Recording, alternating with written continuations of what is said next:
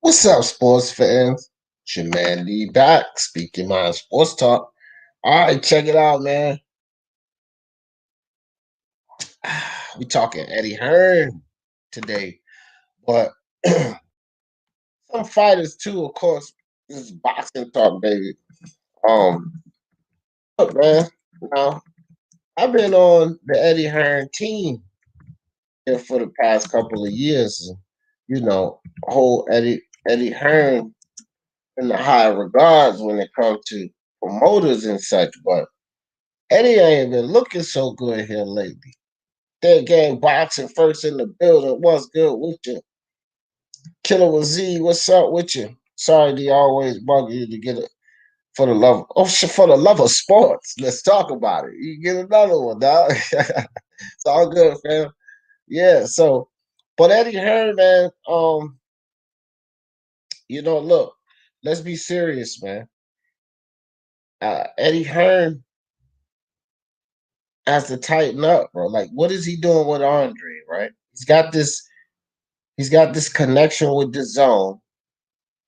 He's got Andre. He's got Triple G. He's got Callum Smith. He's got BJS. He's got all of these guys, and he's got this relationship with the zone. And what is he doing with all of this?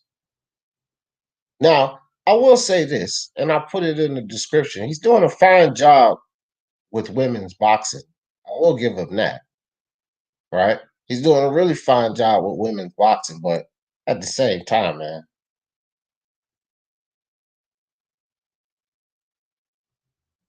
Yeah. Yeah. Oh, my bad. I got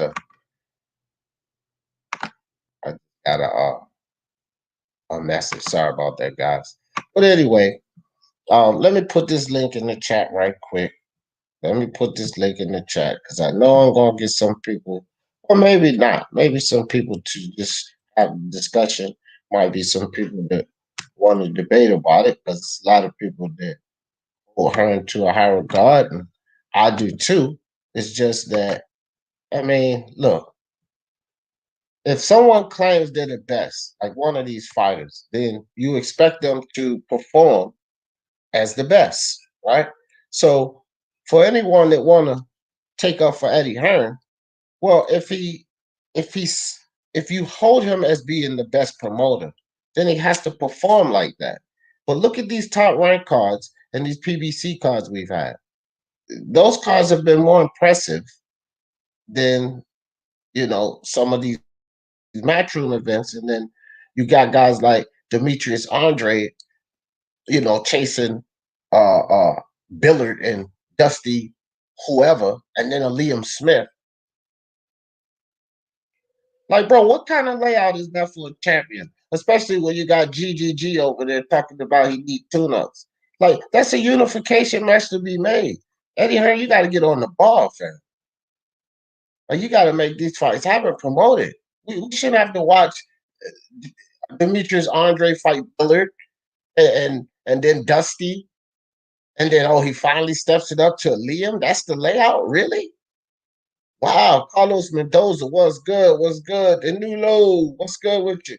What's up? I got you. What's your question, fam? What's your question? DAZN is UK is launching. Yeah, man. That's why I keep telling people they talking about DAZN going out of business. Man, you got to be kidding me. DAZN is a whole total network. They got football involved, not football, baseball, Bellator. Like, well, they lost their Bellator contract for all you guys that don't know. Bellator is moving away from DAZN. And I think they're going to CBS Sports, I believe. I guess CBS Sports was paying more money. Barker Raider, what's good with you, fam? Barker says, is Canelo versus Smith fight official yet? I haven't found anything says it's official. No, I haven't found anything either, but it's shaky business. Canelo now going to work with the zone after he just sued their ass. But I think they'll get it done though, Barker. Well, we got 2 out of 3 guys in Smith and BJS and Canelo fight. Yeah, Yeah, Smith, BJS is still there, and Eddie got hands on both of those guys. So hopefully, one of them can get it done. The Lomo versus Pedraza fight, we witnessed how Lomo marks the cuts easily. Yeah, he does. He, you know, Pedraza was peppering him with a lot of shots, and Loma looked like he was beat up more than he was after that Pedraza fight. So I get you, Danilo. I get you. D Hodges, what's up? What's up? That's right. Speak your mind in the chat, LDBC. Salute, family. Salute, salute, salute to you and the LDBC. D Hodges, no doubt. G-Man, hashtag G-Man Rock. Let me drop that in the chat right quick. What's up, G-Man? My man G-Man in the building. Hope y'all got over there, because like I always say, you haven't gotten over the G-Man's channel yet, then you just missing out, man. Hashtag G-Man rocks for you in the chat there, fam. Appreciate you coming through. Yes, sir. Smash that like button, please. I stay on YouTube punishment. People come on here and talk crazy, and I just let them go. Talk about things that's censored. So I guess when you run lives for as long as we run them over here, then you're just going to get that kind of thing. You know what I mean? You're going to get that. Sorry about that. So anyway, back to Demetrius Andre and Eddie Hearn. That's just one situation. And Killer was speaking of Billy Joe Saunders. What's going on with that situation? See, Hearn is connected and got his hands on a lot of fighters, but I mean, what's going on? What's going on with Devin Haney? Right? This is all tied to Eddie Hearn. You just gave us a pathetic fight. Gamboa versus Devin Haney. And a lot of heat was on Haney because of Teofimo, but now we got to bring Hearn to the fire about this because he was responsible. He was responsible partially for that matchup there. That's Matchroom business. He's partnered with Devin and Bill Haney. What's up, Ralph from Real? What's good with your boxing monks and gods? What's up with you, fam? Joe, what's up? Joe in the building. Killer says, Dre is a waste of time for Eddie. He is 33 years old. Yeah, yeah. I feel you. I feel you, Killer. I feel you, fam. Boxing monks, God says, D Wilder called out White. Yeah, that fight. Oh, I got a video. I'm actually going to make a video about that, but we can talk about that too, boxing monks. We can talk about that too. I want to stick on Eddie for a little bit here, though. You know what I mean? But man, it's a lot of intent between those guys. Oh yeah, yeah. I got a video coming out about what I think about, but I'm gonna still put the video out, and we can still talk about it too. So that's what we do. We discuss these things on here. Oh, I saw it too, Ralph. It's real. Oh man, G-Man with the super chat. Thank you, brother. I appreciate you every time. Big up to G-Man every fucking time he step in the building. Appreciate you, man. And I'm telling y'all, get over there, man. Get over there. What's up, Boxing Virus? What's good with your soccer training club in the building? The champ is here. Salute D and everyone in the chat. The champ is here. What's good with you? Joe says those Matchroom unifications 168 should have happened by now. Oh yeah, for sure, for sure. And we come back to Eddie Hearn with this situation because while you got these two guys taptoeing around fucking Canelo and every other fight, what's up with them fighting? I mean, make it happen, Eddie. I mean, if Canelo doesn't get the fight, okay, with Callum Smith or BJS, then it should be Callum Smith versus BJS, or it should have been Callum Smith versus BJS already, and Canelo go to fight one of them. Fuck you about to make it happen, Eddie. See, these are the things I gotta hold Eddie to the fire now. Sorry, Haney Wash, yeah, boy, did nothing. Listen, Hodges, D Hodges. Listen, man. Devin Haney is revered to be one of the best at 135. Yuriokis Gamboa is a blown up. Listen to me, D Hodges. He is a blown up 126 pounder. That's what Yuriorkis Gamboa is. He's a blown up 126 pounder, muscled up 126 pounder, fam. Old, chinny, and on his way to retirement. Devin Haney was not supposed to have that type of performance. That was a boxing performance that we knew Devin Haney could. We knew he could do this to Gamboa. Okay, that was a boxing performance that wasn't spectacular. It was nothing shock at all about that. Nothing to excite the fans. Not even a mere knockdown in the fight. Nothing exciting about that fight. Devin Haney was supposed to obliterate Gamboa. He was supposed to make a statement. The statement that he and his dad said that he was going to make. And so for Eddie Hearn's sake, which I'm going to go back to that because that's what this is about, that fight was no good for business. No, Haney fans can sit there and say Gamboa did nothing. It wasn't. Well, landing 90 punches on the guy is not doing nothing. And some of those 90 punches is why Devin Haney wasn't more aggressive on Gamboa, because he probably popped him with something that he didn't like. So Gamboa did something. He did something because he went 12 rounds and Devin Haney couldn't stop him, not even drop him. He dropped Alfredo Santiago. And if you go watch the Alfredo Santiago fight, that fight was much more competitive, much more exciting than this Gamboa foolery. Alfredo Santiago. And I bet you any money that Alfredo Santiago beats Gamboa and potentially stops Gamboa, because Alfredo Santiago was hitting Devin Haney with some good damn shots. Shots that Devin Haney won't really hit Gamboa with. Forget about all the hugging and that nonsense. That Alfredo Santiago versus Devin Haney fight was a good fight. That was a brawl, which was still unimpressive because Alfredo Santiago's a B-level fighter at best. And this is Devin Haney we're talking about, who's supposed to be able to beat Teofimo and Ryan and Tank and all of these guys. Well, you got to show us that, Devin Haney, because you ain't shown it yet. And you didn't show it in the Gamboa fight. Because any of those guys will beat Gamboa. Oh, Tank already did. So I'm pretty sure Teofimo and Ryan would beat him too. Devin Haney showed us nothing impressive in that Gamboa fight. Those are the facts, fam. Those are the facts. It's not hate. This is how it is. Devin Haney got to step it up and do something. Bob Arum, I'm not going to give it away because I'm doing a video about that too. People talk about Teofimo Lopez and Teofimo Lopez Sr. Listen, fuck it, I'll give it away. Bob Arum just came out in a video and said, you know, Devin Haney is a show basically. He said, what has he done? He says no need for him and his dad to come to him about a fight. Do something. This is from Bob Arum. That's who he's going to have to go through. So the Devin Haney fight ain't happening next. Teofimo's going to probably fight Camboso Jr. for all of that money. That's what Bob likes to see, a lot of money. And those Aussies are offering a whole lot of money for Teofimo Jr. to go over there and beat up Cambosos Jr. Because that's what he's going to do. He's going to go right to Australia. They're going to fly to Sydney, you know, have some fun, jet skis and such. All right?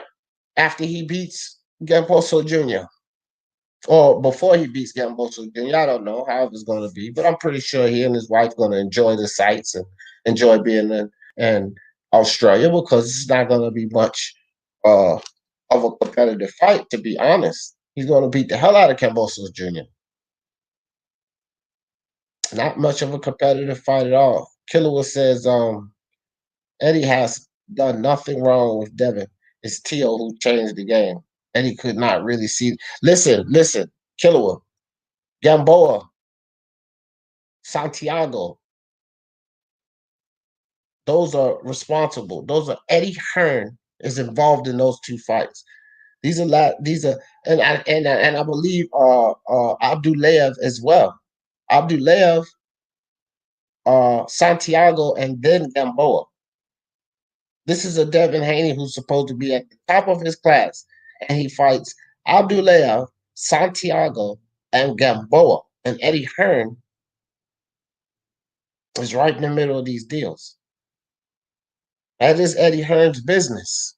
They're partners, right? Eddie Hearn's the influence in this business. This is why Duran in his boots is not getting anywhere, because he's not willing to sign with any majors. And unlike Bill Haney and Devin Haney, obviously he's not even willing to partner with any majors. So if you don't have the influence of the majors, you can't get anything. You can't get a bone thrown to you. Eddie Hearn has influence, which was smart on Bill Haney and Devin Haney's part to partner with him so that they have influence and Devin Haney could get notable fights. Well, Abdulayev, Santiago, and Gamboa are not really noticeable fights. That's the problem. That will bring an interesting talk too. Let's talk about Eddie. Yeah, I mean, let's talk about him. For the love of sports, let's talk about him because he got to step it up, man. Ralph said Andre is the boogie. Man, Andre, they ain't doing a damn thing, Ralph. Not a damn thing. He's talking about fighting a Billard, a Dusty, and a damn Liam Smith, which Liam Smith is a respectable fight. But that should be the only fight. What is this Billard Dusty nonsense? Explain that, boogeyman. And for Eddie Hearn part, he has the zone contacts. He has Demetrius Andre. He has a unification match between Demetrius Andre and GGG. And he could broker that fight, should be quite easily, because he has influence with the zone and Andre is one of his fighters. Why not broker a unification match? Explain that to me, Ralph. Explain that to me, Ralph. Boogeyman. Killer was says, Ralph, he ain't no boogie. Yeah, for sure. Ralph bugging. Bugging early in the show. You're already bugging, Ralph. What are you talking now? Andre sent an offer. Man, Charlo, ain't nobody protecting Charlo. Charlo don't have a damn thing to do with her. You see the title of this? Go cry that to Al, man. We all know Charlo ducked that smoke. Nobody protecting Jamal Charlo over here, man. Nobody care about that. Eddie Hearn even jumped it up. 10 million. Charlo still ain't respond to it. Come on, man. Nobody care about no Charlo. Charlo don't have nothing to do with this situation. Yeah, he did back out of the Jamel Charlo fight because of the Rock Nation situation. He pulled out at 154 with Jamel Charlo. He didn't accept the Matt Korobov fight. He turned down the Derevryanchenko fight. This damn Demetrius Andre kind of book. That ain't no false narrative. You don't read shit, Ralph. That's the truth, fam. I don't spit no false narratives. You go read it. It's the Rock Nation situation because Jay-Z and them was involved with Demetrius Andre back then. And it was a contract dispute. And so Demetrius Andre wanted more money, and Jay-Z and them convinced them to pull out of the fight. Demetrius Andre to pull out of the fight with Jamel Charlo. And then Demetrius Andre ended up having to sue Rock Nation. Facts are, it was Demetrius Andre that pulled out of that fight, Ralph. Go do your research. I don't tell no lies up here. Go do your research, buddy boy. Soccer Training Club said, in your opinion, who is the best opponent for Canelo from 168? From 160 to 168? Either Jamal Charlo or David Benavidez. That's in my opinion. Jamal Charlo or David Benavidez. That's why I see Plant as being difficult because of his movement. Canelo has, difficulties with guys like Plant. Plus, he's bigger. I see that being the case. Sweet hands is sweet hands for a reason. I think Jamal Charlo's paws are a little tougher than Caleb Plant. And Jamal Charlo showed some good things in this Derevryanchenko fight. He was changing levels on him, using lateral movement, head movement, better use of his jab. So he's showing promise, not saying that, people were calling him a tune-up for Canelo, and I was laughing, and I didn't disagree. But the Derevianchenko fight. I don't think he's a tune-up. He's a contender. But as a contender, that's not saying that he could win. I still would pick Canelo to beat Charlo, but you're asking me who I think the best opponents, and I'm just looking at as far as difficulty, it would be David Benavidez and Charlo at 160, David Benavidez at 168. That's how I see it. SCT. Yeah, I would pick him over all of them. Yeah, Billy Joe Saunders is nah. Now Billy Joe Saunders has been too inactive boxing mode. Thing. That's the only thing with Billy Joe Saunders. He's been too inactive. If he wasn't so inactive, then I don't know. I would probably still I would put him maybe equivalent with Charlo, maybe if he wasn't so inactive. But for me, he's been so inactive that look, man, you gotta be on point. It's like we could say that Billy Joe would be difficult for Canelo, but he's gonna have to be on point. We've seen some horribly poor performances from Billy Joe Saunders. Like, let's keep it real. We see some really terrible performances from this guy. So he goes in there with one of those kind of performances against Canelo, he's gonna get washed. Absolutely washed. And you with him being so inconsistent throughout his career and so undisciplined, bro. Like, let's be honest, fam. Billy Joe Saunders, I don't know how much resistance he's gonna put up. Once Canelo start working his body and slowing him down from running all around the damn ring, it's only a matter of time. He's gonna make Billy Joe Saunders miss for sure. Charlo is the best opponent. Yeah. Like I said, Charlo at 160 and Benavidez at 168. Yeah, I agree with that, Ralph. Yeah, BJS. Yeah, right. Killer what? Yeah. Charlo best win is a guy. Yeah, it doesn't matter. Who would you put? GGG? Come on, man. He gonna GGG after that punishment he took from Derevianchenko.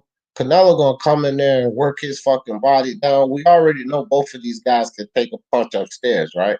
So we know that Canelo could take GGG's power, and GGG got a granite chin himself, so he could take Canelo's power. But he exposed himself to the body. Versus Derevianchenko. And Canelo's a body snatcher up there, bro. We seen what he did to Rocky Fielding. And he start planting those body shots on GGG. It's over with. GGG's older now.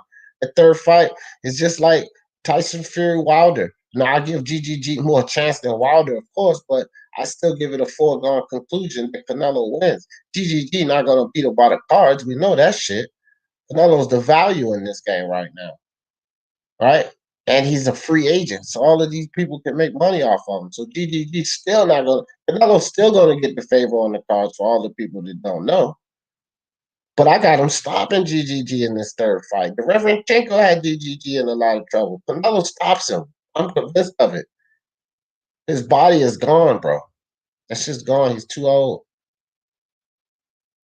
Yeah, but I think Charlo's his most dangerous opponent at 160. Just my opinion. Oh yeah, the Canelo hate is real for sure. Best fight Canelo, you give him 30%. See back.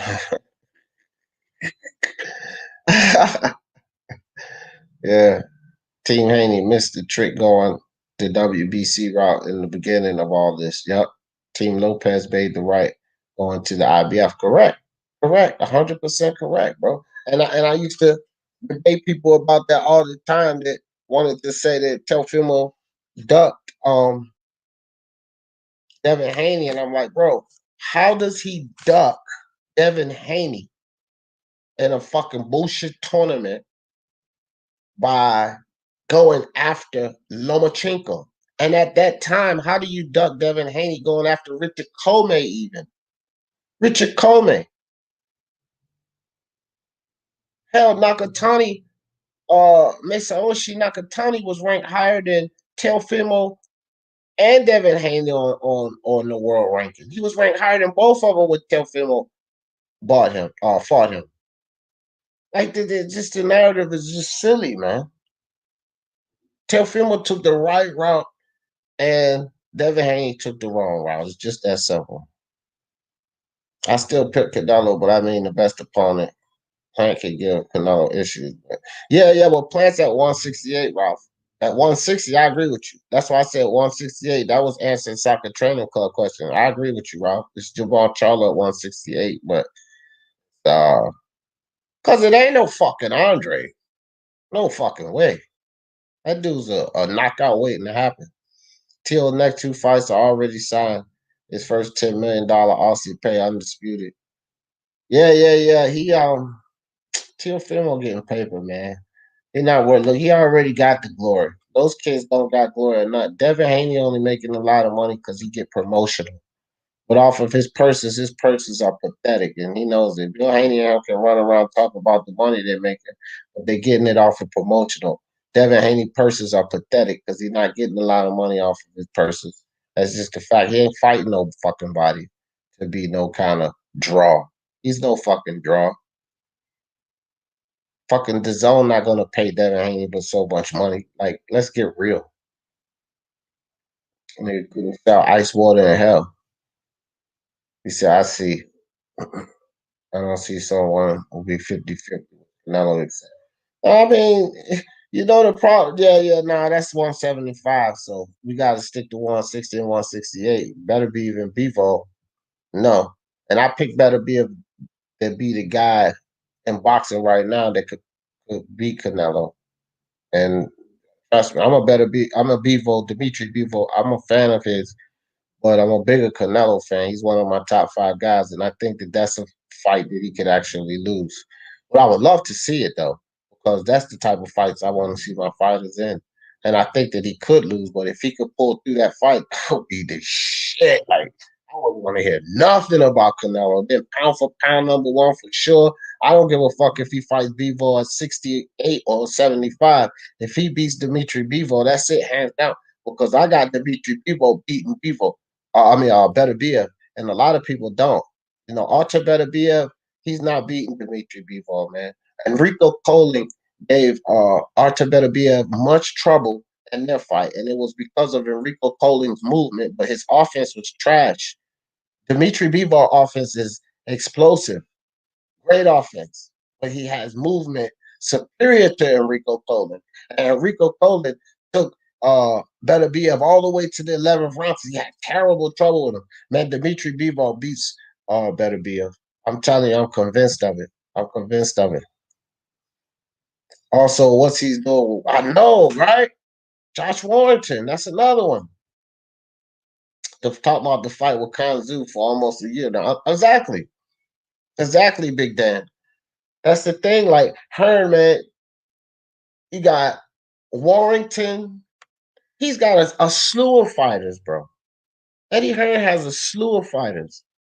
And my problem is he's not getting it done, fam. He's simply not getting it done.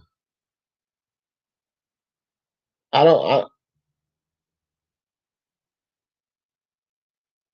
right, I got it. My bad, guys. I just missed the call. I was just trying to make sure it won't the doctor. Yeah, he's got a ton of fighters. No, he's doing pretty good on the women's side.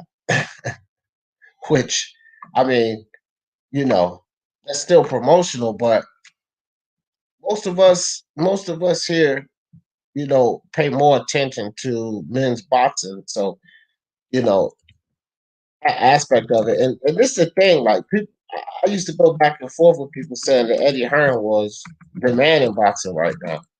And I caught heat, and I can understand why, because Bob been doing it for so long, you're bringing a lot, and I get all of that. But Eddie Hearn at the time was doing big things. And so I expect him to keep that momentum going. Like he's falling down. Like when you let the PBC, and let's just stick with the PBC, but when you allow the PBC to start outshining you on boxing cards and stuff, you got all of these fighters, list of fighters, and you're not doing what you need to be doing with them, then You got to catch the heat, Eddie Hearn. You got to catch the heat, man.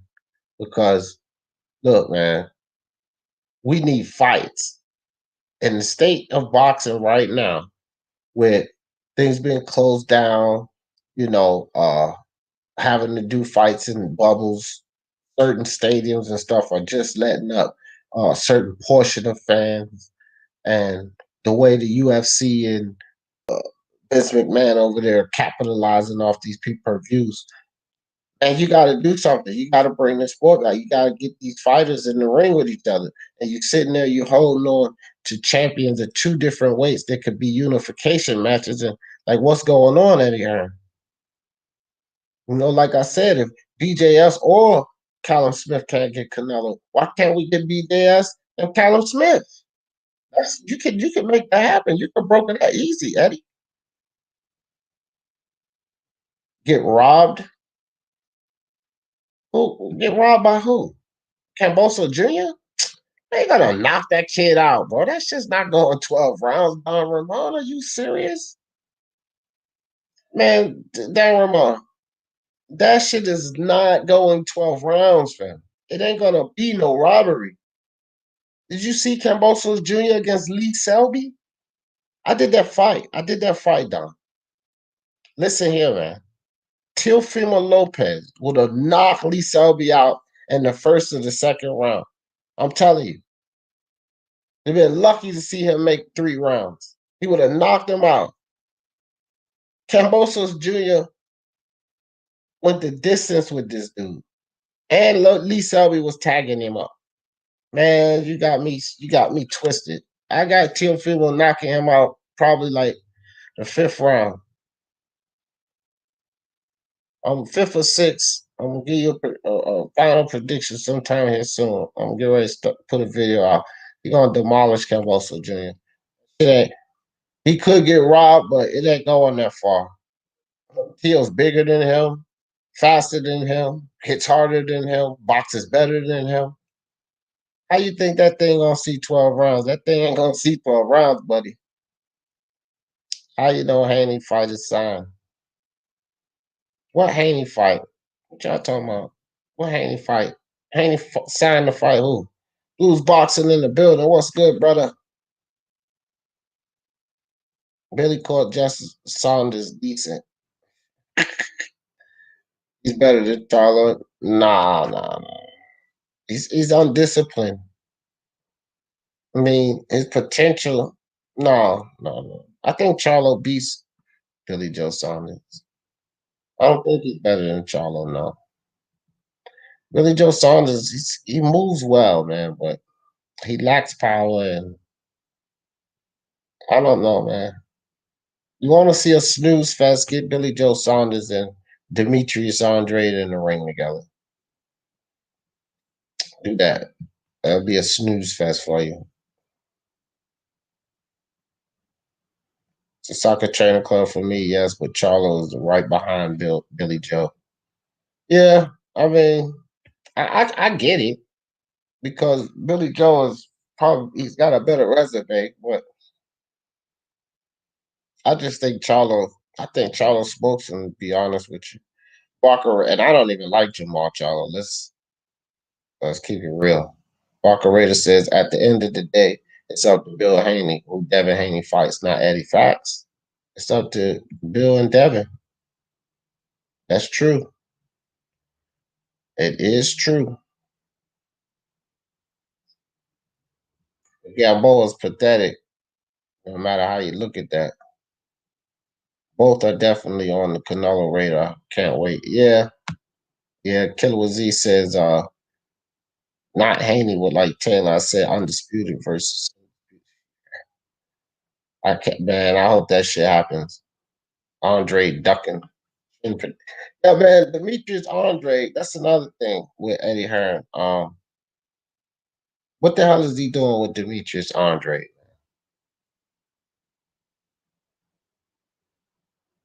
What is he doing with Demetrius Andre? I mean, what is this nonsense with this Billard guy? Who is he? And then Dusty, I don't even know what Dusty's last name is. But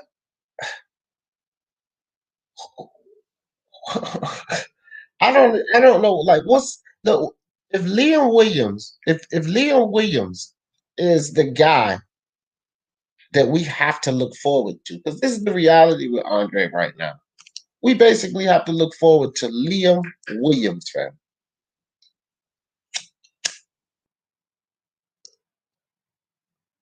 Because I don't know Billard or Dusty. I don't even know these two fighters. I'm not gonna lie to you.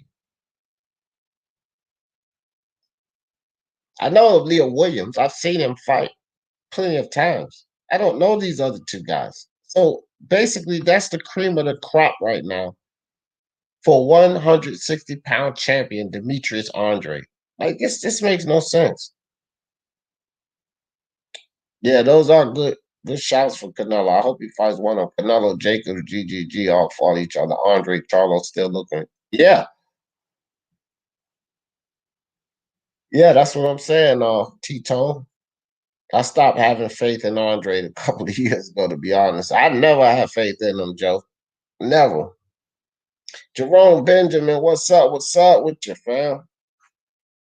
Andre's still living off of beat Thurman in the amateurs. Yeah, because he's done nothing in the pros. He's not done anything in the pros. Question D. In your opinion, why does Charlo transcend to 168 and meet Canelo if he wants to be great? Thoughts?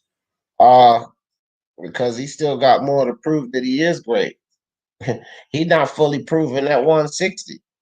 I don't need for him really to talk about 168. Canelo, and then here's another thing about Canelo. Canelo and Eddie got to get down there and beat up some of those champions and clean that division out. Because Canelo said he cleaning out 160, and I'm not letting him off the hook on that. But I don't see no need for Charlo to go to 168. He need to fight Andre or try to finagle his way into GGG, which I doubt that'll happen because he's with the zone. So Charlo being with the PBC, that fight doesn't happen. But he could get Andre. They already tried to fight him before. Well, Andre's with the zone, or is he with Matchroom? Or both? No, he's on the Eddie. So probably with Matchroom signed to the zone like Canelo was and that type of shit. Charlo had a shot to fight both Canelo and Jacobs. Yeah, and Andre Killer. He showed he's weak to the body. Canelo was sleeping. Nah, the Reverend Chenko's a good body puncher, and he ain't weak to the body. He's getting hit with a lot of shots there. But again, I got Canelo winning, Killer. So I ain't really, we said who would be the best opponent. We didn't ask the question who would win, because if you ask me who would win, I would say Canelo. Charlo always talks about fighting the best, then fights the rest. Yeah, yeah. He didn't do nothing until the Reverend Chenko, and this is the older the Reverend Chenko. He could have caught on him a couple of years back. Killer says T-Tone Toledo, 1965, talks about fighting the best when gets a contract and runs for the hills. Boxing Andrade, what's up with your fam? He says Plant would be the hardest. Benavides would be the most lucrative, in my opinion. Oh, okay. Because Plant would be a difficult style, but I just think the height of Benavides and his activity. Uh, what's up, Junior? What's up? Appreciate you coming through. Smoking Joe in the building. What's up, Smoking Joe? Blues Boxer said the only way you can beat Canelo is knock him the fuck out and hope you get it off of a knockout, right? Yeah, Blues, I hear you, dog. Where's Usyk versus Parker? Yeah, there it is. There you go, Smoke. There's another one. Eddie Hearn, Usyk. Because see, look, just because Usyk didn't live up to some expectations, we can't act like uh Usyk shouldn't do anything. Some things that Usyk needs to listen, man. Eddie Hearn, make it happen. Usyk Parker, where is that fight? Who is Parker? Isn't Parker scheduled to fight someone? I think Joseph Parker is scheduled for a fight. And I think that Alexander Usyk needs a better test than Derek Chisora at heavyweight. He needs to go uphill from Derek Chisora.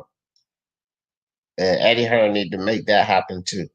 Agreed, Billy Joe Saunders is much inactive and he can shine in a match or be terrible. Yeah. But for me it's Billy Joe or Charlo. Yeah, no doubt. No doubt.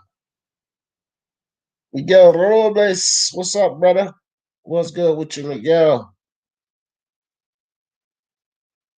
That remains to be seen, Ralph, because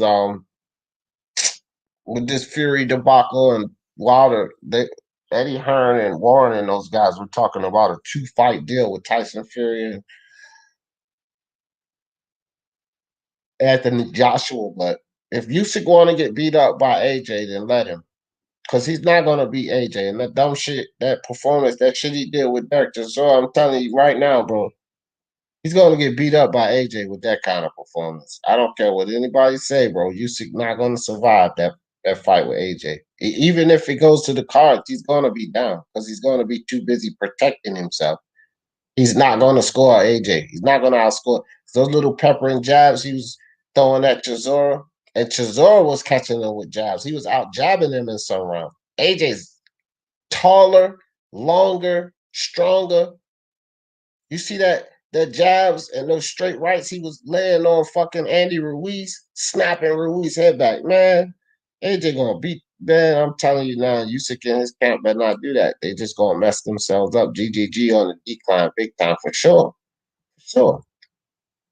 I don't know what's happening with GGG. I think it's best for him to go retire. Yeah, I don't know either, man. But if he's sitting around waiting for the Canelo fight, I just think GGG waiting for an ass whooping. Chopstick in the building. What's good? What's good? Punch drunk boxing, Mr. Moonshine. He said, "What you showing my boy some love, boo boo?" Oh my God, no. What Doodoo gonna do? Fight Billard or Dusty?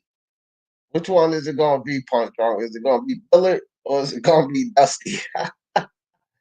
Bud need to fight Thurman.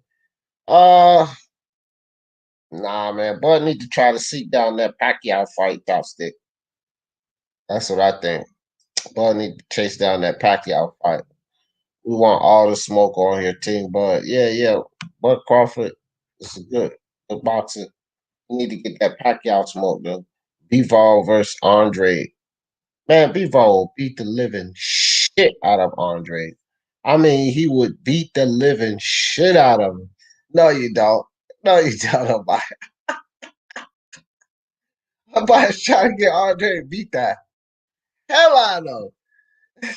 You see, that's good stuff, man. You know damn well that ain't no good fight.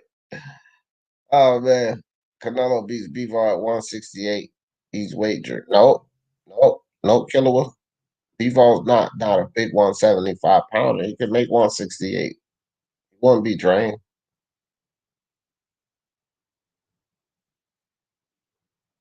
Yeah, but nah, yeah, if he beat him at 175, they would say some shit that like that Bivol was overrated and some dumb shit. I don't think he beats him at 175. At 175, I picked Bivol in that fight. At 168, it's interesting. And I don't believe that Bivol will be drained either. But 175 is really too big for Canelo.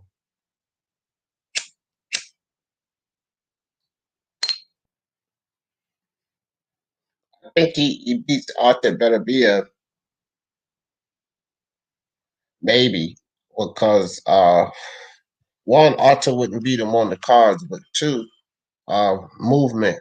Beterbiev has a problem with fighters that have good movement.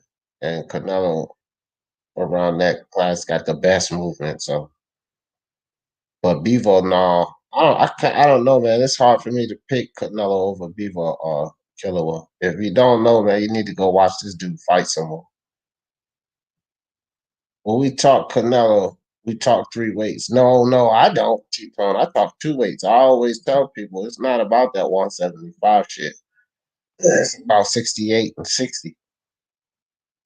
And no, ain't no sense in talking Canelo at 175 because he just went there to accomplish getting a belt there, and that was it. He wasn't campaigning at 175. That's deep. Right, if he beats someone Bivol or Beterviev, then Canelo must be on the all-time power. Yeah. Yeah, I mean, if he beats one of these champions at 168, why is he not number one pound for pound? Like, come on, Crawford just beat Brook. Canelo's getting ready to be the champion in another weight class. Like, come on, man. Like, this Crawford Canelo situation, this shit shouldn't even really be happening. Or Crawford, he should, like I said, he shouldn't even be in the discussion right now. Not my opinion. Everyone that, oh yeah. Ain't nobody trying to hear that doo-doo Andre, man. Cut that out. No, sir. We ain't supporting no doo-doo. No doo-doo over here. No siree. Damn, bro. How are we getting so far behind in the chat? All right, hold on, man. I got behind in the chat and holler out some guys. Mando Solo, Dragon Day. What's up, Scott Brown? Appreciate y'all fellas sliding through. Ronald Finkley, what's good? Jeff in the building. JJ, appreciate you, brother. He said, hope all is well. Finally able to catch you live. Appreciate you, JJ. All day long, dog. No doubt, no doubt. Let me put this link back in the chat too, in case y'all want to come up here. I'm still cooking on Canelo. I'm just kind of responding to some of y'all chats. Jose Yepes, what's good? Jose, Steven in the building. Appreciate you coming through. All right, guys. So Bivol would beat Canelo. Yeah, I'm biased. Yeah. I can't even lie, man. That's one fighter I can't really pick Canelo over is Dimitri Bivol. What's up, Steven? What's up, brother? Mando Sola and Bivol smokes Canelo regardless of what weight. Yeah, man. Yeah, I don't know about all that smokes Canelo shit, but I think he beats him though. I'll defend anyone. Yeah, I know. I just say this: Canelo don't need a Bivol fight.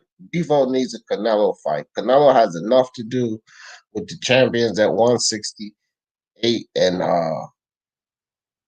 160. Now, if Bivol went down and collected one of those belts, then led himself to a Canelo fight, but I don't see why he would do all of that.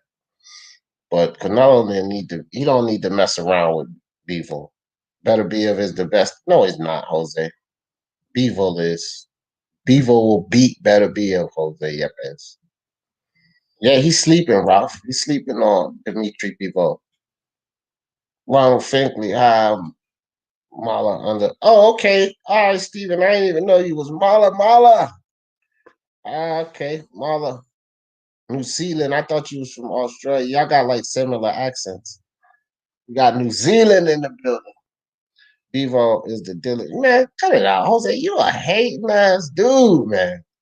The Dillian White? Man, what the fuck? Dimitri Bivol is a better boxer than Beterbiev, Jose. Beterbiev has more power, yes. Yeah, you gotta be trolling or something, Jose. You capping, man. Who's boxing? You agree, man? What y'all smoking on? Y'all in the same garage smoking on that spice? Again, you trash the guy, you stay away with trashing his whole resume. It's pretty good. Scott Brown. Canelo should have tried to unify with Bivol. No, sir, man. Why do we keep talking this 175? No, he should not have. No, he shouldn't have, Scott Brown. Canelo was not campaigning at 175. We need to stop what he should have done at 175. Canelo should have collected that belt off of Kovalev, become the 4-time champion like he did, and go back to 168 just like he did. That's what Canelo should have done. Should not have unified anything. Why are people listen? When you jump 2 weight classes, come on, man. Let's be real with this. Y'all guys are tripping right now. When you jump 2 weight classes and defeat a guy, who the fuck do you expect to campaign there? Let's be honest, fam. Let's be honest. Who do you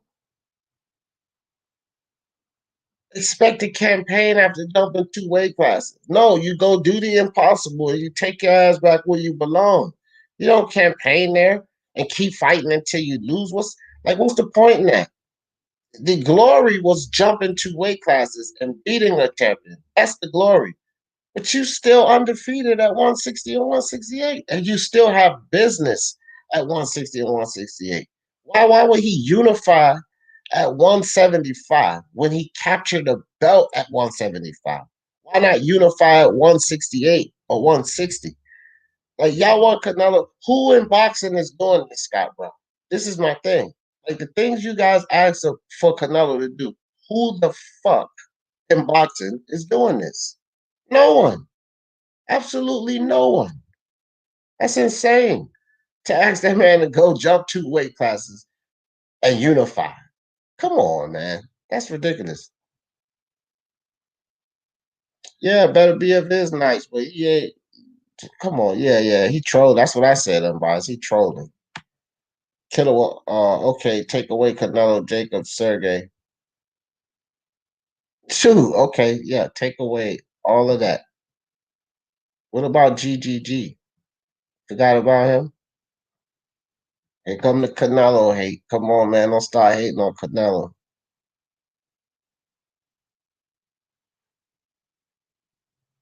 You don't know. See, that's the problem, Jose. You don't know much about Dimitri Bivol. Why are you saying that? What is the biggest fight in boxing?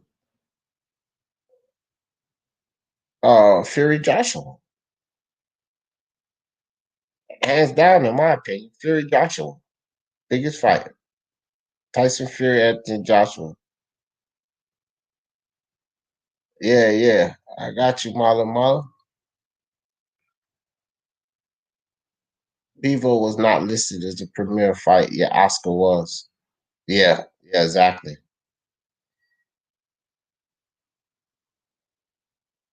Man, don't be hating on Canelo, Rob. Just calm it down. Calm it down. I will have no Canelo blasphemy in the house. Why did Beterviev turn down a Smith Jr.? Yeah, come on, man. Right. Jose Yepes, the best, the greatest, the boogeyman. Why ain't gonna fight Joe Smith?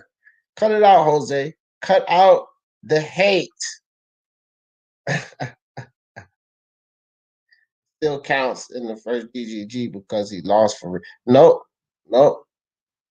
Did Fury win the first fight with Wilder, Manda Solo? No. It was a draw. It's a draw. Same thing with GGG and Canelo. And I'm a Fury fan. It's a draw, fam. No one won that first fight. But Fury damn sure won the second fight. If you're talking about a boxer versus a boxer, it's Canelo versus Spence and Leo versus. Oh, you talking about the 2 weight class thing? Oh yeah. I got you. What up, Bobby G? Yo, how you doing, man? I'm all right. Just talking about how Eddie Hearn needs to step it up. I was going through the chat, looking at what they were talking about. Better be retired or fight him. Man, ain't nobody trying to hear that old shit. Why he didn't fight Joe Smith? You heard what I asked you. Why didn't he fight Joe Smith, Jose Yepes? Answer that. Well, I can answer that for you. According to Beterviev's team, they said he was too dangerous.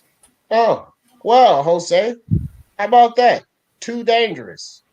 Too dangerous? But I thought he was the boogeyman. The best, Jose Yepes. But they didn't fight Joe Smith because he was too dangerous. So are they saying Joe Smith is the best? Yeah. It was after the Callum Johnson fight in which he was dropped. He was slated to fight Joe Smith Jr., but I think him being dropped by Callum Johnson kind of scared his team or him or whatever. Not scared. I don't want to say like that, but they No, didn't you can take the say it fight like for a that. reason. All right, yeah, he was scared, bro. He was scared he was gonna get messed up by You hard know, hitting, pussy heavy better hitting. be have. Yeah, yeah. And you know who took the fight instead? Actually, Who? Dimitri Bivol. Oh, is that right? Yeah, Dimitri? yeah. And then Dimitri he Bivol. schooled him. Yeah, and then he schooled his ass. And then he went took him to school, did he? Yeah, yeah. Well, Jose Yepes. Jose Yepes asked who wins, Beterbiev or Bivol. I think by the time that fight actually occurs, Bivol. I think Bivol wins right the fuck now. Yeah, I'm saying my issue with Beterbiev is as good as that Vostok win is. Um, I feel like he doesn't really have a lot of like these big wins. It's kind of like his one standout performance, right? And he has all these other fights pending that I don't think are very good. The Feng Long, and Adam Diniz or whatever his name is. Yeah. I don't even know their names. Um, and I just don't think these are inspiring matchups or the types of fights that are good for I don't know his career. I think he's going down. I don't know. He doesn't have a lot of time considering his age, and is also suffering from injuries to his ribs recently. He got a Jose Beterbiev is going down a dark tunnel with no lights on, nigga. yeah. It's all over now. I'm playing. He ain't beating Bivol. Cut it out. Canelo gonna fight Smith for less money than Bivol in the past. Man, look, y'all start with the Canelo hate. It was no reason. Let me say this to you guys again. It was absolutely no reason for Canelo or any other fighter to jump 2 weight classes and be demanded to unify. Y'all sound crazy right now. Look, the feat, the accomplishment, the achievement is jumping 2 weight classes and beating a champion. You've achieved that. You don't have to go any further. Now you can go back to where the fuck you belong and achieve there because there's still things you can do. And Scott Brown, I don't know what is with you guys in the Canelo. It's supposed to be about her, but y'all starting to blasphemy, so it's on and popping. Now, Canelo going to fight Smith for less money than Bivol in the past. Again, Scott Brown, I understand this, bro. And somebody else said this about, I think it was Mando Solo, Canelo duck 160. Listen, how can you duck anybody at 160 going to fight a champion at 175? As if Demetrius Andre, Dermar Charlo, or GGG would have took a chance to jump 2 weight classes and fight even Kovalev. I don't think they did even would have taken that chance. But Canelo did. So how can you duck one of these guys who refuse to fight each other when you're jumping 2 weight classes to fight Kovalev? Then you take that belt and you got guys like Scott Brown demanding a fight with Bivol. Man, you guys need to cut it out. Cut it out. Cut it right out. It was just pushback, not cancel. Man, cut it out, Jose Yepes. Won't no pushback. He's scared. He's scared. Say he's scared. Killer Z said, bet you Canelo is looking for a shot to win CW and the H. Cruiserweight and heavyweight. Cruiserweight and heavyweight belts. Just looking. Nah, he ain't winning shit at heavyweight, man. You bugging. No, he could. He could. Man, get the fuck out of here. Manuel Char, bro. Man, whatever. I think even Manuel Char, man, Canelo ain't going to no heavyweight, man. Fuck that. I think Canelo would legit beat Manuel Char. That's how bad he is. I don't know, man. But Manuel Char, what he holds some kind of bullshit belt or something? WBA regular for the Oh past my 3 years God. without fighting for 3 years. Oh He's now my the God. 4th longest reigning WBA heavyweight champion. He recently beat Mike Tyson's record, and in 2 weeks he beats Holyfield's record. Yeah, but see, that's because they don't care. They don't care about that belt. It's only the one Joshua's holding. Eddie Hearn blew $500,000 of the zone dollars on garbage. Oh, you talk about the Devin Haney fight? Yeah, man.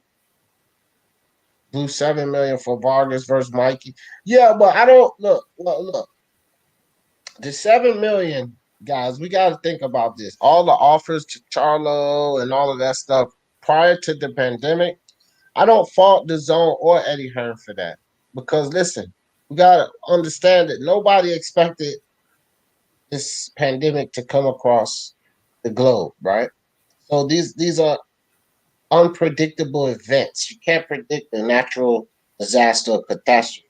With that being said, if you go back and look at the atmosphere of boxing, guys was turning their noses, looking over toward the Zone, offering out all this money. It was some articles out that some PBC fighters was thinking about jumping ship because the money was being offered, right? It was actually a good plan. It was bringing attention. But then when the pandemic hit, that's really what messed that up. So the 7 million, I have no problem with because Mikey had a name. It was an interest level. Whether you were interested or I was interested or not, it was still an interest level in it.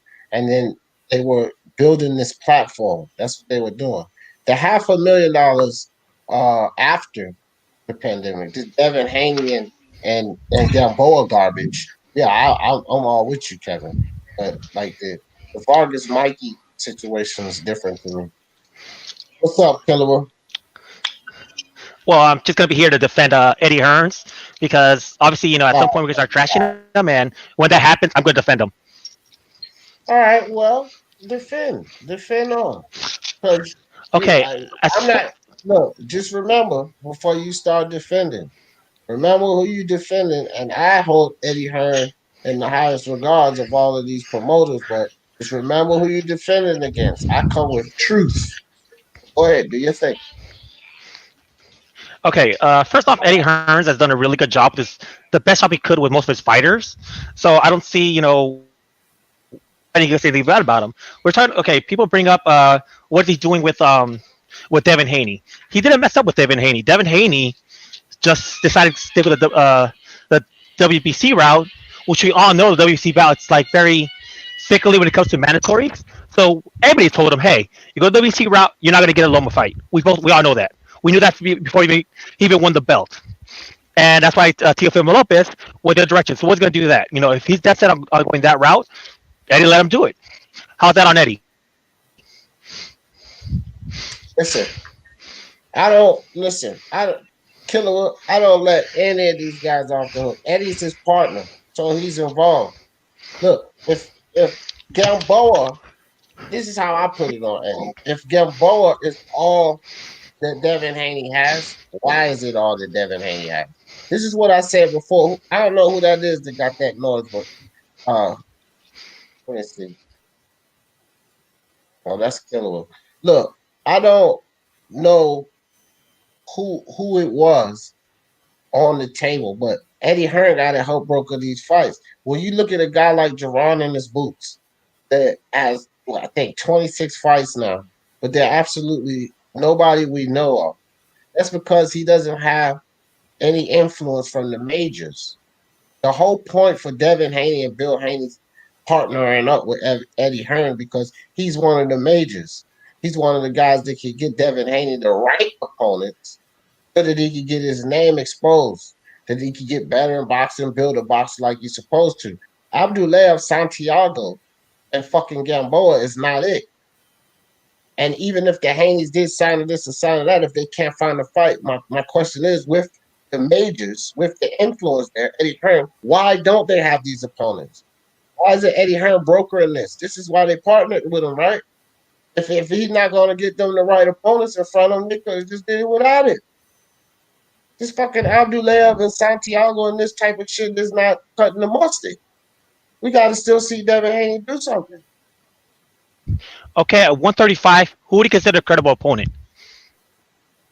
Linares, Fortuna. Like, come on, bro. Like, it's not no fucking Gamboa. Listen, Abdulayev and Santiago were made famous for fighting Devin Haney. Not even really made famous, but just made known. It's their names. Some people probably still don't know Abdulayev or Santiago, but some people know him because that's somebody Devin Haney fought. But who the fuck are they? Okay. We'll start off with Linares. Linares didn't test positive for COVID, and he was going to fight Fortuna, so he's out the picture. Fortuna actually had a shot at Devin Haney, and he said no. I'd rather fight for a shot at Devin Haney didn't fight Devin Haney himself. Okay, so if you want to ignore those, hold on, IBT. Well, I got should it. just go ahead and let you handle it because I know you're going to go the same way. It's the timeline you got all off, but go ahead, IBT. Go ahead, clear it up. I know. Okay. Actually, D, if you want to do the timeline, you can get him on that. I was gonna say, forget those two. Forget those two. There's other guys that he just straight up didn't offer fights to. But your timeline's off. It's very off. Well, that's where I was getting ready to go with the timeline, Kalua Z, because with the Fortuna situation, Fortuna at the time that he turned down Devin Haney, he had the path to Lomachenko, right? And so there's no way you're gonna even consider a Devin Haney when you have a path to Lomachenko. So no cigar. When you're talking about the Linares and the COVID situation, that was much before the fucking Gamboa fight. That was during the Santiago time, man. Now, how long you think you sit with this COVID shit? He could have tapped on the shoulder. And I asked Bill Haney, whether you know this or not, on Ring IQ's Live, I asked him about that situation. He sat there and he postured and he said Fortuna, and then he said, well, and I said, well, what about Linares? He said, oh, yeah, we reached out to him too. And didn't even touch on it anymore. Facts are, they never reached out to Linares. They never tapped him on the shoulder. And the reason I asked him that, I said, because you're your boss. Cleared all that up with him first. He said, that's fine. All right, so as the boss, you make the offers. Why didn't you tap on Javier Fortuna, Linares, and Mendy's shoulder? And Mendy, I really shouldn't have mentioned Mendy when I asked him Linares and Javier Fortuna. And he mentioned the same thing you just mentioned, Kalua, about the situation from before the timeline of Gamboa. And the only reason I didn't pin his ass then is because Mark and Julius jumped in and saved his fucking ass on that show. But I was going to mash him up on that too. I was getting ready to mash Bill Haney up. But then when I asked him, I said, okay, and what about Linares? He said, come on. As soon as he said, you lying, fam. You lying. You thinking, yeah, we reached out to him too. No, you didn't. No, you didn't. That's the thing. So there, and let me get off of Bill Haney. Let me get off of Bill Haney, because this is when the majors slide in. This is where I'm taking aim at Eddie Hearn right now, right? Because you got to broker those kind of things. You got the influence, fam. You know what it takes to get fighters up and get them names up. And fucking Abdullah Santiago and Javier Fortuna ain't gonna. And Gamboa ain't gonna do it. This is what do we? If you want to take Hearn out of everything, then where does he play his part? If you want to take him out of the whole situation, then why is he there, Killer? Why is he there? If he's going to be dismissed from everything. Not only that, may I also add that Luke Campbell is a fighter under Eddie Hearn's stable, right? But for some reason, Eddie Hearn wants him to fight Ryan Garcia for an interim mandatory shot when he manages both Devin Haney and Luke Campbell. He could have just organized that fight and made it gone forth like it was supposed to. So well, I'll answer that one right there. The topic of the wait, let me finish. The topic of the live is actually about Eddie Hearn, like you're saying, right, D? So why on earth would he let his fighter fight Ryan Garcia, who he's likely going to lose to, instead of Devin Haney, when Luke Campbell is a respected lightweight opponent that people consider top 10 unanimously? Okay, I'll answer that one. First off, we'll start off with Ryan Garcia versus Luke Campbell. If everybody wants a shot at Ryan Garcia in that division, even Devin Haney wants a shot at Ryan Garcia. So why wouldn't Campbell want a shot at the same guy the Devin Haney has? Second off, all because they both work, all because Eddie Hearn works for both of them, guess what? He works for them. They don't work for him. So if his fighter, which is Campbell, wants to fight Ryan Garcia, that's he's going to get him too. It's not Eddie Hearn's job to make Campbell want to fight Devin Haney. That's a totally separate issue. Because, when they sign a contract, it's one-on-one. It's not a promotional company like the PBC. And now Heyman. So wait a minute. So Kalua. Does make sense. Hold on. What'd you say, Small? I was just gonna jump in and say something, but if you're going to do it, then yeah. Because Kalua, listen to what you're saying now. Luke Campbell. What you would have to be saying is that Luke Campbell prefers this. So Luke Campbell would prefer to fight for an interim belt to fight the champion instead of just fighting the champion. This is essentially what you're telling us, right? Luke Yes, I Campbell. am. Are you kidding me? Are you kidding me right now? I am not. Why would he rather not collect the belt to fight for an opportunity to get the belt? And you do realize that an interim is not a mandatory. So because it's not a mandatory, he can fight Ryan Garcia for this interim, potentially lose, right? He could potentially lose this fight him for this opportunity to fight the champion. So let's say he wins, and then the champion say, yeah, hold on for a second. I'm going to fight him. This is not even a locked-in deal. So why would you take a not even locked-in deal when you could just fight the champion and become a champion? Why would you do that? If I can just jump in, because I think we got past what IBT was saying. IBT was saying that both Devin Haney and Luke Campbell were already scheduled to fight for the vacant WBC before Loma came in, right? Yeah. So why didn't Eddie Hearn have the pull with the WBC in order to get his two fighters who were already slated to fight for the vacant that fight? Yeah, there you go. Like it's what it was, right? Is for Eddie Hearn, a Luke Campbell Lomachenko fight is more profitable, right? And he can also preserve, quote unquote, preserve either Devin Haney or Luke Campbell in this scenario, right? But now that fight has already happened and the events had transpired, you had Devin Haney scheduled to defend his title against Luke Campbell, and instead that fell through, and now he's going to be fighting Ryan Garcia. Now, the way Kilua set it out is that he'd rather fight Ryan Garcia for more money, but what doesn't make sense is if all of these fighters, I'm assuming, think they can win these fights, right? I'm not going to assume Luke Campbell doesn't think he can win or he's trying to cash out or something. Just because they're fighters, I think it's a little disrespectful. And, right? Anyways, so with that being said, why would he rather defend his title versus Ryan Garcia after fighting Devin Haney than fighting Ryan Garcia so that he can get a shot at Devin Haney? It doesn't really make a lot of sense in terms of financial gain and the timeline. He would make more money fighting Ryan Garcia if he were a champion than both being contenders. Quite simple, because most people in that division are trying to gun up for one of two fights, either a Ryan Garcia fight or Teofimo Lopez fight. So if you have a chance at fighting Ryan Garcia, you're going to take that route because the Devin Haney fight's always going to be there. No, I think we're missing the point again. So what Eddie Hearn decided to do was see a more valuable player in Ryan Garcia and make him fight Luke Campbell and make him more of the star, so that way it could be more lucrative for him in terms of Eddie Hearn. Yeah, he's given Oscar the layup. Like why would you do that? Well, he works for Luke Campbell, right? And his job is to give Luke Campbell as much money as possible. And if there's more money in a Ryan Garcia fight, he's going to take that route instead of having Luke Campbell fight Devin Haney. But Devin Haney is his guy, not Luke Campbell. Not Ryan Garcia. Oh, not Ryan Garcia, yeah. Yeah, but he doesn't. Okay, you guys keep putting two things at one time. What's it called? Eddie. Like it's a promoter for Luke Campbell, and he's a promoter for Devin Haney. Yes. All because he's a promoter for both of them does not mean that he's by force that he could force them to fight each other. He could increase the odds of it, but he's going to force it. If one of his fighters has a more lucrative contract, there, it's his job to give him that fight, or else he could get sued for breach of contract. Because he's technically supposed to be looking in the best interest of his client.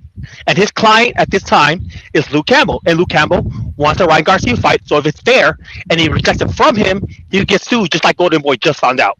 Okay, yeah, let's say all that's true. Let's assume all of that nonsense is true. I mean, nobody is saying that Luke Campbell said that Ryan Garcia is a more lucrative fight. There's no evidence of that. As a matter of fact, the evidence points to Devin Haney being the more lucrative fight. But let's set that for aside. When Top Rank makes their in-house fight between Luke and between Tio and Loma, if that fight doesn't go through, it is Bob Arum's fault. It's Top Rank's fault. If PBC doesn't make the fight between Thurman and Spence, it's PBC's fault. We don't get in and start talking about which one fighter wants this fighter and a more lucrative deal somewhere else. We just blame the promotional company for not making the in-house fight. When Kell Brook and Amir Khan are both at Matchroom and the fight still ain't happening, we blame Eddie Hearn. When AJ and White are supposed to hook up for a rematch and that falls through, you can try to blame the players all you want. But those guys are fighting under his banner, and so it's the responsibility is on him and whoever fighter you want to share the responsibility with. But you can't just absolve him of the responsibility when it's his organization that's supposed to be making these fights. I could prove that wrong pretty easily. I could prove that wrong right now. JB, my brother JB in the building. What's good? That guy. What's up with you, that guy? Jambo Brown, Donato Lopez. What's up with you guys? Yeah, I'm gonna let you go, Kalua. Hold on for a second. Queen Lisa in the building. What's up, Queen Lisa Fish? Timmy Nealon, Fabrizio, Bars in the building. Appreciate y'all coming through. All right, Kalua, go ahead. I could easily prove that wrong. Why? Because we went through it already. When that fight was breaking up, nobody brought up Bob Bear's names. We all started trashing who? Teofimo Lopez for trying to be too greedy and costing himself the opportunity. Nobody mentioned Bob. They're like, oh my God, Teo's messing up. Teo's messing up. He should take this fight. Even if he takes left, he should take this fight. Even D. Jefferson, who pretty much we all know loves Teo more than anybody else, he came on Teo. Not on Bob. He went against Teo. Can I say something? I explicitly did the opposite. I immediately blamed Bob Arum. Bob, actually. Yeah, that's actually what I did. Yeah, like, really, what Smoke's saying, right? If you want to talk about lucrative, whose job is it to make a fight lucrative? A promoter. Who's the promoter? Eddie Hearn. So, like, there's also not really a lot of evidence pointing towards one fight being far more lucrative than the other. I think ultimately the most lucrative position you could put either fighter in is Devin Haney versus Luke Campbell, winner fights Ryan Garcia, right? Reigning champion versus the up-and-comer, but the up-and-comer also has financial backing. It doesn't really make sense for them to both fight them individually in the manner that they're setting it up, when the most money, like the singular highest dollar amount you could get, would be the winner of that fight fighting Ryan Garcia, not the other way around, because then what you're left with is Devin Haney's fighting Yuriokis Gamboa, looks, mediocre against him, and then now Luke Campbell's probably going to lose to Garcia, and then fights Haney. I just think like the order's a little wrong. It's off. It's off. Well, first off, like you may have been saying that, but every other times I was seeing, they were all blaming Teofimo. But second off, like, don't forget, like one of the, it's all about name recognition. Ryan Garcia has the name. That's why you see Devin Haney constantly like, please, Mr. Garcia, please, can you fight me? You want this belt, and what did Ryan tell him? I got a belt too. First, you keep on talking about like, if Campbell fought Devin, the Ryan Garcia will still be there. That's not a guarantee. The fight that Campbell wants, just like the fight Devin Haney wants, is Ryan Garcia. Well, guess what? Campbell has a shot at Ryan Garcia. He's not give up that chance to fight Devin Haney. It's just that simple. Hey, hold on, Kalua, check this out. This ball's out in the UK, right? He said, that's correct, speaking Mind Sports Talk. I know Luke personally. Listen here, man. And listen, Kalua, whether we believe bars or not, right? This is bars out in the UK, right? Whether we believe bars or not, you got to understand something. You're basically deciding whether this man would go after glory versus, I mean, I know y'all going back and forth about that earlier situation, but even if you try to defend that till you blue in the face, Kalua, because I think you can't really defend that one either, you still would have to then approach me about why didn't he set him up with Haney versus setting him up with Ryan? Because, again, why would you go after an interim shot that's not even locked in when you could just go after the belt, right? Why would you do that? Not Haney, but Campbell won. He won before, so he wants to win again. In the professional rankings, he wants to win, right? Because if Campbell wanted to fight Ryan, he did his job. But this is what I'm saying, Kalua. That's your speculation. When you got me saying it would make more sense to just fight Haney, you got somebody out in the UK saying that they know the dude personally. Yeah, he would probably just decide to go after the belt. but you still think that he want to fight Ryan. And my thing, this what I'm trying to explain to you is it doesn't make sense for him to want to fight Ryan. I mean, we can say that not like nobody it doesn't make sense. It seems like there's an argument being made that somehow Luke Campbell is going to make more money fighting Ryan Garcia than he would Devin Haney. I don't know where the hell that comes from when Luke Campbell was just about to fight some nobody for $250K. Like now he's happy that he's making $500K, right? But so I don't understand. I'm pretty sure Luke Campbell made just as much money fighting Linares or Loma as he's going to be making fighting Ryan Garcia. And the same goes for fighting a Devin Haney, which would be actually a championship fight, which actually helps his legacy, not an interim fight against a prospect, which actually is a step back from where Luke Campbell has been. Yeah. Not only that, Smoke, but I also would like to mention that Devin Haney's most recent purse, not against Gamboa, but against Santiago, was, I believe, $1 million, right? And Ryan Garcia's highest purse to the state is half that. So I don't really understand why Ryan Garcia is like a step up or an increase in pay. I don't see it. Also, this is just one example, right? We could also look at Andrade's career since he signed with Eddie Hearn. What's up with it? Who is he? Bro, he's getting a fight with Dusty Harrison, bro. Right. Well, Andrade got stopped pulling out of fights. We can talk about Andrade. We can talk about all these guys. But where's Joseph Parker's fights? Right. There you go. Another example. Yeah, where is Joker Parker fights, huh? What is going on with you? And Mando Solo said, why is it that at 160 Hearn controls the most belts, yet no one is fighting each other, hence unifying? Good question there. Yeah, very good question. But look, the dude, you got Andre fighting the fucking Billard or Dusty, and then the grand prize is Leah Williams. Where he could be fucking unifying. What the hell is going on here? But that's the whole of boxing. Not have Canelo. Who's fighting anybody? What do you mean? So for example, if you want to look at the division that is controlled by they say PBC, right? 147. Even if the premier matchup isn't being made between Spence and Pacquiao, or you want to say Spence and Crawford, you still at least have Danny Garcia, Sean Porter, Keith Thurman. Those guys are fighting each other. The top 7 are all fighting each other, right? At 160, the division could be a lot more rich if the top champions at 168 as well, if the champions and top contenders were fighting each other. If Callum Smith unified with Billy Joe Saunders, if Andrade had fought Daniel Jacobs, or if GGG had fought Canelo or Andrade or Jacob, like they have a good talent pool there, but they're not really employing it in the best way possible, which is unlike the other divisions controlled by other networks, such as 147 or 145 or 154, for example. You have a three-belt unified champion in Jermell Charlo, but at 160, there's not a single unified champion, even though less than a year ago, one man held 3 titles. Well, what do you have to say about 160? Go ahead. Oh, is my mic fucked up? Yeah, it's a little weird. Okay, let me defend the 160 division.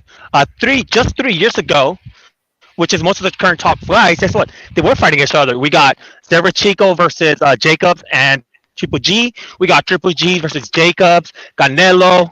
We got all those guys, all top guys. They fought each other too. It's just they moved on like Canelo, which is everybody was trying to get a fight with. And that's just what happened at the 160 mark. That the biggest draw left. But none of that happened under Eddie Hearn. I'm saying 160 right now could be viewed as stronger if these guys had fought. Like if Andrade was fighting Triple G next, that has way more excitement than Triple G versus Camille Cesare-Meta or Andrade versus some random non-titleist 168-pounder on the undercard of Devin Haney or Daniel Jacobs Rosado. It's really bad. You shouldn't have someone who's a 2-division world champion, has faced 0 world champions in his entire career, current or former, and he's up next going to be moving up a weight class in a non-title fight when he has a belt that should be defended against the best of his weight class. It's really bad. It's just really bad decision by Andrade or Eddie Hearn, whoever decided to make that decision. It's very poor managing. Well, not really, because Hearn only controls one, which is Boo Boo. He doesn't control Triple G. Triple G doesn't need Hearn. Triple No. G is co-promoted by Eddie Hearn. He's if you go to co-signed to Matchroom, Matchroom. if you go to Matchroom USA Boxing Yeah, right I'm now, about to say, you'll yeah. see Triple G right there, big Yeah. as life. Yeah. It's like They also saying, say Michael Garcia, so they're a little bit full of crap, but whatever. Listen, Yeah, listen. it's- This is the thing, Killer. This is the thing. Hearn has to be held accountable because he could easily broker this fight. This is a fight that we need in boxing right now, and he has all the opportunity to easily broker this fight. He's in between. He's right there in the middle, slap dab in the middle. Yeah, he could broker what fight? See, to me, Andre to me, versus- bro. here's the thing: if you want to blame Charlo for not fighting Andrade, what you do is you tease that fight, and then you make the Jacobs Andrade fight. That's what you do because you have both guys under your banner, so you can blame the other guys and also give us a fight that we want to see. But if you look at Andrade's opponents, you see that he's fighting guys that we don't want to see, that we don't care about. Like when you talk about the middleweight division fight each other, you're talking about the time when those guys weren't with Eddie Hearn, and it was a lot better division. Oh, that's not good. And I hope that it don't happen. And if Crawford does that, he's gonna ruin himself unless he plans. I don't know what he's gonna do. He's gonna ruin himself. Why would he sign? Does that He's gonna listen. Blueprint Sports. I don't know if this is true or not, but I'll speak on it. If Crawford does that, he might as well get ready to retire in a couple of years after a few insignificant fights, because there's absolutely nothing Eddie Hearn can offer Crawford right now at 154 or 147. Nah, D, you don't get it, bro. You can make massive fights like a Crawford versus Josh Kelly or Crawford versus David Avenesian. Man. No, I don't get it. I mean, you kind of have to expect him to say that. Obviously, he wants to sign Crawford, but he's not going to sign Crawford. He's not going to Crawford's sign not- Crawford. No, he's not. He just wants to, but he's not going to. That's just a hating on Spence. Jose, that must be a troll, Jose. That got to be a troll, Jose. Because anyway, nah, bro. Nah. Crawford going to listen. Crawford needs to sign a two. If when he leaves Bob Aaron, he needs to sign a 2-fight deal with the PBC. Not go sign to the PBC, but just sign a 2-fight deal with them. That way, if they fuck him over, that's it. He just wastes 2 fights with them. That's it. Other than that, he's gonna have to figure out what he's gonna do, retire or whatever. Because if they gonna fuck him around and shit, ain't no need for him to keep fighting for nothing. What is he fighting for? He'll probably go in the Hall of Fame. Three division champion, cleaned out 1 division. He's pretty much set. Was on the top of the pound for pound list. Like, he has all the accolades he needs. So Yes, exactly. There's really bad echo. your shit, I guess. Your phone. It's not me. I never echo.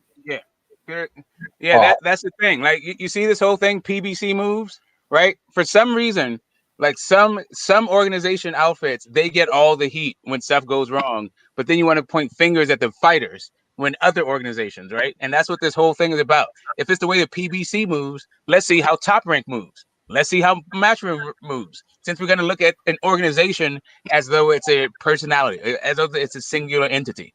Let me kind of defend that statement a little bit. While I agree with you, my thing when I hear PBC moves, I think Crawford Spence is one of the worst marinated fights that we have in boxing today, and I don't mean like it's been marinating so long this is bad. I mean, like, if they're marinating it, they're doing a god awful job of it, right? PBC don't even acknowledge Crawford as a champion. So you're saying that, let's say in the next year Crawford signs to PBC, now he's going to be a world champion, or now he's going to be all this. It just seems very weird and obtuse for them to not recognize him as a champion on their broadcast sometimes, or he's like a footnote, and then suddenly he's going to be this big thing, or as if they're building this fight up. I really think that they've done a terrible job if they're trying to marinate this fight. I don't think they're trying to marinate this fight. I think Spence and Crawford are trying to marinate this fight. No Top Rank is trying to marinate this fight. I don't think PBC is trying to marinate the fight. I think it's dumb. I think there's a poor decision. I think PBC is doing PBC business, and setting him up with PBC fighters. It's those two guys. As a matter of fact, mostly it's Top Rank. It's Top Rank that went out in this whole I'm going to fight Errol Spence. Like first, they transferred their energy from Thurman to Spence once Thurman was no longer there. But the whole deal is not about whether or not Terrence Crawford gets to fight the top dog at welterweight. Terrence Crawford has to actually put in work at welterweight. He can get the top dogs. I get he's calling out the top dogs, but you can't just call out the top dogs and then fight the leftover trash. All right. Smoke. Cut out the foolery, man. Just cut it out right now. Because I've been saying this, and I'm going to continue to say this. How I don't really agree with either. Didn't you say it was Spence and Crawford IBT?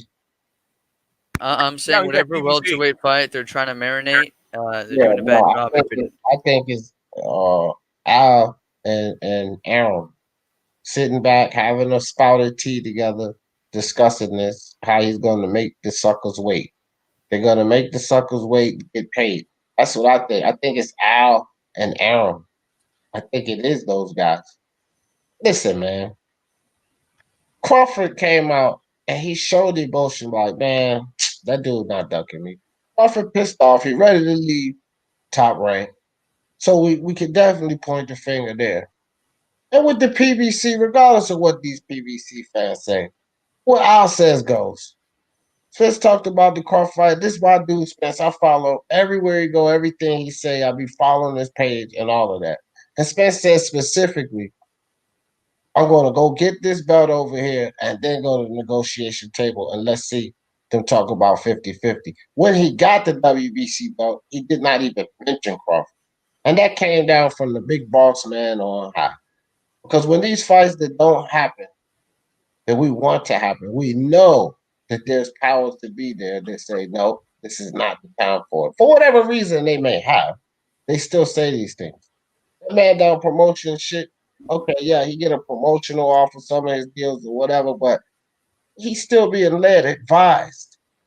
And if you go against the advisement, there's probably penalties. We don't know these things, but one thing we do know, these dudes listen to what Uncle Al says. So it's Al Heyman and Bob Arum. Listen, people can get pissed off. This fight ain't never going to happen. And then when it happens, finally, oh, they're going to fight. And everybody's excited again. And they all pay the money. That's how you build a fight. It's both of them sitting behind the scenes, drinking tea together.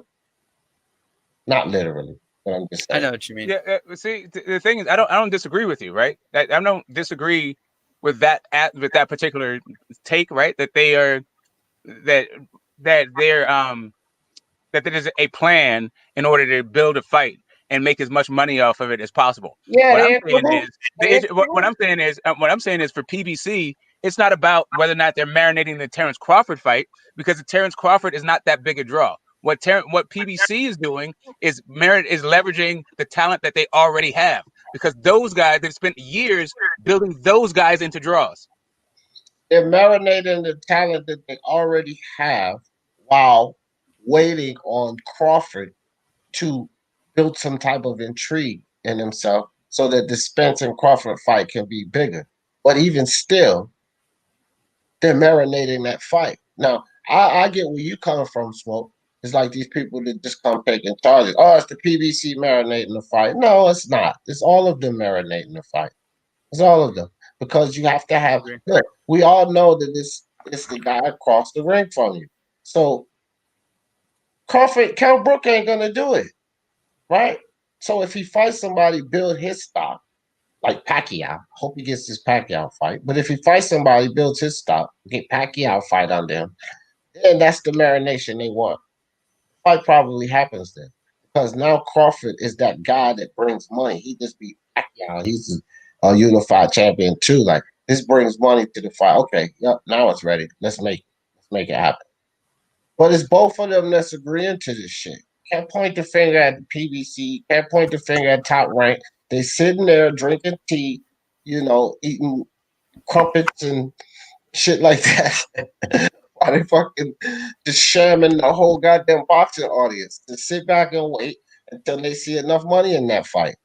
That's just how I see it, man. I don't blame Spence or Crawford. These motherfuckers both came out and said Crawford, he gave up on it. He was like, man, that dude's not ducking me. Because he probably figured it out. When Crawford came out and said that, that's why he said Spence ain't ducking him.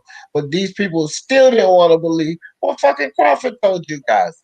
Crawford told you guys it wasn't Spence ducking him. Right there, he was pretty much giving up on him.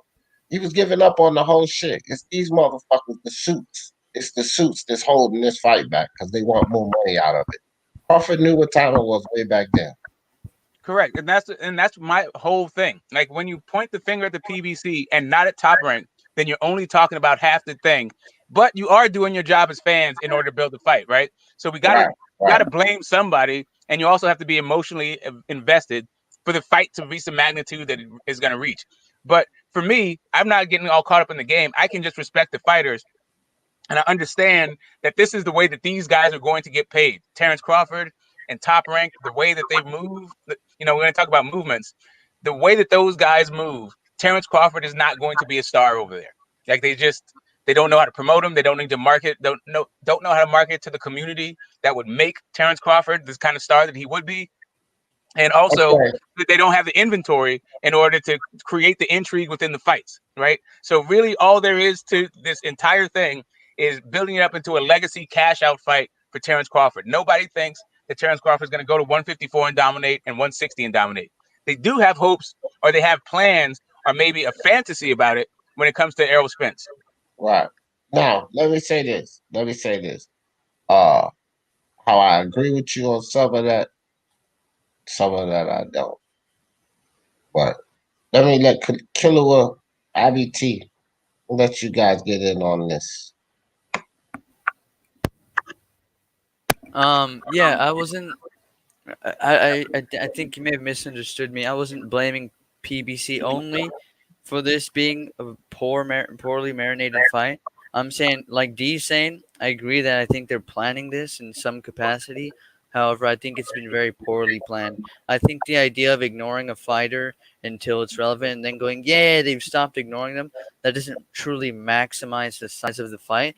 But my point won't be proven because it'll still sell very well, and then people will be like, see, it was successful. So I think ultimately this fight has a higher cap of it has a higher financial cap than what will be demonstrated. Well, listen here, young buck. That's because that's what the history of boxing tells guys like me and Smoke. We seen this shit all before, fam. We have seen this shit. Listen, I know how you like. I get your logic. You was like, well, how the fuck would that work? Let me tell you something. The love-hate relationship for fans sells. So if something is stupid, it's so stupid. Oh shit, we got to fight. It's I hate this man. Fuck that. Oh shit, we got to fight. I love these guys. I don't even care about the fight anymore. It's not even it's not even the top two most lucrative fights in the division. Look, that's the thing, right? It's barely number 3. If that fight gets announced, hold on, Smoke. If that fight gets announced, IBT, there are a lot of people that feel like you right now, and I don't give a fuck about the fight. If that fight gets announced, the intensity of it is going to drop like 3 times because there's still people that still has hope in the fight. There's people that's coming around that hadn't gone through all the bullshit that has hope in the fight. And then there's many, many, many people like us, like, man, fuck that fight. And as soon as they announce it, all of us are going to turn right back around. Oh, shit, they're really going to fight? And we're back in, locked in. Bro. I refuse. Oh, man, please, you'll be on my live and semi-live. I refuse, D. You fucking get the fuck out. Man, I don't know what it is. Until there's going to be a more compelling fight, then that's going to be the one. And like you can throw Pacquiao in there, and as soon as one of those guys knock off Pacquiao, you're gonna see an even more intensity about this fight. That's what they should do. They should be trying to get one of these guys to fight Pacquiao and then fight each other. That's what they're doing. But they're not even acknowledging each other. They've been doing it since Mikey Garcia. No, Pacquiao might just fight Mikey Garcia.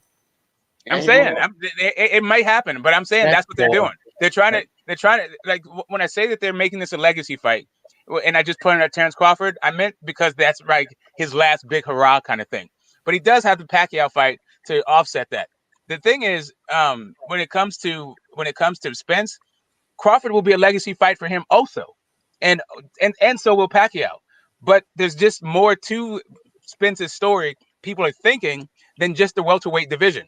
Whereas, as far as Crawford goes, the welterweight division might be his last stop as far as being the best in the division. Okay. I don't really see that 154 Spence thing. I feel like that's mostly his super fans. Like most people are saying, he doesn't really have a shot at 160, and he might get a belt at 154. Yeah, okay. But it's just that all 154 guys move out, right? So those guys move up, and now you have the next era of 154s, and those guys maybe they'll probably be green. They probably won't be as they won't be as skilled in the ring. So there's a chance that he could be, you could work his way to being the best of a weak division of like new guys, right? That's weird. That's weird and bad. Listen, IBT, just cut it out right now. Because, see, it ain't going to be no advertent or undercover tomfoolery and blasphemy about Errol Spence Jr. Now, I just caught what you said there. What do you mean, fantasy or some bullshit like that? Errol Spence going to go up to 154 and fuck shit up. Hell no. What's going on? No. My turn.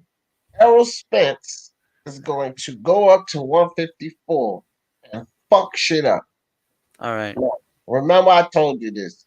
I'm not going to report with you about it right now. You just remember on today, November 17th, 2020. I want you to make a video saying I bow down to D. Jefferson. He told me this. Same thing. If Spence isn't the number one, because the thing is, if you're right, you're gonna be on your high horse, and if you're wrong, you're gonna be like, well, oh well, whatever. But see, the thing is, if you're talking about a 154 that is dominated by Virgil Ortiz, then you're talking about a 154 that could be dominated by Errol Spence. I don't think Virgil's peak will be at 154 necessarily. All right. So it looks like those are two very different generations as well. Yo, what's up? All right. What's up, L Dog? What's up, dog? Let Killer will jump in there, and then L Dog. Go ahead, Killer.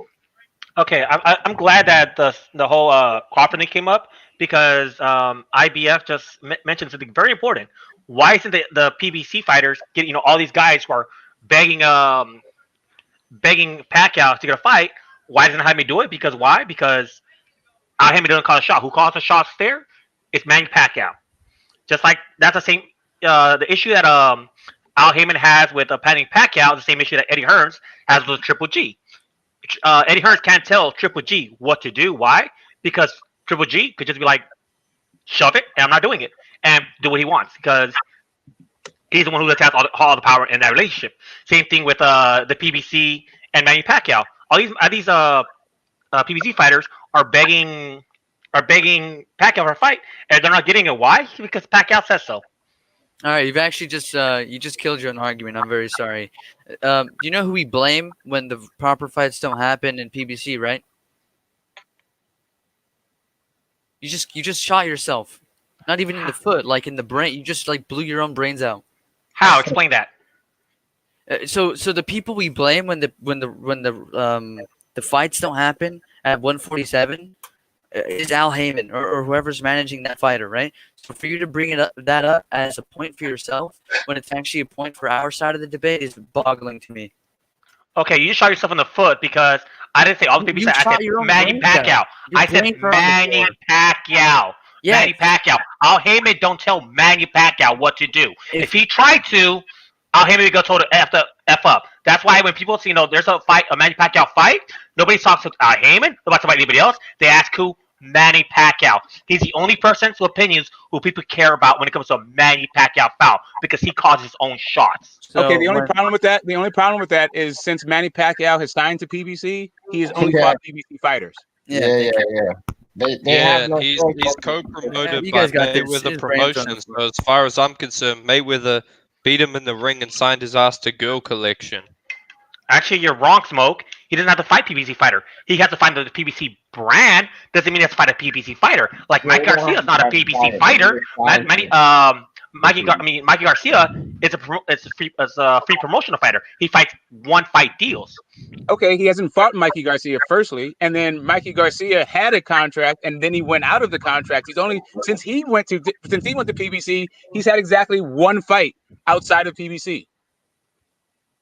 Hey, D, can I get my Go ahead. thing in? Yeah, so we're talking about like Terrence Crawford, right? And the situation with Top Rank. Now we're talking about Eddie Hearn not getting the. Eddie Hearn. Okay. Eddie Hearn, man. Yeah, listen, Eddie Hearn. When it comes to boxing promotions, he is tremendous for British fighters. Okay, if you're a British fighter, I encourage you to sign with Eddie Hearn. But if you're from anywhere else in the world, do not fucking sign with Eddie Hearn. This guy will sign you to keep you away from other fighters. Look at his heavyweight stable. He's got Philip Hrgovic, but he'll never put him in the ring with Derek Chisora, Dillian White, or one of the other guys that sells tickets, because he knows they'll get fucked up and he won't be able to sell shit anymore. Like I think he did the same thing with Joseph Parker, man. Like Joseph Parker, he hasn't been getting fights, and a lot of these dudes are gonna leave Eddie Hearn at heavyweight for Top Rank soon. And when it comes to Andrade, Bivol, yeah, they ain't getting fights either. They're not getting much promotion. Like Bivol, I don't even remember who he fought last and when he fought last, and when he's gonna fight next. Andrade, I think he fought that Luke Keeler guy. I mean, world-class opposition, right? And he's fighting like a Hall of Famer next. I forgot his name, but, you know, like, this is the thing with Eddie Hearn. The guy can't promote shit outside of the UK. He really can't. You know, the dude's charismatic, but he's like, I think he came in the game with a bit of arrogance. And if you want to become popular in America, you got to sign with Bob Arum or Al Heyman, either one of them. Yeah. And I don't know about that. Seeing how Eddie Hearn has gotten three of his boxers the biggest fights in boxing. He's gotten Johnny Jacobs Canelo. He got Billy Joe Saunders Canelo, and now he's getting Smith Canelo. Wait, did he give Billy Joe Saunders Canelo? I had no idea. Guys, did I miss that fight? When did that fight happen? That fight was signed. Who won that fight? That fight was signed. He got him the fight. Of course, Canelo. He got him the fight. Wait, he got him the fight. Now that Billy Joe Saunders decided to like talk about beating your girlfriend and cost himself the fight, that's a different thing. But Billy Joe Saunders had the Canelo fight. It was already like on the books, and then the pandemic happened, and after the pandemic happens, Billy Joe Saunders talked about beating your girl. We just cost him the fight. But Hearn got him the fight. Wait. Heath Thurman can be injured out of the ring for years, for damn it 2 years. But it's Al Heyman's fault that the guys didn't fight. But all of a sudden, when it comes to Eddie Hearn, it's all because Billy Joe Saunders don't know how to act. And not only that, I don't know if you got your timeline wrong or your actual just story wrong. I think it's both. First off, that fight did not occur, so you can't use it as a talking point, right? Okay, first off, listen, explain to me the timeline. You guys have the timeline wrong. Explain to me the timeline. I'm not done. Thank you. That fight did not happen. It's not happening. It's not pending. It's not like it's on schedule. We'd have a fight poster, date, location. None of that is true. So you cannot use it as a talking point. And second of all, that fight did not fall through because he said those things about domestic abuse. You're actually conflating two issues. They weren't involved. They were never connected. And also, I doubt this Callum Smith Canelo fight is going to happen. We're a month away from when it's supposed to going to happen, you know, and it hasn't even been confirmed, announced. Are you telling me they're going to make this fight on 1 month and, you know, no promotion or whatever? Nah, Canelo, in my opinion, he's just going to sit it out and wait for Caleb Plant early next year. By the way, they're making an announcement today in 2 hours. Canelo's making an announcement whether it be that fight this year or early next year, who knows? But there's going to be news today. So 2 hours and 15 minutes. And just to touch on Eddie Hearn, you know, why don't we talk about the blatant corruption of Matchroom Boxing? Matchroom Boxing is one of the most corrupt promotional agencies in the world. You look at some of their fights, man. Some of the things surrounding them, absolutely, you know, atrocious. You know, the judges they get, the fucking referees they get.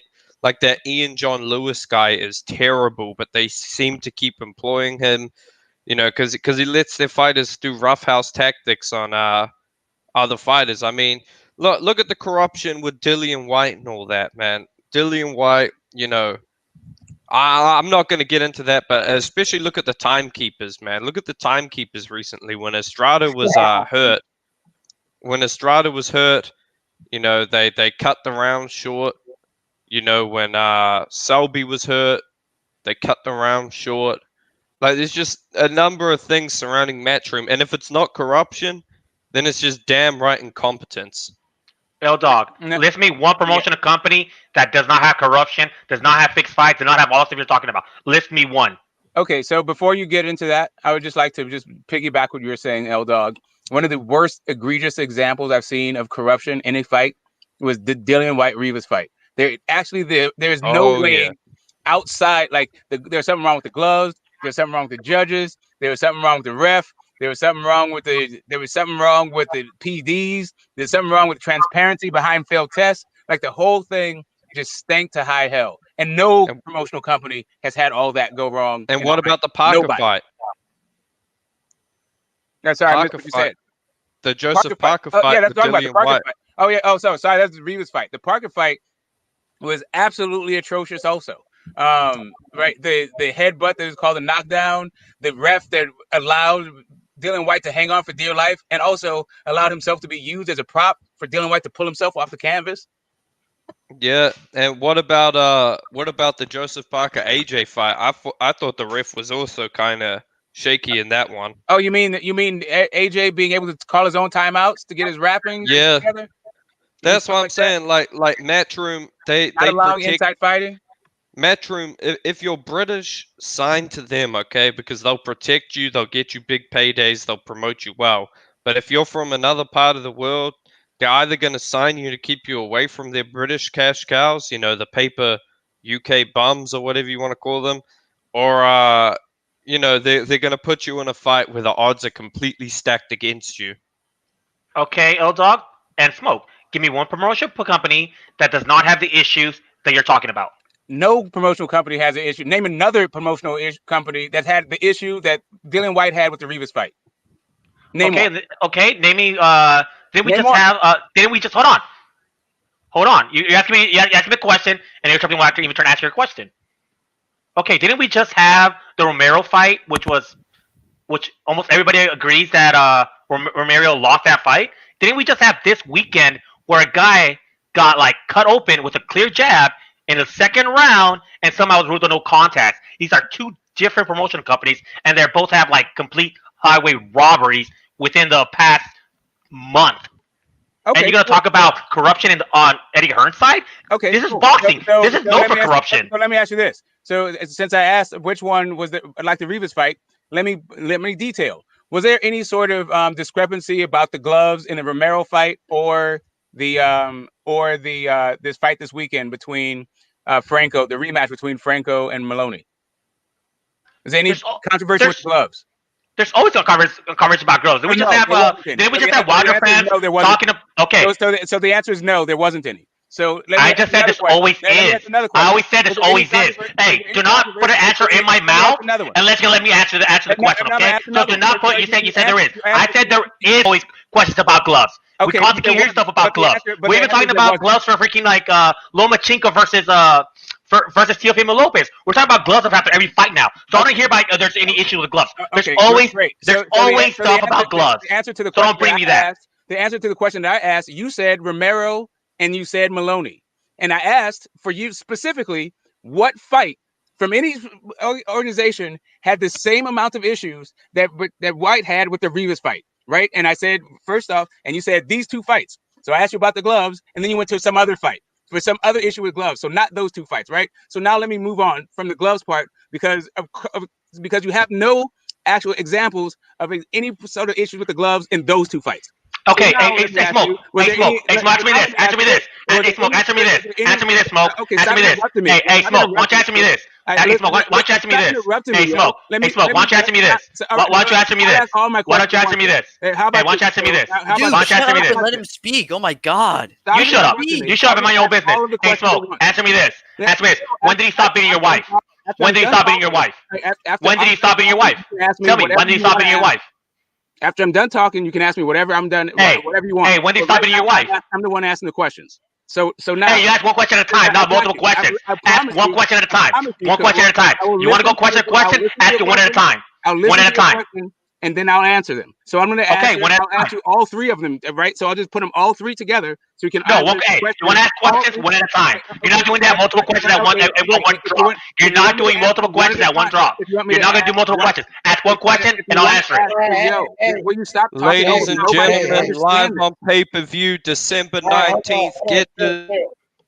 Yeah, chill. All right, guys, calm down. So I don't know who's gonna talk, but one person talk. Me, exactly. So the next. No, you don't get to decide that. Yo, Me, no, okay? It should stop be smoke. It interrupting should me. be smoke. Kill. Chill. parliamentary I don't procedure. care. Oh, no, shut the fuck up, bro. Chill out. I don't really care who talks first, Killer. But I mean, just one at a time. We can't have that, man. Nobody can hear the chat. Y'all screaming and yelling over each other. Great. And I would just and I can give it however you would like to proceed. I can either ask all of my questions at once and give you the entire floor, or you can just answer my question and then give it back to me, and then I'll be done once I'm done with my series of questions. I prefer Right? one at a time and I'll give back the floor. I have three questions, and I can give it to you one at a time All right, or all at once. one at a time. One question. First question is So we got the gloves part, right? So the next question is: was any in the Rody fight or in the Maloney fight, was anybody accused of failing a PED test? question. Answer, Killer. Anybody accused of failing a PED test? Not accused, actually failed the test. Hold on. Is your name Killer? Shut the fuck up, man. Okay, first off, what he's trying to do is just pin me down to 2 fights. But guess what? We're talking about the promotion company in total. Guess what? Every promotion has had fighters who have failed PD tests. That just happens. It's part of boxing. Okay, Hey, but because you were the one who wanted to say when we hold on. So, okay, go ahead, Smoke. Go ahead. when we were talking about what goes on at a matchroom event, right? And then when we detail what goes on at a matchroom event, you said where doesn't that happen, right? So then I asked, all right, so name an organization that had the issues that Matchroom had with Rivas versus White. There hasn't been, right? There's one fight where you had PEDUs, glove tampering, issues with the refs. Please tell me who else has got these issues going on with them. Every promotion has corruption in it. What are you trying to say? Name one Every fight. promotion. Name one fight from another promotion company that had these issues. Look, what you're pretty much asking is, when did he stop being your wife? No, That's what I'm telling you is stop trying to paint Matchroom's egregious examples of corruption like it's just every day like it's a normal day at the office. Because it's not a normal day at the office, because nobody else has ever done that. No, guess what? Every promotion of boxing has had a lot of corruption. They all have it. They all have it different ways, but they all done it. They've all done it. The issue ain't about whether or not people have corruption. That is you spinning it to something else. The point is Matchroom and their level of corruption. Corruption is corruption, no matter what level you want to put it on. Okay, they've all been cheating. They've all done the same it's not stuff. the same thing. So first off, you equated bad you equated bad results for a fight to PEDUs. So already you are willing to equivocate and justify anything, because we ain't talking about a bad result in a fight. We're talking about egregious examples of cheating and it being covered up. Hey, Smoke, tell me a promotional company who hasn't been caught with a PED user. Tell me one. In the same fight that they had PED scans. Okay, I'll give you one. I'll give you one. There is not one actually promotional organization where a guy tested positive for PEDs and the promotional organization tried to cover it up. That's only Matchroom. Like I said, all you're doing is, when do you stop beating your wife? What? What are you talking about? Well, ask the question. When did he stop being your wife? What are you saying? Like, shut up, dude. You shut the fuck up. You sound And so mind your business. stupid. And mind your business. Mind your business. Hey, chill. Yeah, when somebody's giving you a fact about a specific example and you spin it into something else that nobody's talking about, that's just you. That's you admitting to everybody you just lost the argument. No, I didn't, because I asked you a simple question. I told you. Okay. Why won't you ask the question? Then let me see one organization that has not got doesn't have a single PD user. Tell me one. Okay. Again, the issue ain't about PD use. The issue is about cover up of PD use. So what organization is covering up PD use?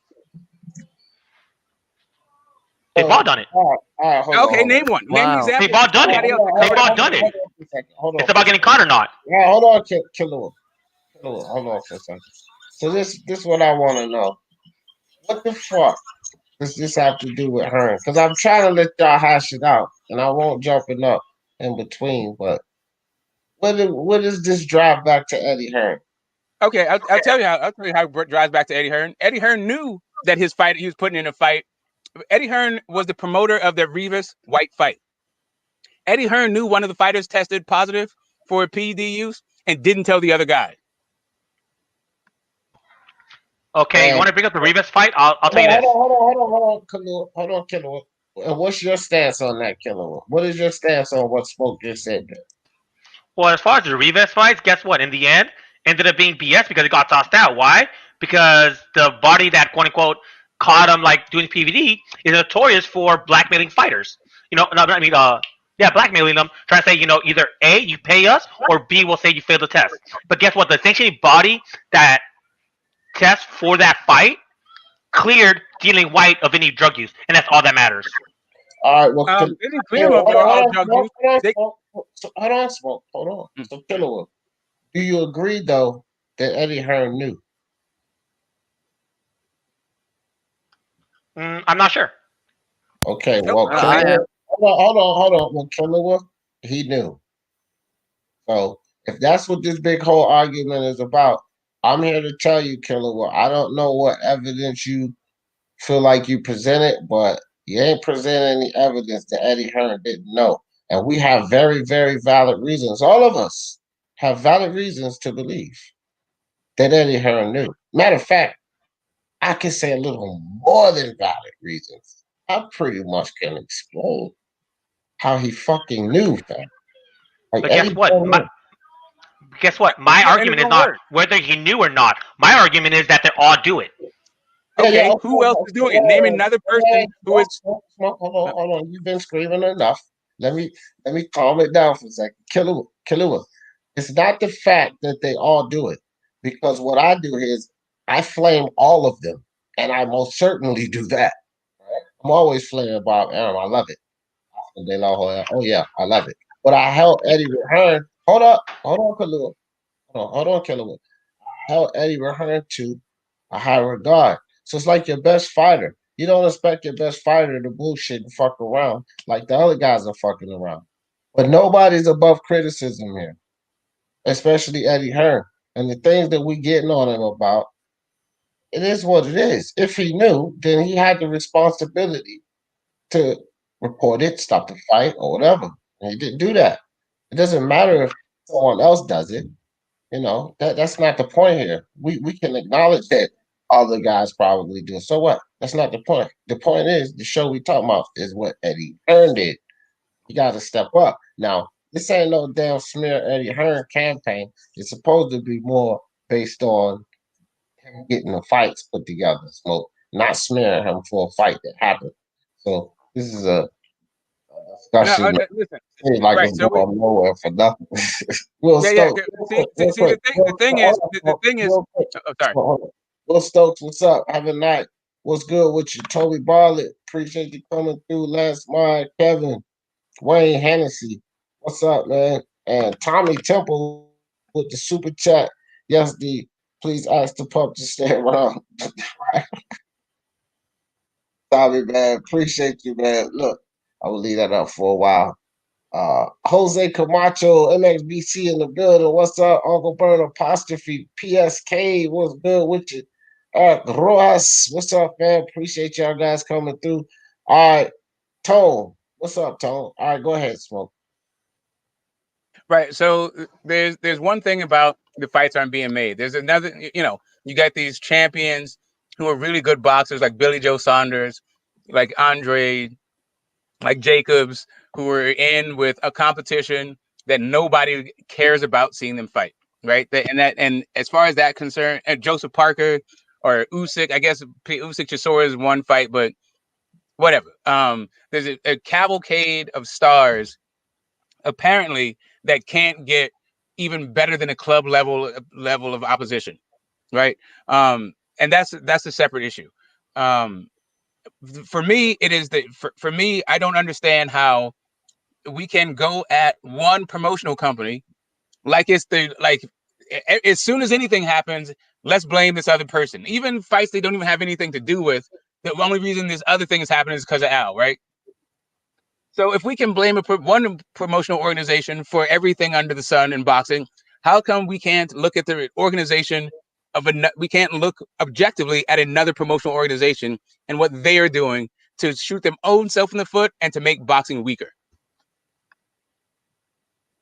Well, it's quite simple because you have all these other promotionals who constantly have fights versus each other, and then they all seem to have the same issue with a certain particular promotion. So if it's the common denominator, you're gonna blame that common denominator.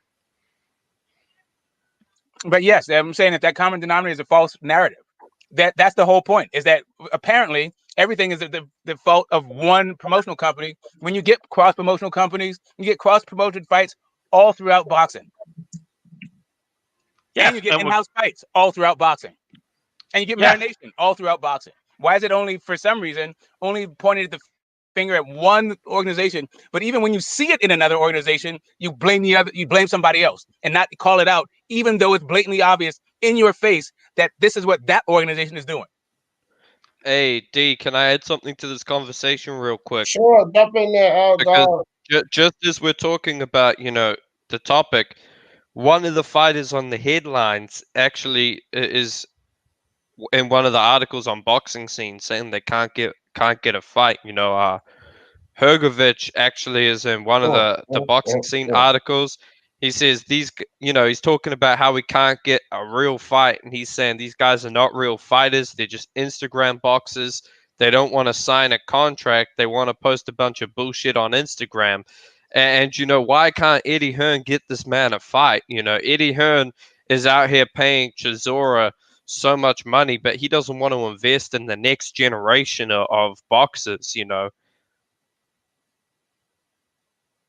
And as much as I like Hrgovic genuinely as one of the top prospects in the heavyweight division, his competition recently has not been inspiring, nor has it been helpful towards the future of his career.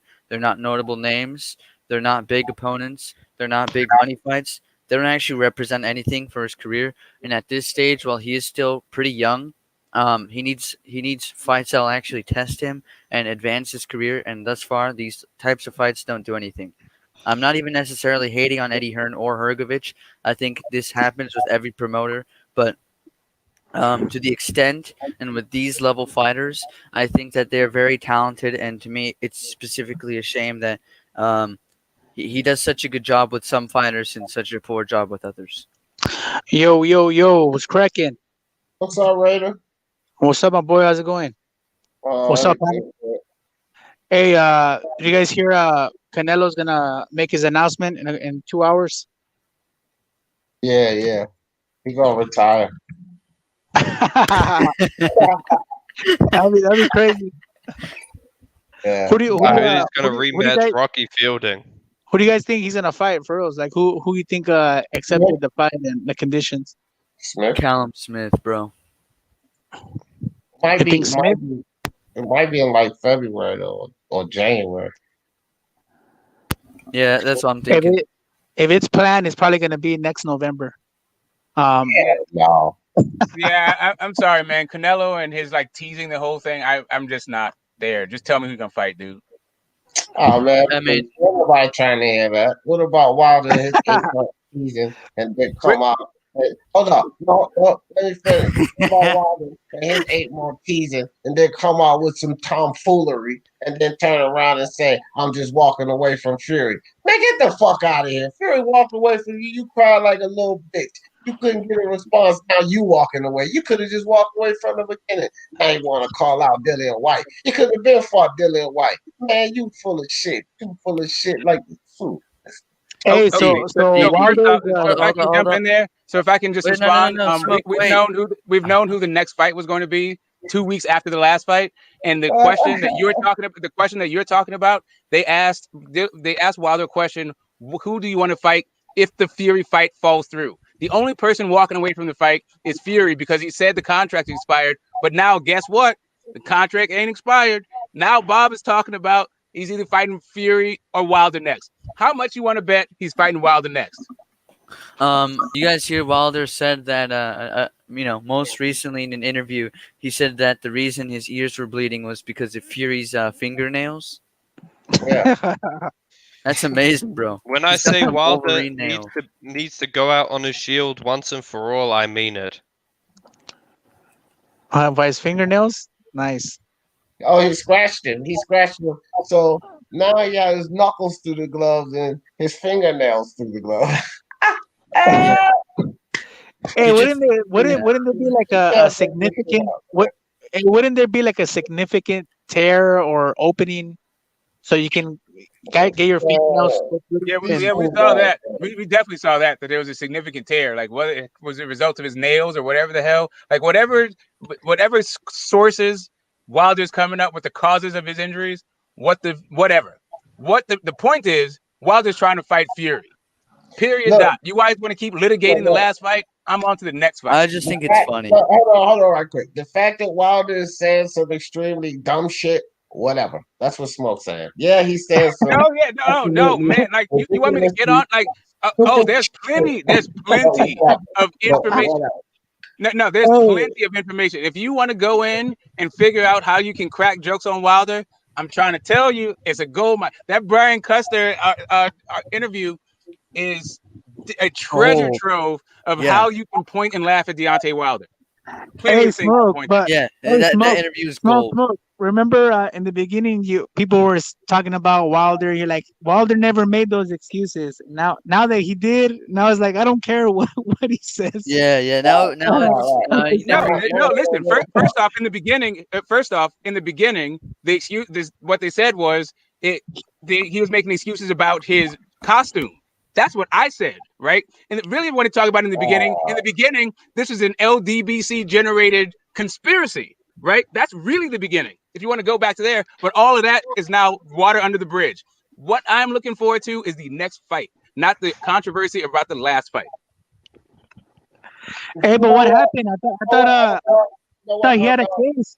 Supposedly the case was. You know what? Philippe Hrgovic should go in there and beat the shit out of Deontay Wilder. Man, I'm telling you, he would kill Wilder. I actually think he'd beat him to death. Like, I'm telling you, his style is all wrong for, the same style that Fury fought Wilder with in the second fight is the same style Hrgovic fights everyone with. Come forward, use the lead hand to, disrupt his opponent's lead hand, throw that right hand, press your opponent back. The only difference is Hrgovic is a better body puncher than Tyson Fury, and Wilder can't take it to the body, man. This dude went flying when he got hit with a body shot. I think Hrgovic would break his ribs, break his cheekbone, break his jaw, and beat that man till he collapses in the center of the ring. The only issue with that is Hrgovic most of his punches are like arm punches, and he really loads up on them. So if Wilder he could get dominated for 5 rounds, but if he could land that shot in between with his counter punches, because it is a legitimate bad weakness of Hrgovic, and I think he's developing it as he fights this poor competition. Then Wilder, with his experience and timing, could set that up and really time Hrgovic, because he hasn't been tested on that level yet. Miss me with that, bro, because Hrgovic does not throw arm punches, and I've watched his fights. The guy throws a right hand with some of the best technique you can throw it with. No, he doesn't. He loads up on his punches way too much. Okay, but let's look at how he disguises it and sets it up behind Against who? combinations, pity pat punches. Hey, Bro, I'm telling you, Daniel Stevenson said Hrgovic has one of the best jabs in the heavyweight division. man, you tripping. Shout out to Daniel Stevenson. Listen, I like the idea of that, but no. World You know, Combat. Hrgovic's best weapon is his right hand, his body punching, his dirty tactic fighting, and his chin. The dude's never been dropped, and he's been fighting grown men in the World Series of Boxing since he was 18 years old. He was taking overhand rights to the jaw by grown men, and he would just eat them. You know, not even hold, nothing. You know, I feel like he's got a Vitali chin, and under Pedro Diaz, he's getting better and better. I don't think there's a heavyweight who can beat him, to be honest. I think Usyk will give him a tough fight, but aside from that, I think he shreds up Fury's fat body, and I think AJ could probably beat him. I'll admit that. Yeah, you crazy. At least you're being honest. I think Fury, I think, is overrated, man. People like, oh, Hrgovic is too slow to hit him. Bro, the body don't move like that. You know, that he might be too slow to hit the head, but that's why with body punching. Where was this incredible bodywork versus Rydell Booker's fat ass? Oh, you want to see it? Because I've actually got clips of it, and there was a lot of body work. L-Dog, you sharing clips is bad juju for your fighters, bro. There's a lot of body work, bro. He's a vicious body puncher. He dropped Molina with 2 body shots. Yeah, listen. They're in slow motion too. They're in slow motion. Yeah. L-Dog, 11-1. he was head hunting like a motherfucker in that damn Rydell Booker fight. You got It was actually okay. like that. Okay, so let's see it then. Let's see it because AOP, I've actually. AOP said Wilder would destroy Hrgovic. That's what AOP. Hey, said. let's see it, bro. Let's see it, man. Because Wilder is like listen, my attitude to that Wilder Hrgovic fight is if he dies, he dies. You know. Hrgovic? Why do you want Hrgovic to die? L-Dog. No, I'm talking about Wilder. I have a question, just a question, and or anyone else, but specifically I'm directing at L-Dog. But if somebody else knows the answer, I'm up for the answer because I'm actually genuinely interested. Where was Rydell Booker? Where was Rydell Booker between the years 2004 and 2018? He was in jail. He just answered it. He was in prison. He's in prison? Yeah. Cool. Thank you. Yeah. He was literally in prison, Smoke. Hey, Smoke. Hrgovic, Hold on. Hey, real quick. is the best Smoke, body puncher in the heavyweight division. No, he's not. Yes, who is better then? Bro, I'd say even AJ is better. Not Man, even AJ. That sounds wrong. listen, but like Hrgovic's AJ at least body has body combinations. He got body combinations, bro. I put on my Twitter. I put clips of him hitting the body, switching it up. You know, that's one of his best attributes. I can screen share right now. It's only a 10-second clip. Hold on. Scott Brown, you must have bumped your damn head. Savage will get his ass completely demolished by Filipe Hrgovic, man. Are you kidding me? Well, you better not bet your money on that. Babbage gonna get his ass knocked, slam out, messing around with Filipe Hrgovic. Mark is gonna pull up and steal my bet. Screen share real quick. Hey, Smoke. I was reading what you were saying about what Aram was saying, and Aram says it depends on the Pulev Joshua fight. If Joshua wins, then body Fury's punch. gonna fight AJ. Hey, bro, of course he's gonna say that. Okay, right. So what? But what is so? Doesn't AJ have 2 man? If Pulev wins, then he's gonna go for Wilder. No, that's what Bob Arum said. Bob Arum also told us if the Pacquiao fight falls through, it's going to be Ugas, Thurman, Porter, or Brook. No, I'm just saying what you were saying. I can't. But you left that part out. No, right, because it's not Ajit Kabayel. Because that part don't matter, right? That's just him. That's what that is him hyping the AJ fight, right? That's it. That's not him saying that he's not going to fight Wilder. Like Fury said, that's not him saying that the contract expired like they were saying before. Now what they're trying to say is, yeah, Wilder, but maybe AJ or something else. Man, come on, man. Stop that. You think you're slick, but it ain't slick. Hey, D, I got a No, quick question. that's what Aaron D. said. I didn't say I that. know it's what Aaron said. No, I'm not saying you. No, I'm not saying you. Not you, Raider. Not you, Raider. I'm saying Bob Aaron. Bob Aaron trying to be slick. He's not slick. What'd you say? Hey, D, I'm about to put something in the chat real quick. How good is your memory? You say what now? I want to put something in the chat real quick. How good is your memory? How good is my memory? Yeah, how good is your memory? What are you talking? Long term, short term? If you asking me short term, I smoke a whole lot of herbs. So. Okay, long term. Do you remember who the first person you ever heard talk about Wilder versus Fury not happening? Wilder versus Fury. Not happening. Who was the first one you ever heard say that? And got trashed for it by like 20 people in your chat. On your live. I only really recall you saying that fight went.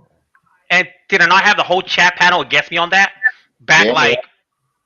Yeah. So chat. All because people in the panel all disagree with me doesn't mean I'm not going to be proved right in the end.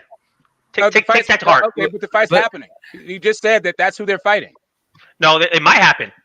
Okay, but it's not guaranteed. All right, so then why are you saying you've been proved right? You're about to be proved wrong. Why do you keep shooting yourself in the foot? I'm not.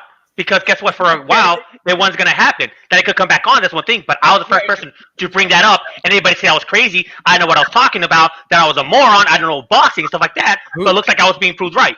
No, you weren't. It didn't look like that at all. It looked like a bunch of people were taking the word of proven liars for whatever reason they were doing it. It seems like what really was happening, people are very interested in hating on Wilder and finding a reason to hate on Wilder and actually enjoy this and suspending their own disbelief in the process. So now people went out on a limb regurgitating what Bob Arum and Tyson Fury say, as if those guys are trustworthy sources. Smoke. Look, we don't have to create a reason for people that hate Wilder. He does that all on his own.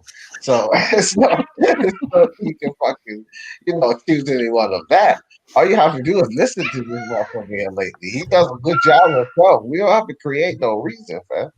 Because Bob Arum and Tyson Fury said so. Whatever.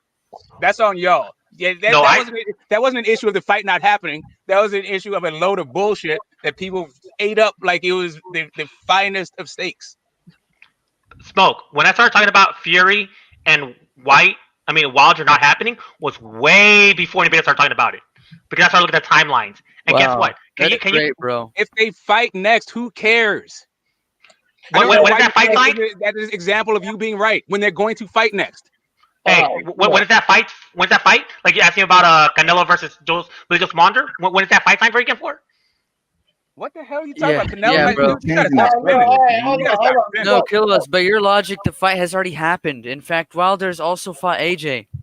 Yeah, look. They fought somehow. Guys, hold on. He said it first before anybody. I will say that. Allegedly. Let's get back. No, well, I said before for me, he was the first one. So let's get back to this. Eddie Hearn, tomfoolery. I got two more people on the panel, Tommy Temper and World Combat Sports. What's up, fellas? What's up, What's good? What's good with you, man? Yo, what's up, guys? All right, Hey, Tommy, what's cracking? what do you think about this Eddie Hearn? Like, basically, we dove into a lot of things, a lot of different reasons why he needs to step it up. But what do you think of the job he's doing currently? Not the things he's done in the past, but, currently.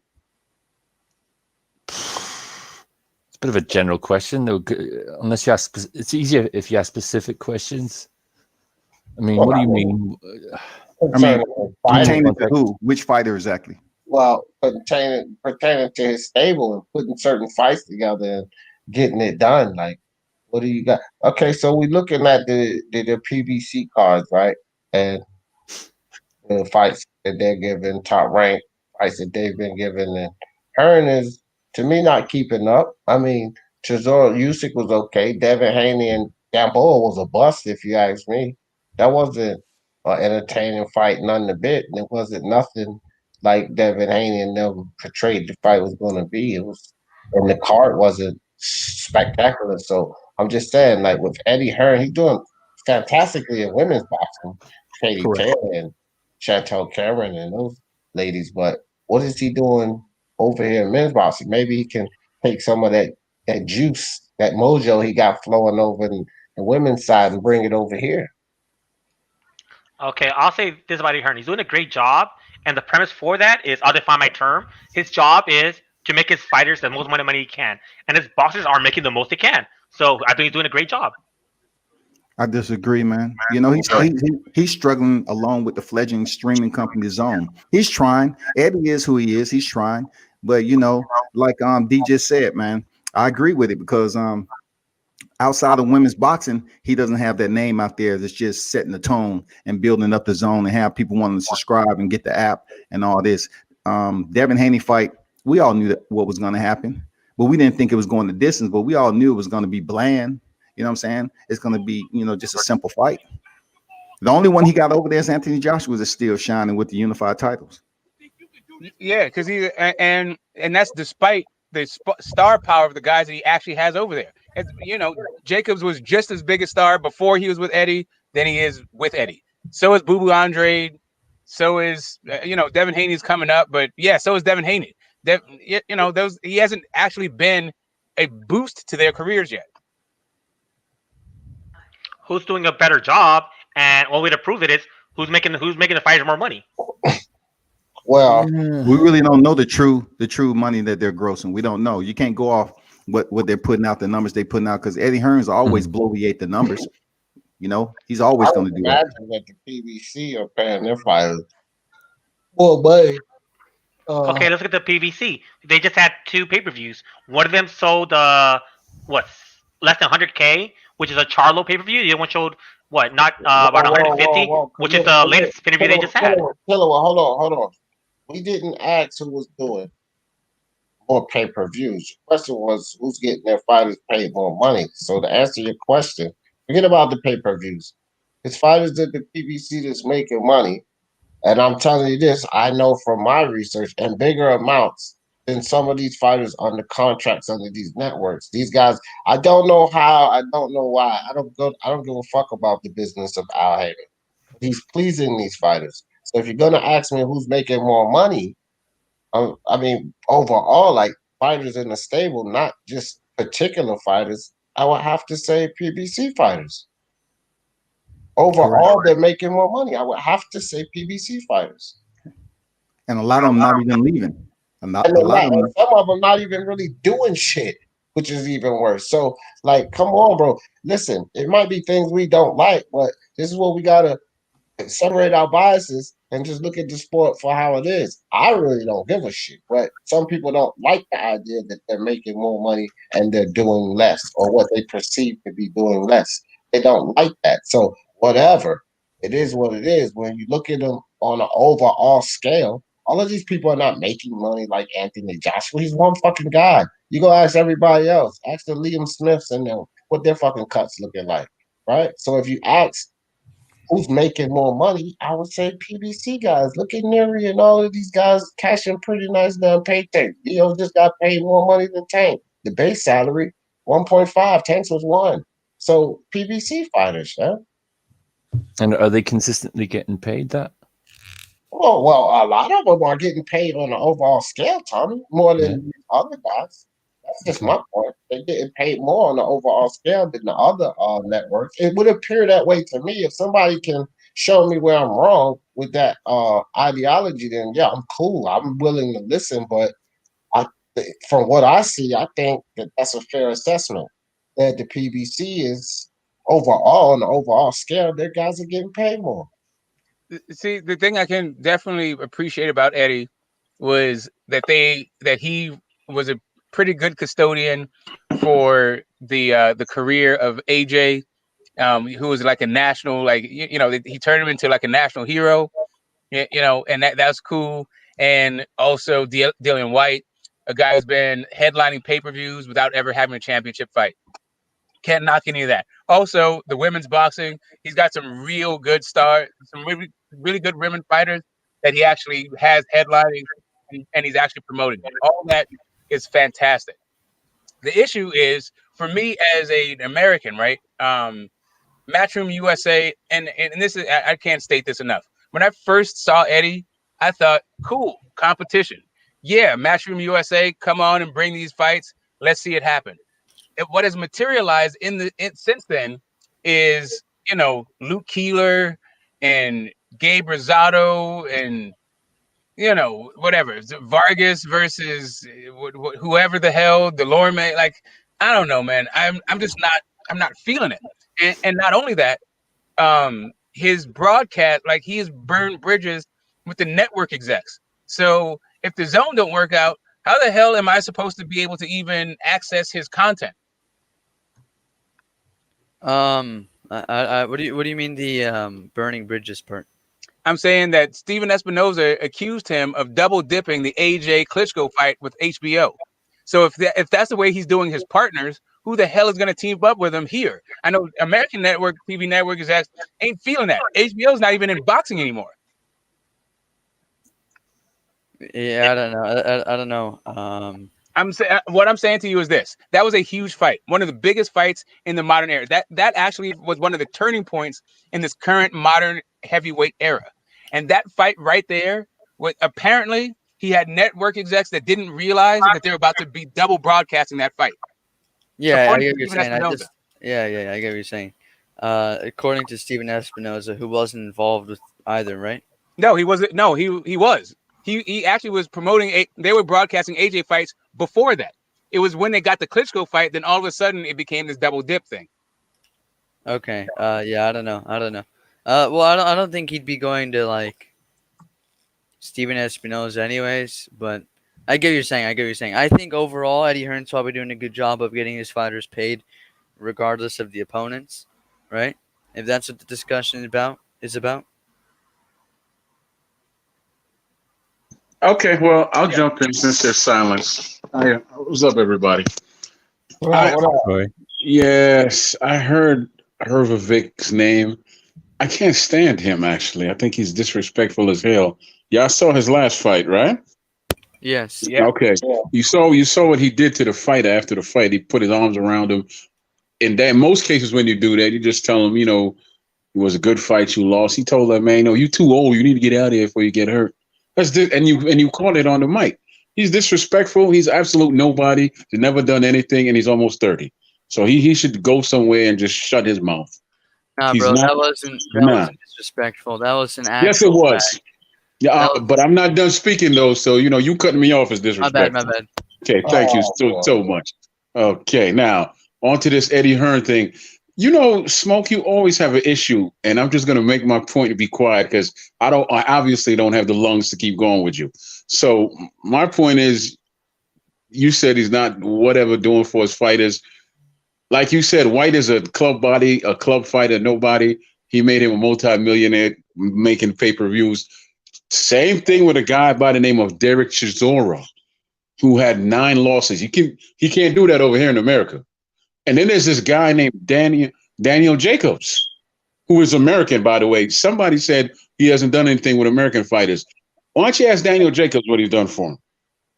Because every time Daniel talks, he's like, I'm touching M's. That's his thing. Okay? And then the list goes on and on and on and on and on, man. So I can't really knock the man for not doing anything when he's put on fights. He's put on big fights and all that. I don't like promoters. I don't have to. I'm a boxing fan. And there's no such thing as a promotional company that don't have his own worries and cheating and all that. It's not one of them on the face of this earth. So you keep thinking that yours is better than the other. You're a damn fool. Now I'm going on mute. Yo, AD, hold on real quick. I'll be back. I'm gonna do some shit. All right. Yeah. So Troy, I begged up Eddie for the White and some other things, right? But when it comes to the touching M's, I think Jacobs was touching M's before he messed with Eddie. But doesn't mean he's not touching M's now, right? But Jacobs is not the only guy touching M's. Andrade is not coming out about touching M's. That touching M story was actually a while ago. I mean, as far as prize fighting goes and Daniel Jacobs, I'm not mad at what he's doing. Like really, when it comes to the prize fighting aspect of it, but I think Daniel Jacobs is a better fighter than a Julio Cesar Chavez fight and a Gabe Rosado fight at this stage of his career. Okay, well, you do know his advisor's name is Al Heyman, right? I sure do. Well, factor that in the next time you speak. Okay, so then are you factoring in when you're talking about the touching M's? That's Al Heyman is his advisor, or is that just Eddie Hearn? He's an advisor. Great, right. So the touching M's, did he advise him to touch those M's? I don't know what advisors do besides give you. When is it time to give one guy the praise and the other guy? Okay, let me finish. Let me finish what I'm going to say. As far as I know, it's your promoter that gets you the fights. So he's the one that's really, he's the one that's making you the fights to get the millions. As far as your advisor, you go to him and you say, okay, do you think this is the right fight for my career? How should I move? So I don't know what that has to do with him making millions. Now, I respect the man because he's a hell of a businessman, and I've said that 1,000 times. I'll never change. But as far as him making people money, of course he does. He gives. Listen to me. It's not one fighter that I've heard say anything bad about him. He's given away more than any. And he's a promoter. Stop calling him an advisor. He saved Tarver. He saved Edner Cherry. He saved a lot of fighters. Man, does some great things that don't get a lot of headlines. But overall, doesn't do well in the whole boxing scene because they just don't make big fights, man. And you can spin it any way you want. I don't know about just don't make big fights, right? I know everybody wanted to see the AJ Wilder fight, and I think that there's plenty of blame to go around. I don't know how you just lay it at Al's feet. And also people want to see Crawford and Bud. But there's also, again, plenty of blame to spread around. I don't know how he just laid it at Al's feet.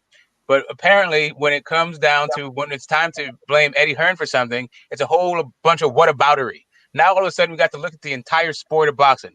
Nobody gives a damn about the entire sport of boxing when it comes to time to blame Al Heyman for something. I don't recall ever not blaming her for anything. I'm just giving him his credit where the credit's due. What am I supposed to be blaming him for, Smoke? Maybe you can help me out. Okay. So right now, you said touching M's, right? So I'm pretty sure Daniel Jacobs, right? He might be happy flipping burgers in the ring, right? He might be happy get with his paychecks, prize fighting, go in, whoop the guy in front of him, cash the check. That's cool. Not mad at Daniel Jacobs if that's what he wants to do. But I feel like he could do that against a better level of competition than what Eddie Hearn's providing. But forget Daniel Jacobs to the side because that guy has had his shots and he's lost. Let's go to an undefeated fighter who's a champion in Demetrius Andrade, who still hasn't faced a single live body. And instead of defending his title, is now fighting another TBD guy at 168 on an undercard. He hasn't done it, Jack. What was the purpose of Andrade going to Eddie Hearn? Why couldn't Andrade do what he get Luke Keeler on his own? Why can't he get Selecki on his own or Walter, whatever the last dude's name is, on his own?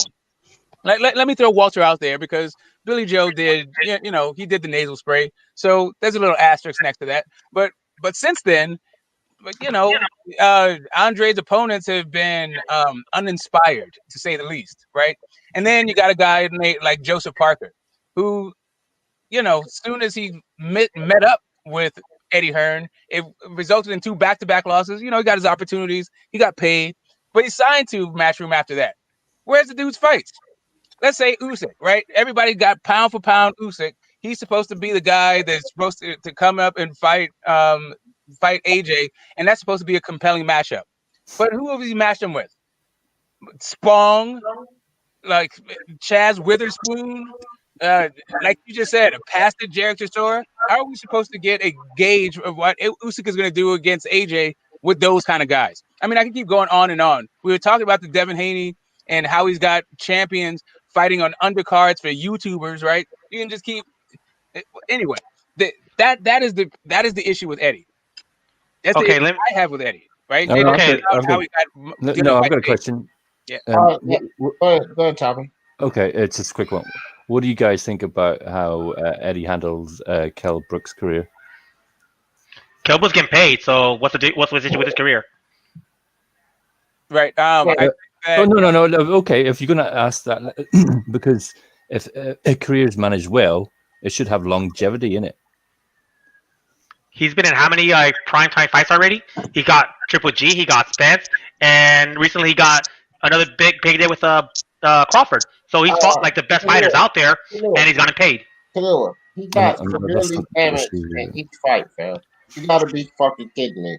And you calling that fucking managed well because he made some money? Dog, what are you, a savage? He got punished and got an orbital bone broken in the GGG fight. He got the other side broken in the Spence fight. He probably had it re-damaged again in this Crawford fight. But not only that, he was severely drained. And as a manager, you should know that it's probably not smart to put him in with arguably the number one pound for pound guy when he couldn't make weight at 147. He can't sit up here and justify that because of some paycheck he potentially got. That doesn't qualify as his career being ran correctly or anything that was remotely interesting, because nobody without a brain would have thought that Brook was going to win that fight. Like, come on, Kalua, come on, be honest. Eddie Hearn, look. There going to be charges taken at Eddie Hearn for the way he managed and led Brook. There's going to be charges taken, and that shit is acceptable to me, 100% acceptable. I don't know what anyone here is going to say about Eddie Hearn concerning Kell Brook. That question still needs to go around because that's what Tommy's question was for the panel. But I think poorly is my opinion. Yeah, he had some big fights and he was able to get a championship, but it doesn't wipe out the things that he did very poorly. Okay, well, I'm gonna say this about Brook and all that. When it comes to the management, there's the fighter that has the last say. If he doesn't want to do something, it doesn't happen. Because the fighter doesn't work for the manager. The manager works for the fighter. So Brook had the final say because Brook wanted to step up and do something great. Okay, didn't make it. He had a mandatory against Spence, put up a tough fight, lost that one. He knew years ago after the Spence fight he couldn't make 147, but this was another shot to do something big to send his career back up another step. He tried again, did not make it. So it's hard for me to fault. Yeah, I could fault him, and I do in some stages, but he simply wants to be something special, like his name says. So I can't really knock him for that. My only thing with that fight specifically is it's Triple G. You're talking about Triple G Brook, right? Yes, sir. I'm talking about all three of them. Yeah, in that case, Triple G had a fight, and the opponent fell through, and he used his premier welterweight champion as a replacement for a middleweight champion, and I just I can't rationalize that. Exactly. He pushed him into that fight because his other guy fell through. Exactly. And not only that, this is not the only time Eddie Hearn. As boxing fans, we call it like challenging yourself and daring to be great. But as a manager and a custodian of your career, it's throwing your fighter under the bus. Yeah, maybe you can put your. Sorry, Troy. Go ahead. Mm-hmm. No, Smoke. I just need you to prove what you just said. You said he pushed Brook into that fight. Can you please prove that? Right. So Brook was not saying, "Hey, let me fight." I don't want your mouth. I want you to send me to where the information is, where I can read it myself to say that. Oh man, I made him take that fight. Hey. If you want to do your research for you got to be way more polite than that. Yeah, or you can go look it up, motherfucker, like we look it up. I'm gonna go look it up after the fight because I have to catch my breath to deal with both of y'all. But go ahead. You gotta do it. I got it. You guys. No, what you understand is Smoke does not believe in ever showing you evidence. When you ask him for some, either backs away or just says, "Look it up yourself." That's Smoke for you, okay? So never ask for evidence because he'll never show it. He'll just talk out of his ass. Okay, right, Kalua, we already busted you up with evidence, right? I already did you. Like, here's the thing. When I speak, is because I already did the research. I don't need to prove my research to you. You can't disprove what I'm saying. You know why? Because what I'm saying is based on fact. No, because saying the fact doesn't make a fact. Guess what? Whenever I talk, I do show you proof, and you never look at it. You never show proof. You have yet to ever show proof. Anything you say, all because you say it doesn't make it a fact. Correct. If you want the benefit of my years of research and experience, then you can ask me nicely. Don't just think you're entitled to it because I said so. Every time I ask you, even nicely, for proof, you've never shown it. Not once. Right. Because you don't have any. Because you asked me to prove that your boy Trump said that COVID was a hoax. Right? If you need for me to show you that, then that's on you. Hey. All right, kill that. Back to the discussion, man. Eddie Hearn. Fuck all that shit. Well, please don't say that word. Smoke, when you say that word, the streaming gets demonetized. TV-19. All right, sorry. What, A tall, refreshing glass of Corona. Like if you want to say that a tall, refreshing glass of Corona is that your boy said that was a hoax, then that's cool. Smoke. Let's let that die, bro. Because I don't. I'm saying, really have nothing to do with. Right, I'm saying, but listen. Right, like I said, I don't mind sharing. Come on. Let's get back to Tommy. Right. So to the subject at hand, when it comes down to it, right? What IBT is the one who actually leveled the claim in the first place. I just doubled down on it, right? So this entire thing wasn't even asserted by me, but I co-signed it because I also understand that what IBT is saying is actual fact. Okay, Tommy Kemper's question, maybe. Want to get back to that? Sure. What was his question, sir? Oh wow! Wow, you guys 2,000 years later. You don't even know what Tommy's question. Well, Tommy, why don't you bless the guys and ask them the questions again? Do you remember, Tommy? Yeah. Okay. Well, maybe should I play devil's advocate and rephrase it? No. Just phrase it the same way. This time we'll make sure everybody stays on fucking topic. Like. Okay, something along the lines of do you think Kell Brook or Eddie Hearn has managed Kell Brook well?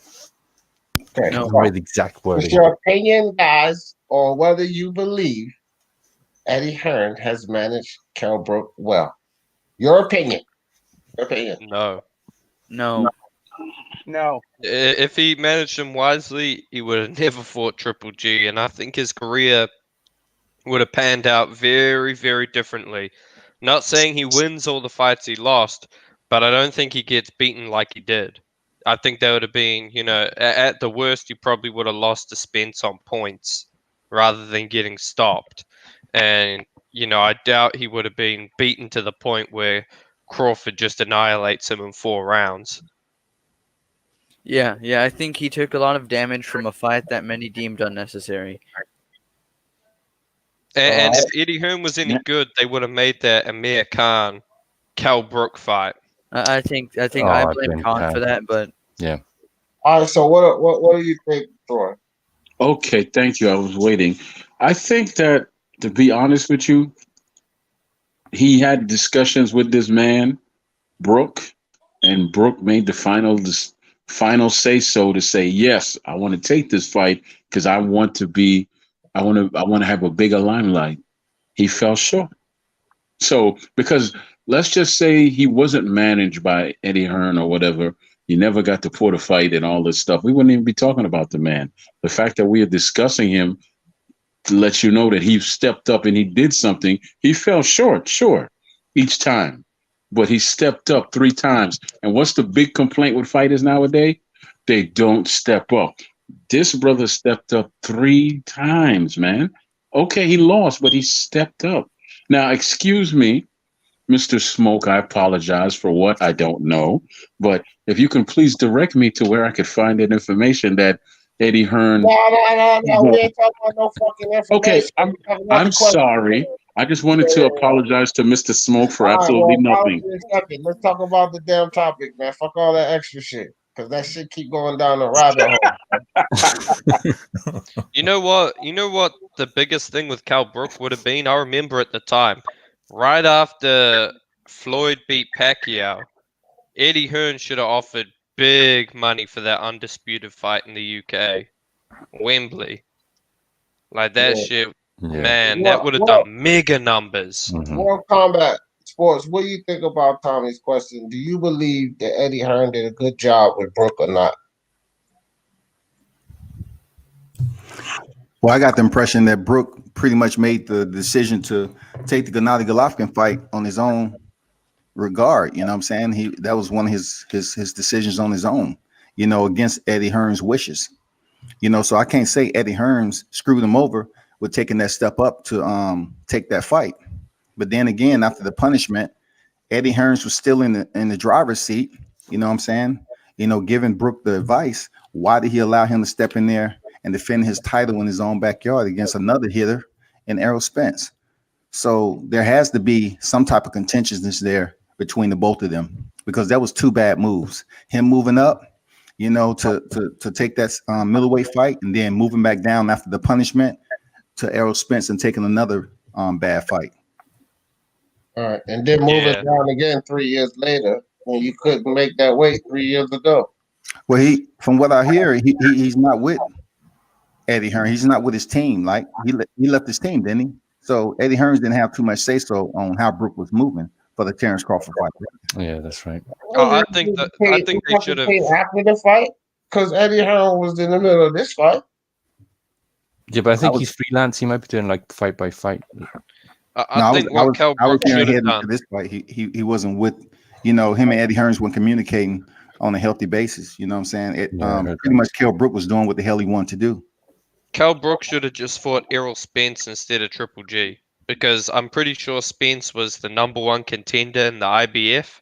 So he could have fought him, you know, in the UK. I think the fight would have been just as big, because only 9 months separated the Triple G and Kell Brook, or Triple G and Spence fights. The only difference was Kell Brook was undefeated. It would have been 2 undefeated fighters, UK versus USA, you know, champion versus Olympian, you know, up and comer versus established guy. And I think Kell Brook would have at least, you know, gone the distance with Spence. He might have even beat him. Who knows? But one thing's for sure, that Golovkin fight, man, I mean, that destroyed Brook. Okay. Kell Brook wasn't even ahead on the fight when it was stopped against Errol Spence. He wasn't even ahead on the cards. Yeah. So Smoke, what do you think about how Hearn handled Kell Brook's deal there? Yeah, let's get into the way back machine and go back to that fight, right? Kell Brook was supposed to unify against Jesse Vargas, right? And Chris Eubank was supposed to fight Triple G. That's right. And when Chris Eubank fight fell through, instead of letting Kell Brook just go through with his unification against Jesse Vargas, Eddie Hearn went up to Kell Brook and said, "I have this fight. Come fight Triple G." Right? So let's say he didn't do that. Let's say Kell Brook went ahead and unified against Jesse Vargas. Do we think that Kell Brook would have won that Jesse Vargas fight? So the only thing I want to correct for in terms of the timeline, just to stay factual, he's correct about everything except it's not that the fight had just randomly been pulled off.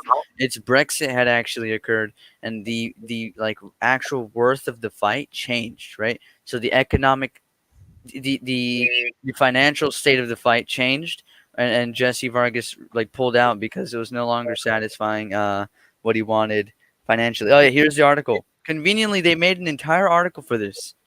Yeah. And listen, that's just for all the people who weren't there, right? So, I don't want to be disrespectful to people who just want to actually understand what's happening. But if you go back to that, I believe that Kell Brook would have won that Jesse Vargas fight, and he would have been the unified welterweight champion, something that he never became. Yeah, no. I'm saying you're correct. I'm just saying to. No, I got what you're saying, IBT. You're giving more context as to why that fight fell through. I was just saying that it fell through. I didn't say why it fell through or anything like that, and I appreciate that aspect of it. But I'm just saying when it comes down to the custodianship of Eddie Hearn over Kell Brook, I believe that the Jesse Vargas fight was a better fight for him than the Triple G fight. But I thought, all respect, I just thought it was about Eddie Hearns. You know what I'm saying? I thought this was about Eddie Hearns and Kell Brook. That's what I'm saying. Eddie Hearn, he was already signed to fight Jesse Vargas. It was Eddie Hearn that came with that Triple G deal. It wasn't Kell Brook saying, "Hey, I'm going to fight Triple G." Well, Eddie Hearns was on record. Eddie Hearns was on record as absolutely Agreeing with the opposite of what you just said. Like he wasn't with Kell Brook stepping up to that fight. Yeah. Hold on. But he's Can still I given ask the a option. question about like this? Is just a quick question. What's with Americans saying Eddie Hearns? Like last time I checked, there was no S at the end of Hearn. I'll tell you why. Because Eddie and his father are crooks. So you don't say crook, you say crooks, right? So it's Eddie Hearn because he's part of the Hearn crook family. It's Hearns. I'll give it to you there, Smoke. You could call him Eddie Hearns now, but I've just always been wondering, man. I'm like, man, where the fuck is this S coming from? Troy, like you got a Eddie Hearn is just a face of a decrepit and whatever. You know what it is. Yeah, Troy, you got a cricket in your mic. That's the only reason I put you on. Nah, that's actually my smoke detector, man. They coming to check it pretty soon. Yeah, well, we don't want to hear that doggone ruckus. Listen. Hey, all right. man, Eddie we get Hearn, the smokers around. The smoke detectors go off.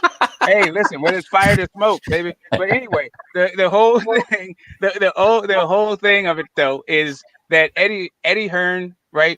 If you're saying that Eddie Hearn just couldn't save Kell Brook from this fight, like Eddie Hearn could have saved Brook from this fight simply by saying you're already contracted to fight somebody else.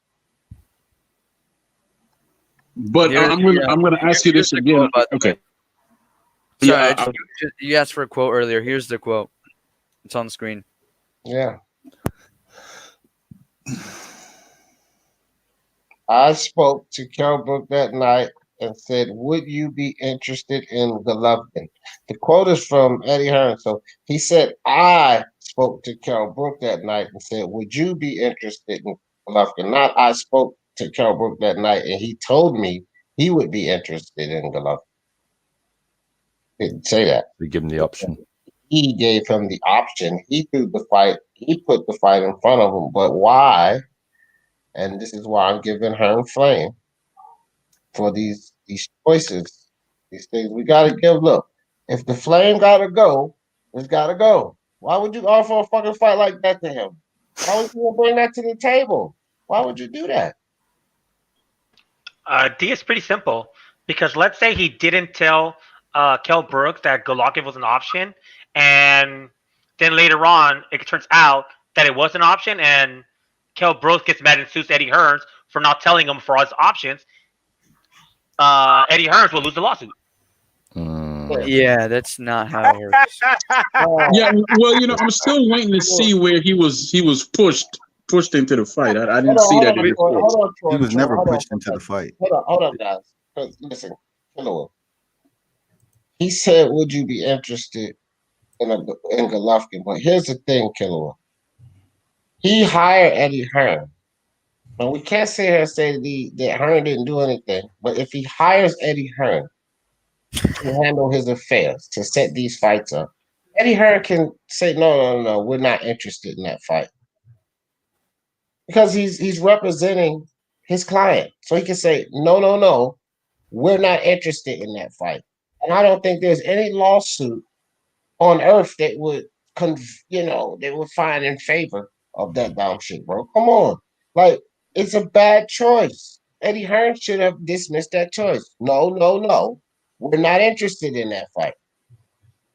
But he didn't. He bought that choice to Kell Brook. He set him up. It's a setup. Which is what? It's an argument. Here, Kalua. He shouldn't have entertained that fight. As the guy that goes and finds the fight, this is a fight he should not have even entertained. Well, now we're talking about two separate issues. One issue is, by his job. I'm talking about Hearn. I know. I'm addressing it. I'm addressing both issues. One issue is he's supposed to tell Kell Brooks about the fight. That's part of his. That's part of why he got signed is to tell him the available fights. Second issue is he should have told Kell Brooks that he didn't feel it was a right fight for him and not take the fight. But the fact is he's supposed to tell him about the fight being an option, but just direct him to not take the fight. No, that's two separate issues. No, Kalua, no. What his job is to go out and find fights. Fucking Kell Brook. Just that simple. Hold on for a second. Hold on, chill. It's just that simple. He goes out and he finds fights. Good matchmaking fights. They got matchmakers and shit. He goes and finds good fights for his fighters. All of that stuff you put in there, no. Hearn finds the fights, Brook fights them. He didn't have to entertain that fight, fam. It's no two ways around that. Well, the truth is, as a promoter, you bring stuff to your fighters, and you could say, okay, he's a middleweight. You're 147 pound. If you knock this guy off, you'll raise your status. You could say, hey, you could take this $120 million, or you could fight this guy for pennies, and you make your own decisions, But the fighter ultimately has the final decisions, whether to be a penny taker or to take a risk and be great. Most fighters want to be great. They don't walk away from greatness. Right. Most of them, at least, right. But not all of them.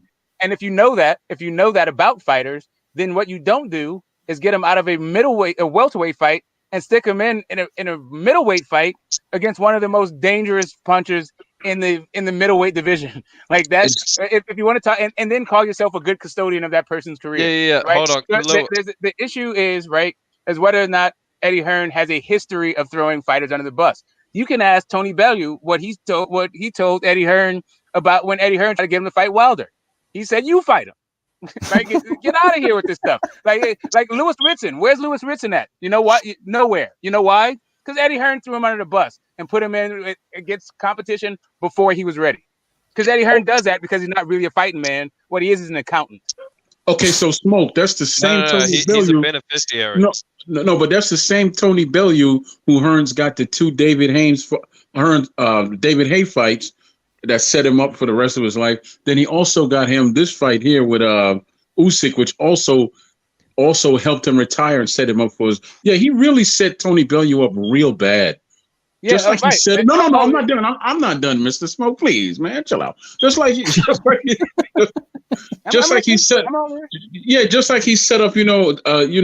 Chisora, who has 9 losses. Wow, he's really setting him up for failure. His last fight was $4 million against. Against Usyk. And then there's White, of course. And then there's White, of course, who you've mentioned. Listen, Smoke, there's also White, of course, who you've mentioned. Never had a title fight, but he's a multi-millionaire, and he promotes his own fights. Amazingly, every time White fights, his fighters fight on his undercard. Yeah, but go ahead. He's just really set up. There's two things. Let me jump in, right? First off, I already gave him his props for Dillian White, and you can keep giving him his props for Dillian White. I'm not mad at that, right? I think that I appreciate the fact that Dillian White has had all of these headline pay-per-views without having a title shot. I'm not mad at that at all. In any way, shape, or form, you want to keep bigging up Eddie for it, knock yourself out, I'll help you do it. The reason why Tony Bellew was alive to take the Usyk fight was because Tony Bellew had the good sense to tell Eddie Hearn to fuck off when he suggested that Tony Bellew fight Deontay Wilder. Yeah. But hold on, Mark. Go ahead, Aldo. Go ahead. Yeah, I was gonna say, does anyone remember when Eddie Hearn was trying to push Tony Bellew's head off the canvas after Usyk had knocked him out? This dude really wanted him to get up there just to get knocked out again. And that's the thing about Eddie Hearn, man, because Kalua made a ridiculous point where he said it's Eddie Hearn's job to inform him of all the possible fights. I mean, listen, Beterviev is a possible fight. Should he have, said, hey, look, Artur Beterbiev needs an opponent to fight. You want to go up there and fight him? Nah, man. Sometimes it's just too far, man. And that's what it was with Golovkin. It was a stupid move that endangered his fighter's health and safety. And it was one where, financially, I'm not even sure it made all that much sense because even though he made a lot of money in that fight, it's about longevity, Mm-hmm. Who's to say he couldn't have just earned bit by bit by bit and it would accumulate, to more? Yeah. All right, moron. Let me know how is it ridiculous to expect a promoter to tell a boxer all of his options? How is that ridiculous, moron? Kalua. Here's the thing. I said your idea was ridiculous. Hold on for a second. Kalua, I told you, man. Stop going at people like that. Because L-Dog said what he said. He just said the ridiculous statement you made. He didn't start going at you, man. Let's keep it civil, fam. If you start off by telling somebody that their whole basis is ridiculous, When it's actually not, that's going directly at him. That is going directly at him. Hey, D, let me just say something real quick. D. Chill. Oh, no. But Kalua, then say no. What you're saying is absolutely ridiculous. That's fine, bro. But don't start with all this, you moron, you motherfucking all this, because come on, man, that shit get out of hand. Let me be the only one calling somebody an idiot up here. Let me be the only D, that's what I want to say. I said your argument was ridiculous, but you flat out called me a moron. Right. So I would just like you to insulted point out. me. I was. If you don't want to get insulted, don't insult others. It's that simple. Okay, so I would like to point out that bro, we can throw down. Just let me know when and where. I would just like to point out. Oh, so you want to throw it out with cancer, with things for cancer? You're so great. You are. Chill. Hey man, I'm gonna have to kick y'all off. Hell dog, you already know better. Chill with that shit. Let's get back to the boxing talk. I don't want to hear none of that. I have a very simple observation that the damage that Kell Brook sustained in that Triple G fight, right, or the idea that he was going to sustain career-altering damage in that fight, anybody could have predicted that. Like Stevie Wonder could have seen that coming. Yep.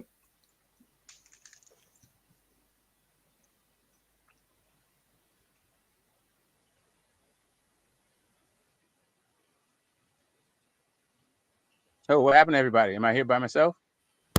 No, I'm still here. Okay. Yeah. Yes, you are. You're here completely by yourself because it's now the smoke. It's now the smoke show. Or you just call it the smoke stack. It's 24. That's 24/7, baby. It's always the obviously. Show. Do you have some oxygen next to you? You just suck on during the few seconds that you're quiet, so you can just keep talking and talking. Nah, I'm not like the other people. Are you that friggin' rabbit in the commercials with the Energizer? Go ahead, man. Hold on for a second, Troy.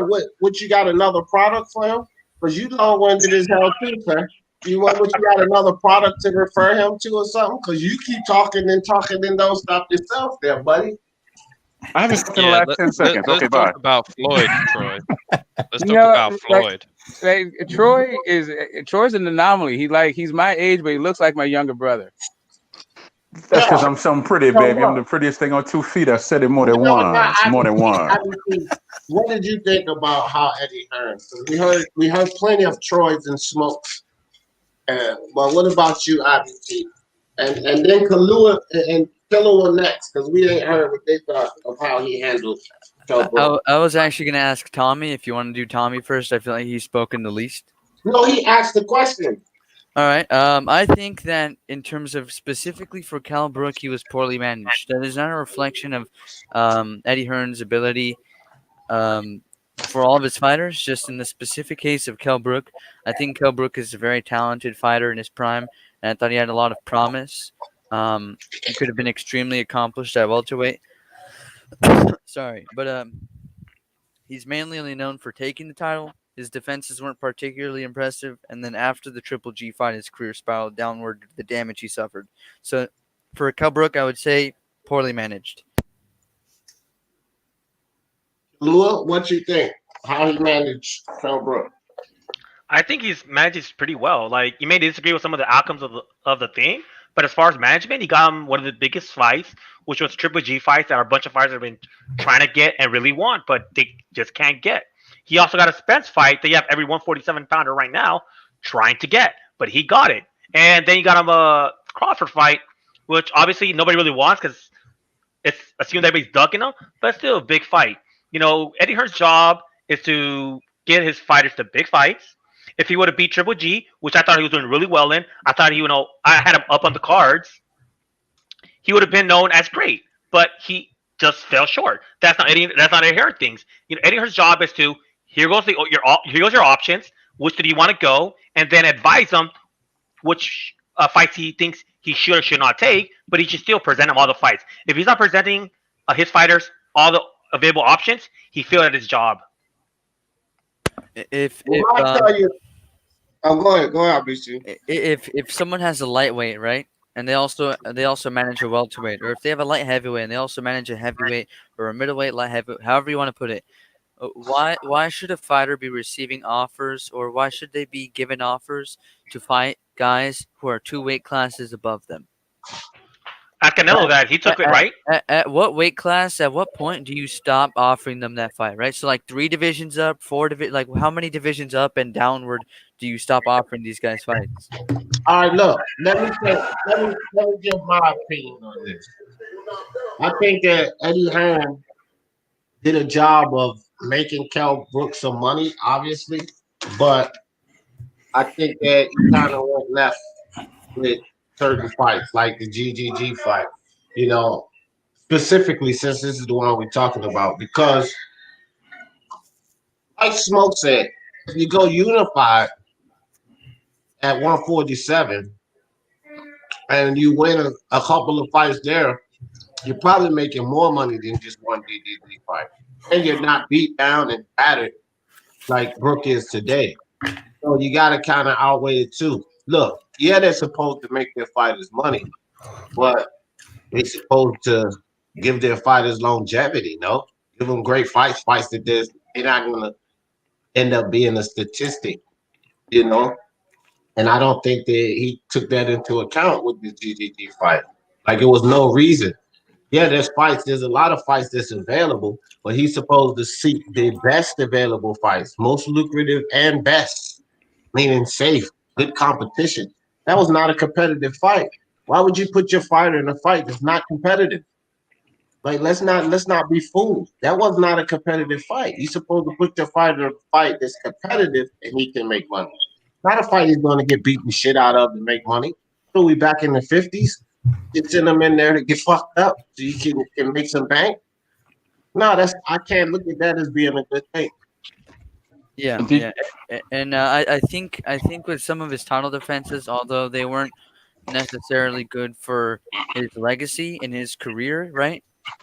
Low risk, high reward in terms of being paid well. But imagine if he had fought Jesse Vargas, right? He fought Jesse Vargas, unifies the welterweight world title, and then he fights Errol Spence Jr. He likely has a pretty good shot of beating Errol Spence Jr. If it goes to points. He's a good boxer, and the fight was in his home country, right? Regardless of if you would have favored Spence, he's far more favored in that timeline. And then now he's making way more money, whereas with Triple G, it's kind of a one-off, high risk, high reward thing when he could have just had low risk, high reward still. It just seemed needlessly dangerous. Okay, let me say this, Smoke. You said it's the manager's job to make sure the fighter has a long career. Nobody has control over how long that career is going to be. You could go in the ring and get hit with something and your life ends. You could go in the ring and get paralyzed and your career is over. So nobody has any control over the length of your career. The decisions are made between the manager and the boxer. He just didn't succeed, because you could say the same thing about Brook that you say about a lot of guys that moved up, whether their names be Sugar Ray or Hearns or whoever the case may be. Why did they move up? He took the risk. He moved up. The same thing with Roy Jones. Why he move up to heavyweight? Why he take a heavyweight fight? Because they were the type of fighter that could do it, and Brook was not. And don't even sit here and talk about some, come on with that, Troy. If I can just jump in, I believe it was Tommy who said the longevity thing, not me anyway. But besides the longevity part, you brought up Roy Jones, which I think is a pretty good pull. But the only issue is John Ruiz was not the man at that division, right? He was the weakest guy. When they were talking about Lennox Lewis or Mike Tyson, Roy Jones fighting that, Roy Jones's dad, they had a falling out. They actually healed their relationship off his dad coming out and saying, "Don't take that fight, son." Triple G was not the third tier middleweight champion. He was the premier knockout artist of that division. And yes, there's risk in a fight. So what you try to do is mitigate that risk for your opponent as best as you can. You do not increase that risk and decrease the likelihood that this guy is not going to be severely injured and have his career derailed at the peak of his powers. Okay, Smoke. The facts are that Brook was never forced into a fight. He's a man. He made a business decision for himself. You talking like somebody let him and forced him. Troy, okay? can I ask you something? Troy, stop it, because Eddie Hearn should not have brought that fight to the table. This is Why where we not? at. Don't give us no Brook and all of this. He's the one who go finds the fight. He said he Why called shouldn't he have Brook brought up. it to the table? Why? He called Brook up and said, would you be interested in a GGG fight? It's his responsibility not to call Brook up and not to even entertain that fight, because it's a fight that's too dangerous. So don't bring no shit up to me about Roy Jones and Shane Mosley and these guys. Those fights were not too dangerous for Sugar Ray and Shane and those guys. It wasn't too dangerous. This fight was too dangerous for Brook. And plus Brook was a substitute fighter. It wasn't. Okay, let me explain something to you. Ray was coming out of retirement. He had to detach Ritner and all that. Hagler had just smashed John the Beast Mugabe. Nobody gave him a chance to beat Hagler. So I don't know where you say that that's not too dangerous. Okay, Tommy never fought at 160 before, but let me finish, brother. Let me finish. The same thing with Roy Jones. You don't know how I'm gonna say it. This is easy, Troy. It's easy because they won. And Brook got the shit beat out of him, and it changed his career. He didn't get the shit beat out of him. He didn't. He just know. Lost. Hey, no, that's the sport, though, baby. I mean, if that's the sport, and that's the problem with the sport today, because nobody dares to be great. We sit here and we have these debates, and we like to call people great because they fighting. There was a guy named Mikey Garcia who just fought a guy named Spence, and that was Spence's biggest fight. Troy, stop it, stop it, man. Troy, facts are facts, right? No. You say he just lost, and that's where you going left with it. He didn't just lose. This is a fight that diminished him, fam, and it was an unnecessary fight. His career did not need to be diminished at that point. The facts are, Troy, whether you sit here and try to bounce around this bullshit or not, you need to stop it. That's why I'm saying stop it. Because you're trying to bounce around the fact that this was a fight, particularly, that diminished this dude's career. And everybody knows it. So stop it. Nobody knew that coming into the fight that was going to happen. He was a man, and he made a decision. We couldn't tell how the fight was going to end up. Hearn should not brought it to him, Troy. He shouldn't have decided to take the fight. All right, Troy, stop. The final decision was his. Troy, can I ask him a question? I've been wanting to ask him for a little bit. And he keeps bringing up this. You keep saying that nobody forced him to take fight. Is that correct, Troy? Yes, sir. Okay, thank you. With that being said, did the prompt of the question, did that have anything to do with us saying whether Eddie Hearn is a malicious, evil man who forced him to take the fight? Or was it that did Eddie Hearn manage him poorly? If Eddie Hearn had managed him well, I think in the true best interest of Kell Brook and not that card, which I think he had the interest of Triple G in mind, not Kell Brook, right? And that's my opinion. Now, what I'm saying is, if he truly had the best interest of Kell Brook in mind, wouldn't he have not offered him to move up 2 weight classes to fight the most dangerous, prominent, long-reigning, unified champion of the division? It seems like an overly unnecessary and dangerous fight for him to take at that point in his career, especially considering that the question was about the management, not anything about Hearn being malicious or evil or forcing him to do it. That wasn't the prompt at all. Hey, Troy, can I get this real quick? Okay. So what I heard was Brook was forced into this fight by Mr. Smoke. That was his words. He said that he was pushed, not forced, pushed into this fight as if he had no say-so in it. Hearn just came in and said, "You're gonna take this fight, sign here, and that's it." That's what push mean into a fight. Right, and by push into a fight, I mean there was already he already had something else going. The reason why that fight happened was because the Chris Eubank fight fell through and Eddie Hearn was in a bind.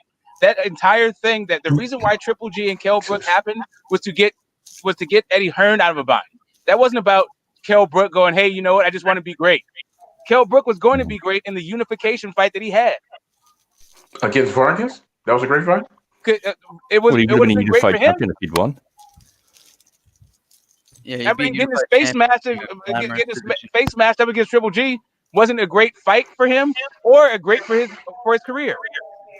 The point I'm making is we're speaking about this after the fact. We didn't know what the outcome was going to be before the fact, and Kell Brook was not forced to do anything. You could say that they brought it to him, and he made the final decision. He lost. Okay, stop beating him over the head with the fact that he lost.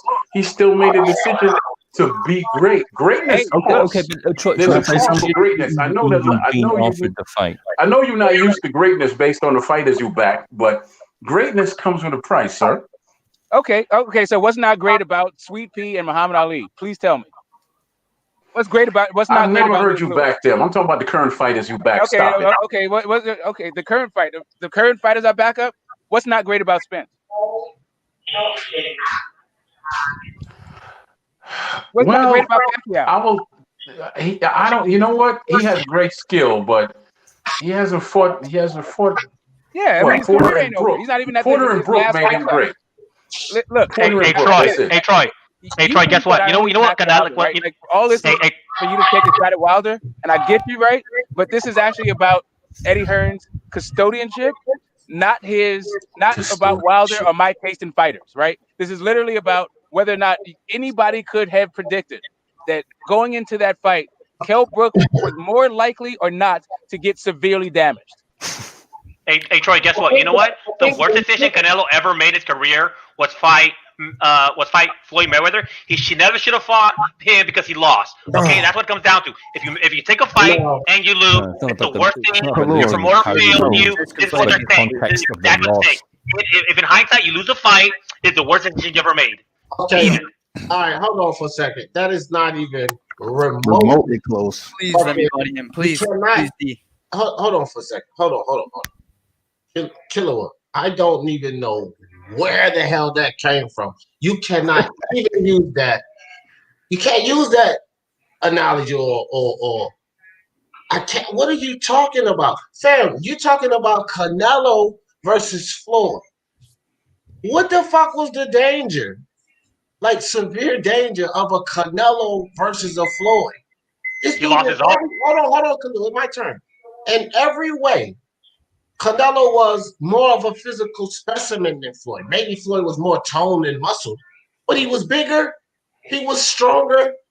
He was a young lad. Triple G should not have been in there with a killer like Gennady Golovkin. It was dangerous because Triple G was a 147-pound fighter. He never even acclimated to 154.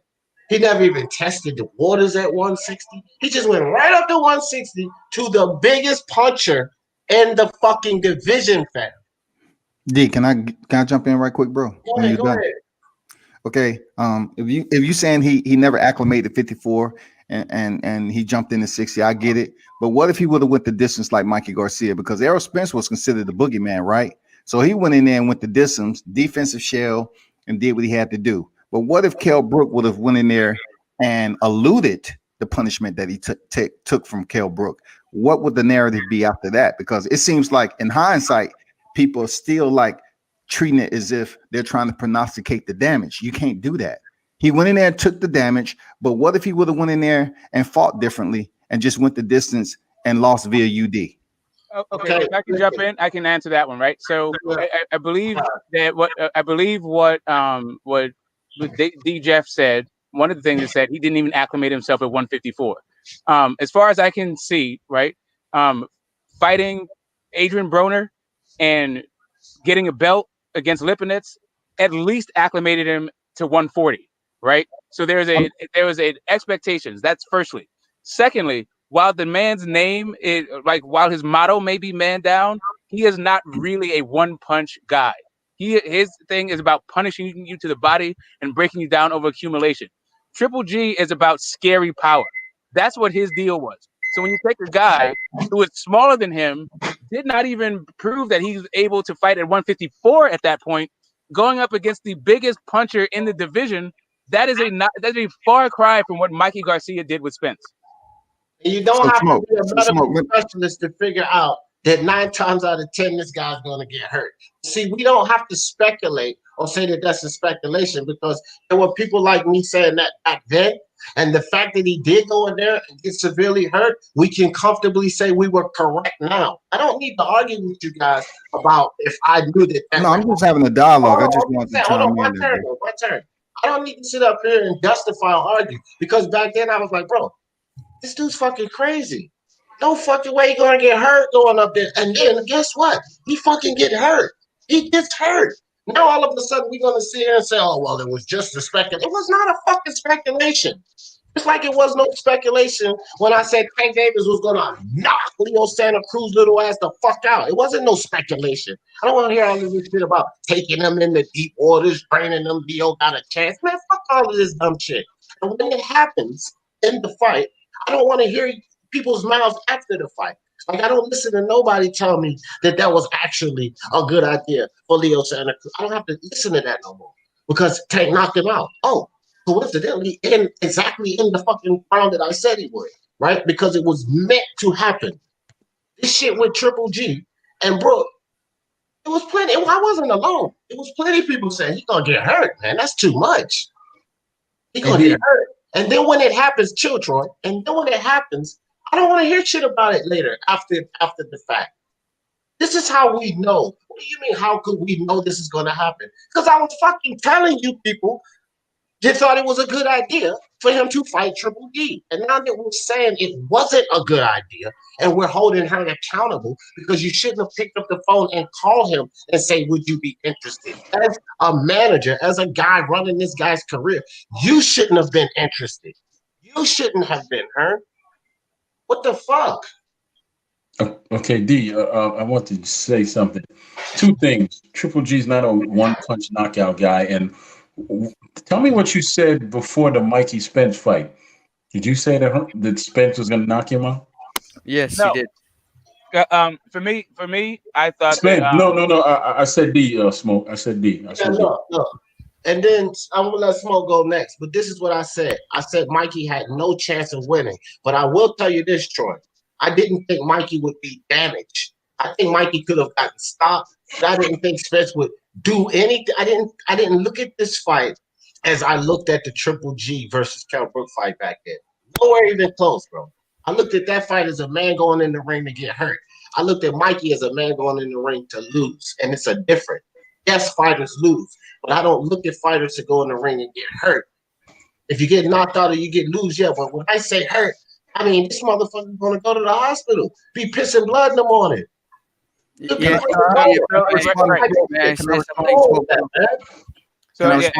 Smoke. Hey, how many fights does it take to acclimate the division? How many fights? It depends on the fighter, right? There's not a single number, but I'll say that you're probably acclimated to the division if you have one fight against a former champion who's a multi-division champion, and then you fight a champion who is like who's a slugger, right? You take his shot and you put him on his ass, then chances are you can take the punches at that weight, and also your power is translated up.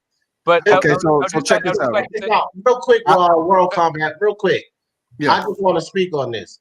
A fighter can acclimate within one fight because acclimating to a division is really testing yourself to see if you can take what's given, to see if what you have translate, to see if you can move those skills to the next level. And if you find that you can do that against a valid opponent in one fight, then at least you know this is what acclimating is about.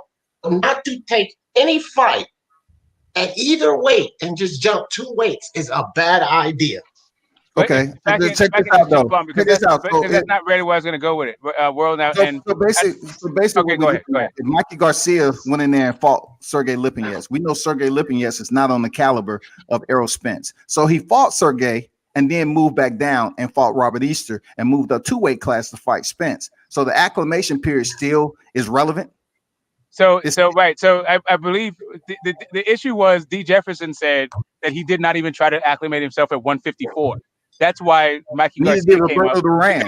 But that's the issue, that Mikey Garcia acclimated himself at least at 140, right? So he actually at least said, I'm not going to jump up 2 weight classes. I'm going to acclimate myself into 1.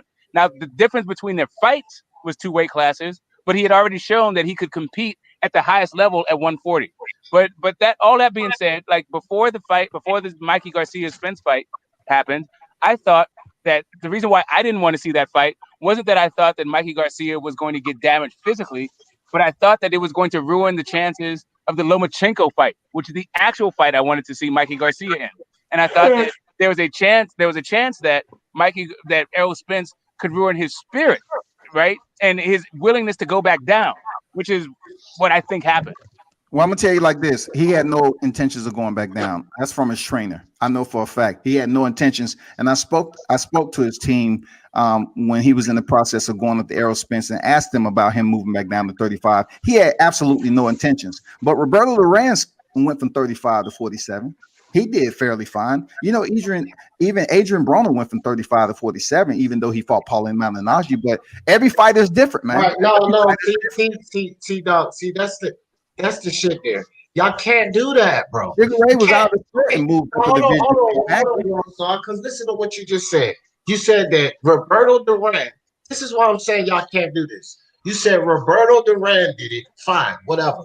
Then you said Broner even did it, but he went up and fought Malignaggi. I made a point of that. Correct. Hold on, fam. Hold on. He's not even a dangerous puncher. You're talking about a guy going up to fight a guy who's not a dangerous puncher at all to a guy going up to fight the most dangerous puncher. Y'all can't use those analogies.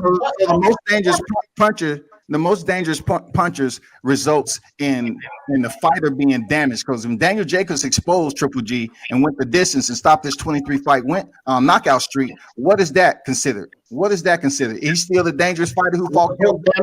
You know, he's still Kell Brook fought the wrong fight. Period. He fought the wrong fight against Triple G. Was Brook damaged? Was he damaged after that fight? He was damaged enough to go take another fight immediately. He was damaged enough to go have to have he fought the wrong surgery, fam. Come on, stop it. See, you just kind of said it yourself, right? A damaging puncher is what he did to Brook.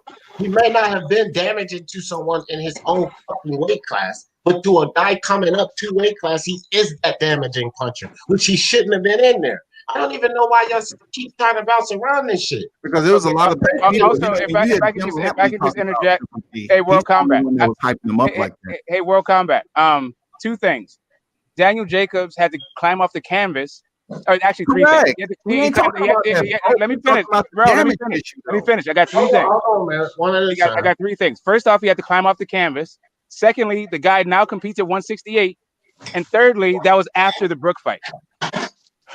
Okay, you might have step in here now. Jump off here. I'm gonna step in there now. I'm gonna put these 2 questions out in the air. Okay, he didn't take no punishment. What does that mean? Go ahead, World Combat. I was just trying to make a point, right? You know, it seems like after the fact, we're trying to act like we're still before it happened. You know, you can't look in hindsight and say, well, he shouldn't have took the fight. It's easy for us humanistically to make that claim, that declaration that he shouldn't have stepped in there with Triple G after the fact, but he fought the wrong damn fight. What happened when he fought Canelo twice? What happened when he fought Daniel Jacobs getting off the canvas? Come on, Daniel Jacobs, that wasn't the first time he was on the canvas. You know what I'm saying? Smoke. Come on, bro. Let Troy jump in there. I haven't even said too much the whole time. That's why I was trying to get my point out. That's all for the current. Yeah. Go ahead, Troy. But Troy made a good point, though. Go ahead, Troy. What the fuck are you doing? Take yourself off mute. Yeah. I'm sorry. I got 2 questions to put in the end, and I'm gonna jump off. Was it wrong for Mikey Garcia to jump up from 135 to 147? That's 2 weight classes, and fight Spence. And is it wrong for Spence to want to jump from 147 to fight Canelo, who fights at 168? And he's a puncher as well. Yes and yes. Yes and yes on both. And I've already said that. Like, see, these are the stupid questions. That's just not really you, and that's not going at you. That's a stupid question to me because we always keep the same energy over here. So if it was dumb for him to do, then it's dumb for them to do. I never thought it was a good idea. Spence is my guy, and I said that Canelo beat his ass. That's stupid. So what the fuck are we? What does that question prove? What, somebody's trying to be double standard or something, or what? Yes. Right. That's a ridiculous question then. Because it's ridiculous. Yeah, but hold on. Muhammad Ali, he started off at light heavy. But the same metrics did he not moved up? Right. So I just want to say before you do this, D, before you address Ali, let me just go back to thing. It'll be real fast. Smoke. 1 second. For the love of Pete, bro. It's like I'm not even talking. Tommy Tilker, World Combat, and everybody else. Can we please stop bringing in the all-time greats? Brook is not even fucking close to that. Like, this is why I was saying with World Combat, the fucking Duran, you talking Ali. Can we stop? Brook is not that caliber fighter, so we don't even need to talk those caliber names. It's not even comparable. Well, can I say one thing about Brook? Do you know that Brook, of all the opponents he's had up until he fought for a title, they had more rounds lost than won? Okay, yeah, right. And I was just gonna say that the whole idea about the bringing up Triple G with Canelo and Jacobs, that was after the Brook fight. By the Triple G Brook fight, that was when Triple G was knocking everybody out. Everybody. Okay, well, I got this to say that I'm gonna go. At the time that they fought, it was basically billed as Triple G's toughest fight. Brook was billed as Triple G's toughest fight, and he was a welterweight. If he was such a washerweight fighter, why was he billed as the toughest fight for a middleweight? Can somebody break that math down for me, please? Not Smoke. Somebody not. Yeah, no, I got it. Hold on for a minute. Let me break that down, Troy. The last time you said you was gonna ask that question and just go, you should have just went. Okay, because that's just called promoting the fight, dude. Stop that nonsense. I don't know why you keep coming with that nonsense. Of course they're gonna promote. It's a fact, though, right? Right, D. Jefferson? Hold on for a second. If you want to ask a question, you have to listen to the answer. Was Leo Santa Cruz really going to do anything to Tank? No, the fuck he wasn't. So it doesn't matter what the promotional says. It's not a valid point that the promotional says this or that. So like I said, Troy, you said you were going to ask that last question and leave. You should have just asked that last question and left, because that was a bullshit question. No, because no, D, I'm going to tell you why it's not a bullshit question. It was fact, though. It's a factual thing. It wasn't just built like that. This actually was the most skilled guy that Triple G had faced at the time. Yes or no? No. I thought it was dangerous. Okay, so who was more skilled than Brook that he fought? And plus, who was higher ranked than Brook? I didn't hear the answer to my question. Is that an open question, or is? Yes, sir. Everything is open. I'd say David Lemieux is more dangerous than Kell Brook was in that fight. David Lemieux wasn't ranked higher than Brook when he stepped in there with Kit. Oh no, but we're changing the metrics. We're going from dangerous to skilled to ranked. Which one are we using? He didn't fight David Lemieux before he fought Brook. Do you want to answer Tommy's question? Are we talking about who was more dangerous, who was higher ranked? Okay, first of all, the ranked one, right? Everyone, all of Triple G's opponents are literally higher ranked than. No, sir. I'm sorry. Maybe you didn't hear what I said. I said who was more skillful than Brook? What fighter was more skillful than Brook that Triple G had fought before he fought Brook? That was my question. I hope I made myself clear. You know what? If Loma fights Wilder, Loma will be the most skilled guy that Wilder fought. Thank you. I'm sorry, Mr. Hard. I'm talking about Brook and Triple G. Okay, who was the most skillful fighter before he faced Brook? Who was it? It wasn't David Lemieux. He had 2 losses already. Willie Monroe. Willie Monroe wasn't even ranked ahead of higher than Kell Brook before. Kell Brook was not ranked as a middleweight. Yeah, so he wasn't unranked totally. Yeah, you wouldn't use that. Okay. So let me answer all of these questions, right? No, just answer mine. Yeah, I'm saying. Yours laid out 3 questions. Willie Monroe had 1 loss already.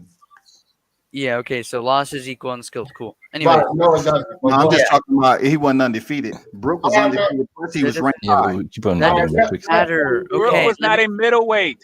Thank you. Yes. the ranked talk, throw it, grab it, Yeah. and then slam dunk it into a fiery trash can because Kell Brook is It's irrelevant. unranked at middleweight. He's never competed at middleweight in his career since, before or after. That was a one-off fight at middleweight, and it ruined him, right? So this ranked thing, literally all of Triple G's opponents were higher ranked at middleweight than Kell Brook. Kell Brook was never ranked at middleweight. You'll never find him ranked at middleweight. Maybe right before the fight, he was ranked in the sanctioning body so that they could actually have that fight happen. No. You said he wasn't. Now you're saying maybe he was ranked in the sanctioned body, and that's what I'm talking about. Come on, you know how to sanction body. I'm sorry, sir. Yeah, but he What I was ranked said with was, who was he the was more ranked in the skillful? middleweight without having a fight. He was ranked at middleweight for that fight at a sanctioning body, maybe. That's where we're going at. Cool. Yeah, hold on right quick. Are y'all like fucking robots, bro?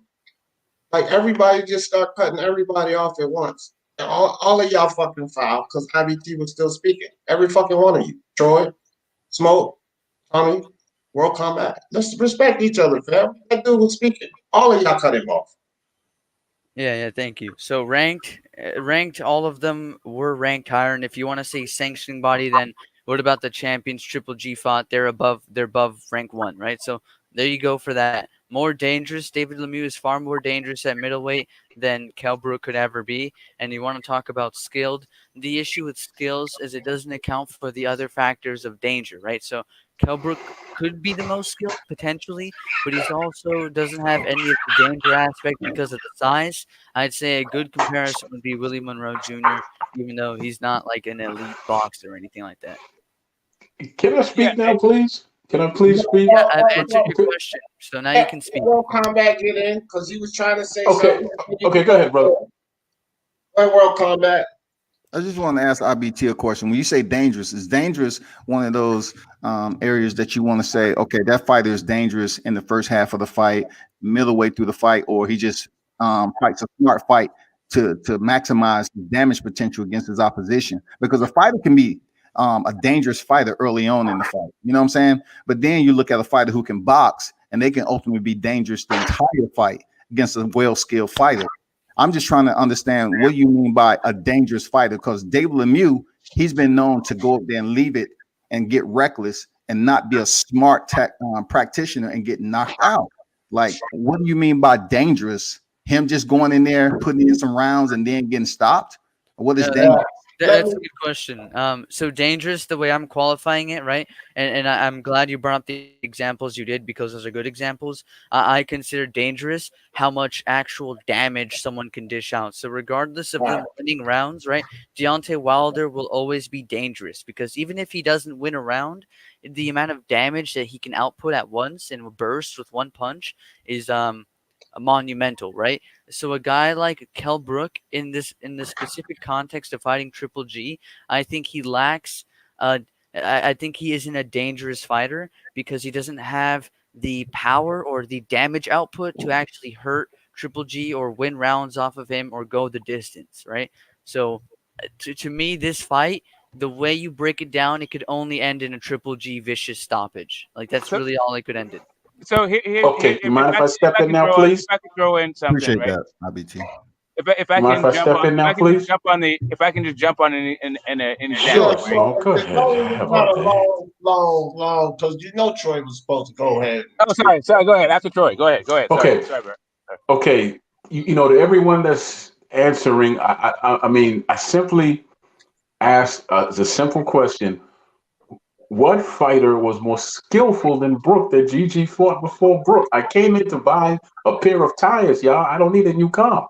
I don't care about rankings. I don't care about danger. I don't care about the color of his shorts. I don't care about nothing else. What fighter had more skill than Brook that Triple G fought before he fought Brook? He did not fight David Lemieux before he fought Brook, and David Lemieux is a puncher, not a fighter, not a boxer. So please stop bringing him up. Troy. As far as skills go, I mentioned Willie Monroe, right? He's a very skilled fighter. But I would just give an example. If Boo Boo Andrade went up and fought Beterviev, right? That would be a very dangerous fight for Boo Boo Andrade. Even though Boo Boo is more skilled than every single person that Beterviev ever faced. The issue is the guy hits like a ton of bricks and he hasn't even fought at 168 yet. He's about to have his first fight there to see if he can even take what 168 has to offer. And if my uncle was my auntie, he would be sitting down. That doesn't answer my question, good sir. Okay, I already answered your question. I said Willie Monroe. Are you keep missing it? I said Willie Monroe Willie already. Monroe hasn't won anything. He never really. He's a you good said skills. fighter, You didn't but say he isn't you more didn't say skilled. accolade. You said skill. Okay, Yeah, Troy. skill. If he had more skill than Brook, he would have. If he had more skill than Brook, then he would have accomplished something as equal to Brook or more than Brook. Correct? There. All right, look. You know what?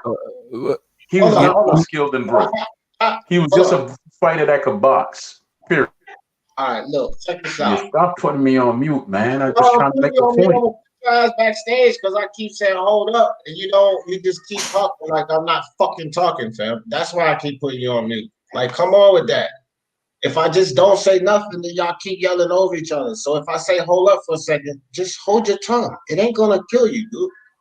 Because I could just easily put you backstage and then no one can hear you. But I'm trying to show you more respect than that. By just saying hold up.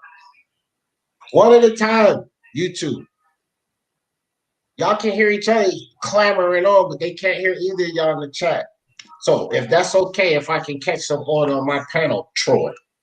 Jesus. Troy would do. You don't have to call me Jesus. Troy will do. Thank you. Yeah.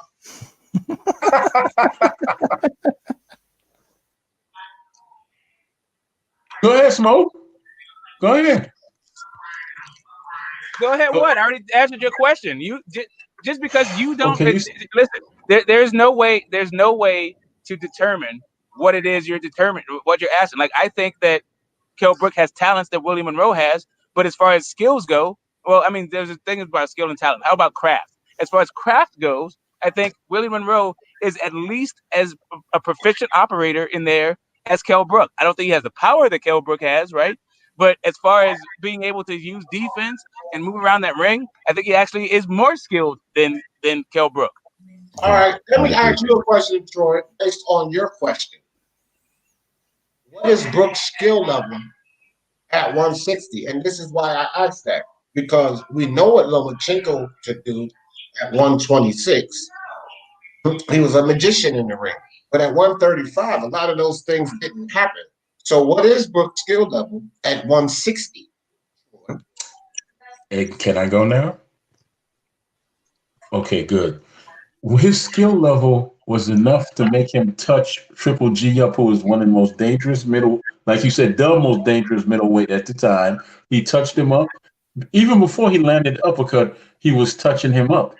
But because of, like you said, the size and everything, it wasn't really doing too much damage. But he was able to put hands on Triple G. He was able to box with him.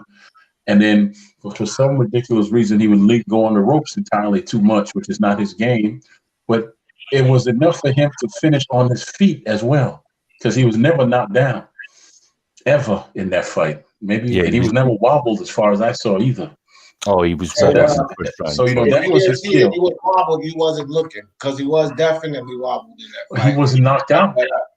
Yeah, no. So was he not skipped by the ropes in the first round? So what's the interim? What's the intermediate between having your eye socket broken, dead, right, getting knocked out? What if he never got wobbled and just wound up being actually being severely damaged past the point that he actually was damaged? How much damage does a guy have to sustain before you go, that's enough? Why don't you ask Deontay Wilder the same freaking question? Back from Dadashev or Patrick Day in the ring. He wants him to keep getting beaten to a pulp. Like, it's the 1940s and shit. But we was enamored with that when it was Israel Vasquez, Juan Manuel Marquez, Eric Morales, and all them that used to beat each other up. Even though Israel lost the eye over it, but still people used to show up and see it. Was it safe world combat? Absolutely not. Okay, well, that's why it doesn't happen now. So, of course, we were enthralled by that. I mean, I guess that's just in our fucking demented souls that we like to see people get the shit beat out of them. But, however, if it wasn't safe and they change it to where it's safer, then, I mean, shit. That's how it is now. And it wasn't safe for Brook to continue anymore. I don't like what he didn't lose the guy. How about that? Yeah, I don't like watching anybody take permanent damage or get hurt or anything like that. My point was that if the fight was so far apart and he wouldn't have been able to touch this cat, he would have been blown out of the ring and he wouldn't have been able to accomplish some of the things he did in the ring. Sure, Triple G caught him with his heavy hands and did some damage and the man lost. But you're making it sound like Triple G walked in there and it was the easiest fight of his life. No, it wasn't. No, it wasn't. It was Nobody's absolutely talking about that. Everybody's talking like it wasn't that hard of a stretch to understand before that fight was made that Kell Brook probably could have got damaged in that fight past the way that he got damaged, right? That it wasn't. It's not a surprise to anybody. Right. No, I think we can all agree on that. But the thing is, Brook was due to move up to 154 anyway, and he is a big welterweight. Yeah, but that's not 160, man. Like, we could keep saying that he's a big welterweight, but dude, look, man, look. The dude never took a thrown a punch at 160. And people could say he gave GGG a hard time. Well, let's talk about the hard time that he gave GGG. Kell Brook hit GGG with an uppercut. It kind of lifted GGG off the canvas. We were just watching this on BDA the other day. It literally lifted him off of one foot. And GGG came back down on that foot and just started coming at Kell Brook like he didn't really even hit him. My point is this. How difficult did he make him? Did he make it? Because we know that GGG has one of those chins that's like fucking a piece of stone. We know this. So how difficult did Brook really make it? Letting GGG walk through what he was throwing and punish him? That's what the fight was. Since we're sitting here talking about how difficult Brook made it, he basically allowed GG to hit him. I mean, he hit GG, and GGG allowed Kell Brook to hit him, walk through it, and punished him. Punished him so much, he injured him, which was a career-lasting injury. That's how difficult he made it for him? That the fight went like that to a stoppage? Do you think GGG wasn't sleeping fine that night? He was sleeping fine. Like, you guys are serious with this shit? Yeah, I'm serious. I know you are, but you're seriously nuts with this fucking. Listen, man. Here's the simple thing, because all of this is just stemming from saying that Hearn fucked up. That's basically all this is. We're going down this damn line just to say that Hearn fucked up with that. All right, well, I've got a question then. What about Brook's tactics in the fight? Should Brook have made it a dogfight, or should he have got on his bike? He shouldn't have got in the fight, Tommy. That's what I look like. GGG is not. Listen, GGG's pretty good at cutting the ring off. Let's not diminish what GGG can do in there. That's why he finds his opponents. He's pretty good at cutting the ring off. So what he shouldn't have done was got into the damn fight, fam. I don't see.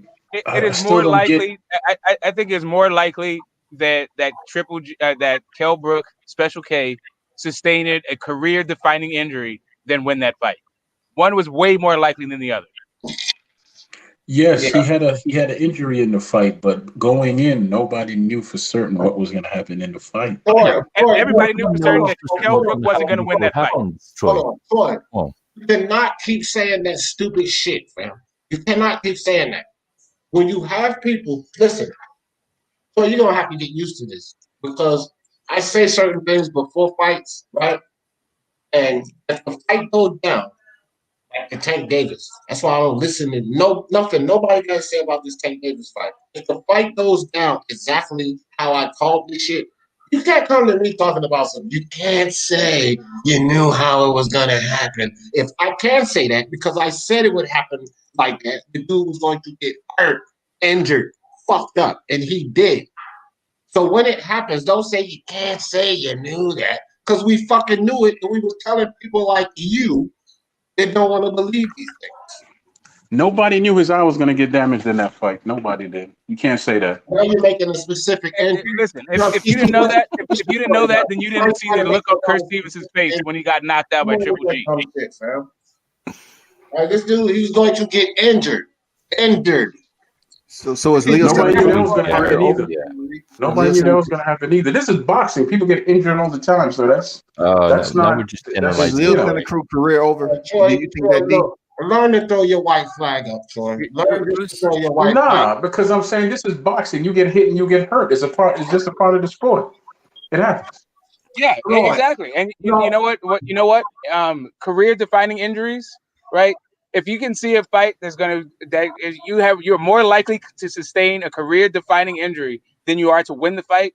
And the reason why you're doing that is because you're moving up 2 weight classes and fighting the most dangerous puncher in that weight class, who's king of the division. Then guess what? The person whose task it is to manage your career has messed up. All right, now let me say this too, bro, because I hate when people sit up here and try to, I don't know if you're not playing with my intelligence, but you could be attempting to play with someone else's.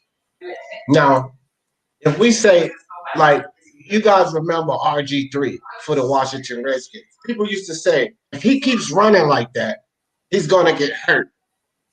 Now, we don't mean this literally as just getting hurt. All football players play hurt. We mean hurt where it fucks you up, where it fucks your career, your athletic ability. That's what we mean hurt. So don't even fucking sit and act like you don't know that that's what people mean, Troy. You're trying to be literal with the word hurt. Like, everybody gets hurt. So when we say that, I'm not up my turn because you're being silly here. And I already know this. Like, we're not going to play these games here. Because when somebody said, man, he going to that fight, he going to get hurt. They're not talking about just some regular injury shit that everybody face. They mean hurt, body bag, injured, fucked up. Okay? And this is exactly what everybody who was along with me back then was saying, that he was too big. You know, we know if he goes into a fight with Spence at 147, he can get hurt. Like, Spence going to bust his face up, bust his ribs up, he'll be sore. No. We're not talking like that. We're talking hurt, where you can't compete type hurt. And people knew that Kell Brook was going to get hurt. Hold up. No, stop it, Troy. Stop it. Because you keep trying all of these fucking silly little loopholes. So people knew that he was going to get injured like that. It didn't have to specifically be an eye. It could have been having his fucking jaw broken and had to be rewired. It could have been laying in a fucking coma because he was getting beat upside the head too hard. But they knew that he was going to get hurt. Not just an ankle injury, Troy. He can get over in 2 or 3 days. No, hurt. See? And that's exactly what we meant. So you could try to sit here and put it on an isolated injury or keep beating around this fucking bush or try to be literal with the word hurt. Come on with this dumb shit, fam. And okay, good. Now I can speak without being insulted, right? No, I'm going to clear it all up so that you don't come with all of this other shit. So when we talk about this fight prior to it, and we say that he's going to be hurt like that, and then he goes in there and he gets hurt with one of those type of injuries, whether it be his eye, his ass, his knee, or whatever, but he gets hurt with one of those type of injuries, right? And then after the fight, people say, well, you don't know that he could. Get the fuck out of here, bro. Y'all didn't want to accept that he was too big. It was too dangerous. And we're still arguing that it couldn't have been too dangerous because we don't know what could have happened. Stop this bullshit, man. I'm not going to go around the mulberry bush on this bullshit like that. I'm not going around the mulberry bush. I'm actually speaking fact. We never know beforehand what's going to happen. We never know before. No, come on, man. Let me say my say. We never know beforehand what's going to happen. I've been in the ring and I've been in gyms where I've seen 135 pounders knock out cruiserweights. Okay, I've seen 147 pounders knock out cruiserweights, and I've seen a lot of things smaller fighters have done. These things do happen. My point is, it's easy to say now after the fact, oh, he shouldn't have took it, but we didn't know what the hell was going to happen before the fact. Because if you're so clairvoyant, why aren't you playing the lottery? I mean, if you're so clairvoyant, you have all the answers before the fact. Right. You shouldn't be down here with us. You should be above us. No. Give me Friday's lottery numbers, Mr. Clairvoyant. No. Let me answer the second stupid ass question that you just asked up here, because it wasn't anything to do with me being clairvoyant. I just paid attention to what boxing was fucking showing me. You have a guy here, Kell Brook, competing at 147. You have a guy here, Triple G, competing at 160, who's the most dangerous puncher, demolishing everything coming in his fucking path.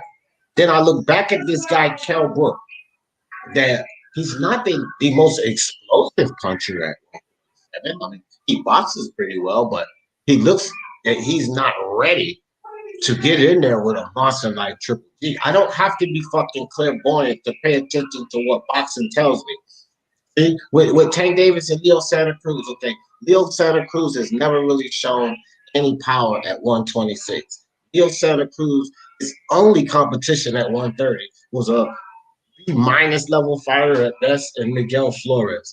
Leo Santa Cruz has nothing to deter Tank Davis. Leo Santa Cruz is going to get knocked out. See, I don't have to be clairvoyant to fucking know what boxing is showing me. Now, for people that didn't want to accept what the fuck boxing was showing them about Kell Brook and GGG, so be it.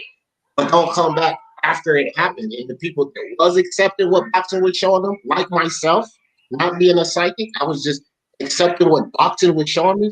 Don't come back and tell me later that we don't know. No, you didn't know because you wasn't paying attention to what the boxing was showing you.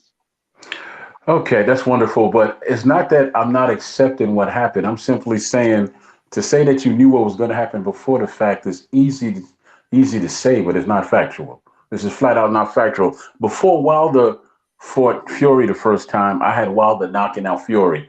Surprise, he did not. Okay, before the fight with Gamboa and this boy here, Haney, you had Haney stopping him. He didn't. Okay, so you can't really say what's going to happen or what's not going to happen before the fact. Easy to say that I said this and I said that after the fact. Yeah, that's easy. That's simply saying I told you so. But you couldn't have told me so before the fight because you didn't know the outcome before the fight. Look, I don't even know why you're doing this dumb shit carrying on. Because all of them fucking fights you just mentioned were guys in the same fucking weight class. Now you're just being silly up here. No, I'm not being silly. I'm simply repeating to you what you said, right? Listen, didn't you say Haney was going to knock out Gamboa? Troy, you're being silly by carrying this conversation on first, but you're being even sillier comparing a Brook moving up 2 weight classes and telling me about fighters in the same weight. Come on, bro. Like, it's more when a guy is moving up 2 weight classes, that's more of a reason to say he's at a severe disadvantage. 2 guys in the same weight class, you can get a fight, you can pick it wrong there, okay, whatever. But a guy moving up 2 weight classes, right off the back is telling you, wait, no. Come on, Troy, with this dumb shit you doing. Like, why are you carrying on with this? I'm not carrying on. It's not about the weight classes or nothing like that. That has nothing to do with what I'm saying, and you know that. I'm clearly saying that before the fact, you can't have known what would have happened. I'm not questioning the weight classes. I'm not questioning whatever boxing shows me, because let me explain something to you before you go on and use another and call me another adjective. All right, no, let me finish. Before you call me another adjective, dumb or whatever the hell you're gonna say.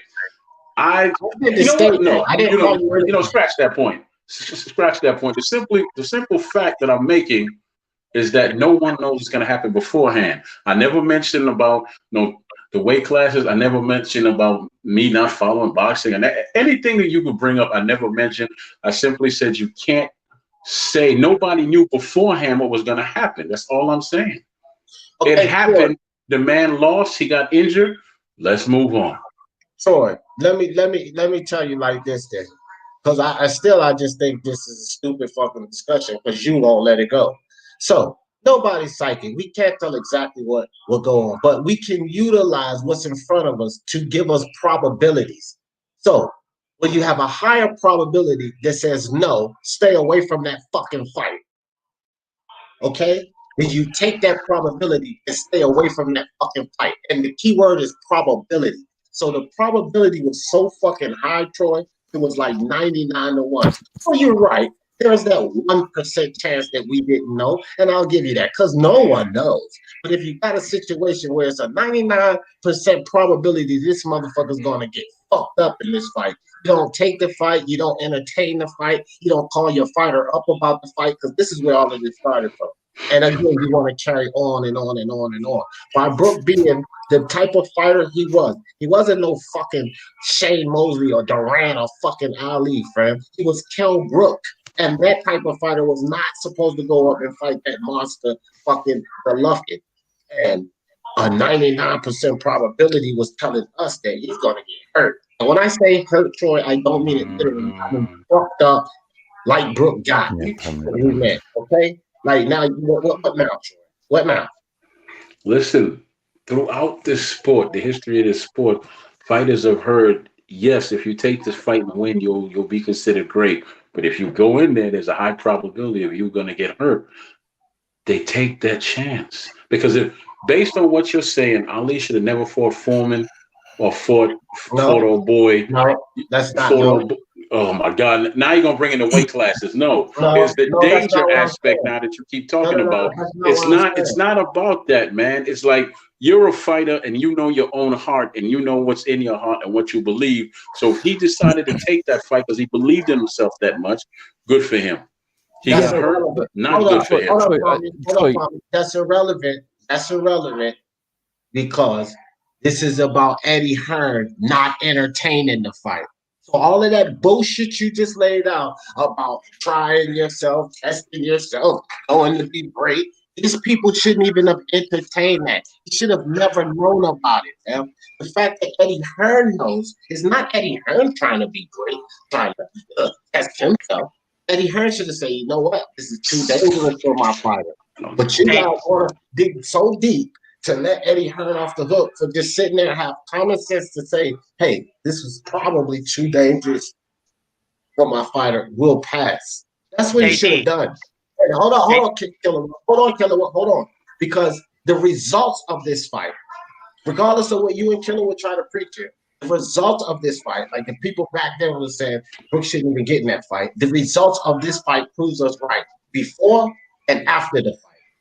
The results of the fight. And it's nothing you and Killer can do to argue about that. Because we were saying Brooks shouldn't have taken that fight before he took it back then. People, look, many people were saying this. Why don't you just go to the unification match? You couldn't even fuck with that fight. And he went up there.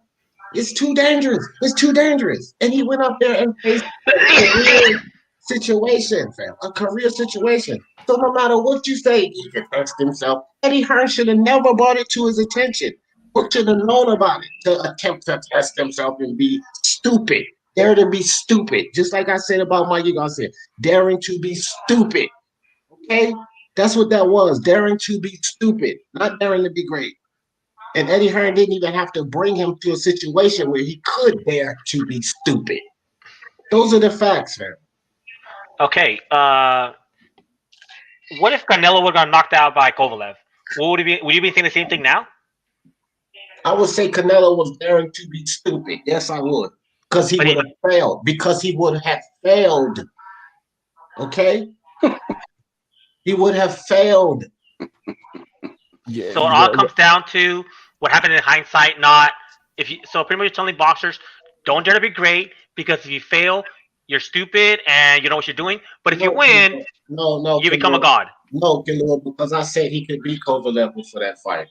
See, this is the part that you guys are not realizing and keep trying to bounce around all of this dumb shit with this dumb shit you and Troy doing. I would say Canelo could beat Kovalev, and a lot of people were saying Canelo could beat Kovalev. Who the fuck was saying Brook would win? People were saying he would get hurt. What part of the show motherfuckers not getting, fam? People in the UK were saying that Brook would win. Hold on. Because y'all bringing all of these silly fucking narratives in, but it don't make sense to me. People were saying Brook's going to get hurt. People were saying Canelo's going to win. Kovalev's over the hill. And he was not the most dangerous. Y'all guys bringing these fucking scenarios in, like my man here earlier, fucking Adrian Broner to Malinaji. He's talking about Canelo, the best in boxing, to Kovalev, the weakest in the division. And we're talking about Brook to the strongest. What the fuck is the matter with you? All of you. What's going on with this shit? Are we serious right now? Okay, D, you know what I'm hearing? When you speak about Tank, you say, well, you get upset because he's not fighting the top competition. I'm sure that him and his people sit down and they say, look, you could fight this guy and he's tough competition and you could build your status, or you could fight this guy and make some bank. And he takes the bank money. So why is it now that you're upset with the guy that takes on the tougher challenges, but you mad at Tank for not taking on tougher challenges? Why don't you break that down for him? I'm gonna break it down, and I don't know why you keep doing this stupid shit. And every time you do it, I'm gonna keep breaking you down with the stupid shit that you're doing. Break it down so it can never be broken. My turn. Because he took on the challenge Now, this one I always call everybody. You idiot. Okay? He took on the challenge when he won the fucking belt, dude. Are you fucking kidding me? At his own fucking weight class. He won the belt. That's taking on the challenge. He did it against a top ranked opponent in his own weight class. Tank ain't done that yet. You idiot. So why are you bringing that into the equation? You Smoke. idiot. I'm sorry, not Smoke. D. It's either way you slice it. It's about taking on a challenge, and you constantly complain that Tank don't take on the top challenges. They give him money fights, but not the top guys, the challenging fights. But now your thing is because you took on a challenge, weight class or Canelo, not. Spence, Let me official. finish. Weight class or not, you're dumb for taking it on when you knew that you were going to lose. You can't say on one hand you're upset with one dude for not taking challenges and then say he's dumb for taking on a challenge. It has nothing to do with weight class. A challenge is a challenge. Is a challenge. No. It does have something to do with weight classes. So stop being silly here, fam. This is what I'm saying about you sitting here being silly. You acting like it was no one in your weight class that wasn't a challenge. The shit that I'm saying about Tank is fight Kell, fight Shakur. That's someone in his fucking weight class, not guys coming up from 126. I'm not telling Tank to go up to 140. I've said Tank can't even fight at 140 because it's dimensions. So I consider that a bad idea. But because I consider it a bad idea for somebody to jump 2 fucking weight classes, you sitting up here trying to connect that to me, accusing somebody of not challenging themselves, you sound silly, damn. Fighting Burchell is no, stop it. Because fighting Burchell is nothing like Tank going to fight Burchell is challenging himself. Tank going to fight Josh Taylor is fucking stupid. And this is the same thing I'm saying about fucking Brook. Y'all fucking analogies are way the fuck off right now. And that shows just how far y'all digging and reaching to make this fucking point work. I'm not reaching. I'm talking about a fighters taking challenges. That's all this. You want to break down weight classes and so forth. It's about taking a challenge. At the end of the day, Brook took a challenge. It's stupidity. It's not a challenge. It's stupidity. It's stupidity. A challenge is challenging someone. The Errol Spence without GGD. The fucking unified match like Smoke talked about. Right? The Sean Porters, the Keith Thurmans in that fucking division, those were all challenges. Going up to fight GDD was stupidity. What's wrong with you, dude? Well, that's you know what? You could say the same thing about Tank fighting Lopez right now because he can't beat him. It's just stupidity. No, because he's right? Yeah. 45-pound champion. So there you go with another silly analogy. You still in the weight class. It's the challenge we're talking about. Nothing else. Challenge. Stop it. He is in that weight class. And this is where you keep going left. Listen, it is stupid. It is, look, when you're not even the number one guy in your own fucking weight class, why would you go up 2 weight classes to fight the number one guy? You're not even the number one guy in your own fucking weight class. That is called stupidity, fam. Stupidity. And the proof that it was stupid is what it cost him. I'm going to answer your first question. You got to hear this. The proof in how it was stupid is what it cost him. The results. That's the proof. So I don't have to prove that it was stupid because his fucking eye and his rapid decline after proves it was stupid. What part of this you challenging yourself in your own weight class is equivalent to that? This shit sounds stupid, man. I'm going to answer your first question. If the reason he took the challenge was to become the top guy, and as far as a rapid decline, I didn't see no rapid decline. He was coming off fighting with 3 wins, and then he decided to come down. That's on him. It's about the challenge, man. Just because when you step up you lose doesn't make you a fool. Let me give you a perfect example about something. Let me give you an example. Let me give you an example. Then I'm gonna go back on mute. Let me give you an example, man. Because you go on and you cut me off. Let me just. No. I don't want you to do that. I don't want an example. I really don't right now, because the shit you saying, bro, and going on and on. Which again, I don't know why you keep going on and on about this, because it just doesn't make sense. And it doesn't make sense. It's like you ignoring everything that we're talking about here. saying he did it because he wanted to try. No, he did it because it was introduced to him by Eddie Hearn. No, stop it. Because the point of this whole discussion is the fact that Eddie Hearn should have never brought it to his attention. If it wasn't brought to his attention, don't give me this song and dance about wanting to challenge yourself to be fucking stupid. Because unification in his own fucking weight class, but there's Keith Thurman. Oh, come on with this shit that you're talking about, dog. This shit is absolutely retarded. You don't want two weight classes to fight the best guy when you're not even the best guy in your own fucking weight class. It's not attempting to be great. There's nothing great in that. Unifying your fucking weight class first. Dog, stop this dumb shit. And Hearn should have never brought this to. Because if I'm smart enough, and even my uncles and the fans that was around us at that time, if we're smart enough to know, hey, man, this is a stupid, dangerous fight, man. People get really hurting there. Why they doing that? If we're smart enough to know that, why was it Hearn? And that's what we're holding him to the fire for. You guys are talking about Brooks' fucking will and desire. Get the fuck out of here with this silly shit. Why was Hearn so willing to put his fighter in that type of danger? That question has nothing to do with Brooks testing himself because Hearn shouldn't have introduced him to it. Okay, I'm gonna say this, and I'm really gonna be gone after this. There's two fighters I'm gonna bring up to you. You can look them up if you want. You probably know them. One by the name of Langsford. He fought in every weight class from lightweight to heavyweight. Another one is Henry Armstrong, the featherweight, who moved up and fought a middleweight. He just went up the weights and fought a middleweight. The example that I was going to give you, Smoke, is personal. So here it is. When I was a child, I was born with a heart issue. The doctors told my mother I was going to be dead at 12. I'm 49, right? So my mama said, don't join the military. All my doctors said, you're never going to make it in the military. I took the physical twice. I made it. I got in. I was in the military. I came home. They told me not to box. Guess what? I can stop calling you Smoke. Guess what? I boxed. I boxed and boxed and boxed, right? Until basically I couldn't box anymore. So when you say things like, you shouldn't do this, you shouldn't do that, or whatever the case may be, you're talking to the wrong guy, man.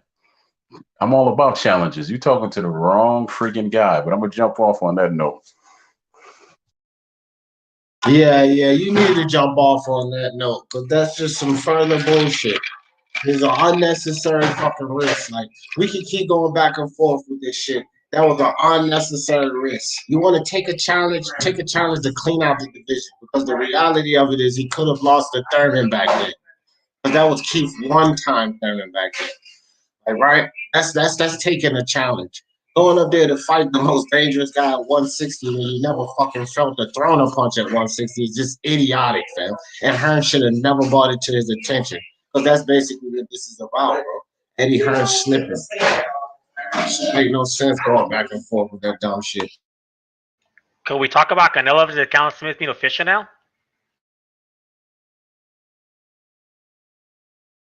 Say what about Canelo? Canelo versus Smith is now official. Can we talk about that?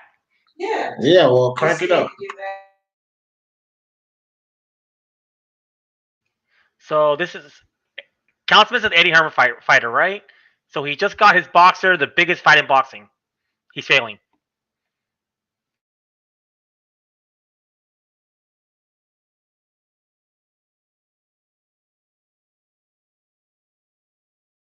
Is anybody there? Smoke? You there? What the hell?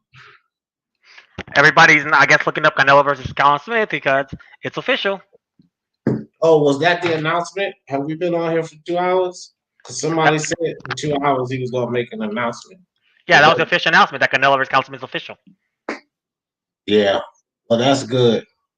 That's good because, now a lot of these Canelo haters got to eat it. Of course, they probably come up with something else.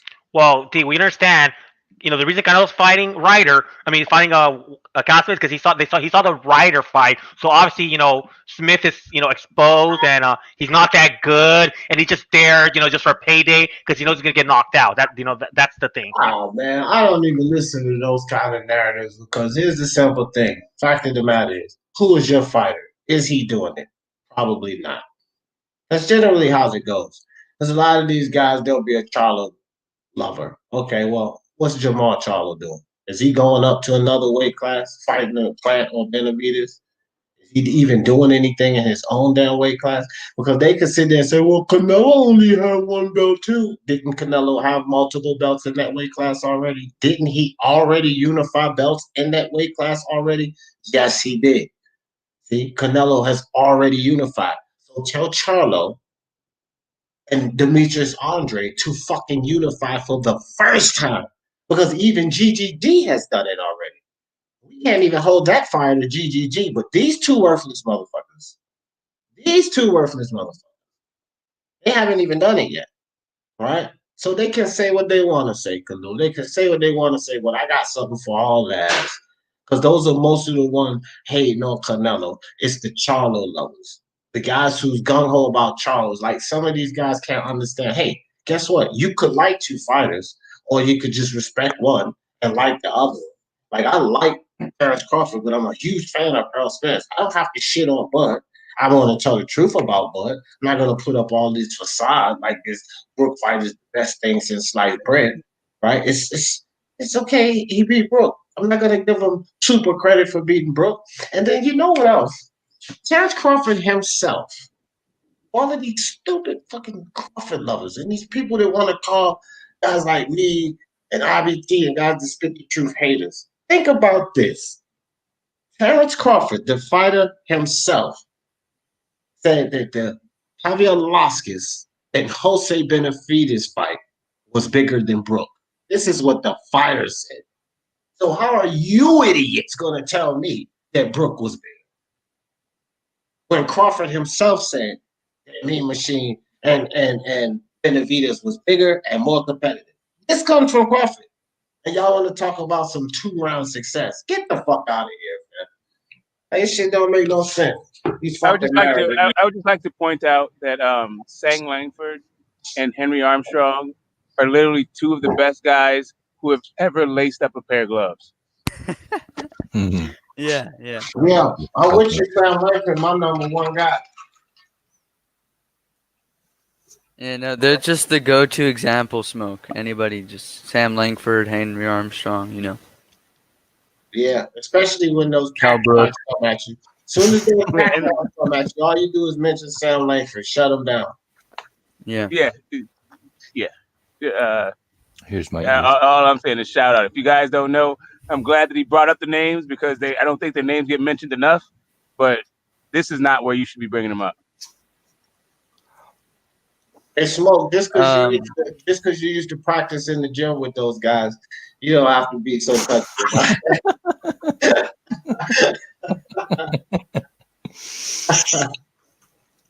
D, can you see that? Uh-huh.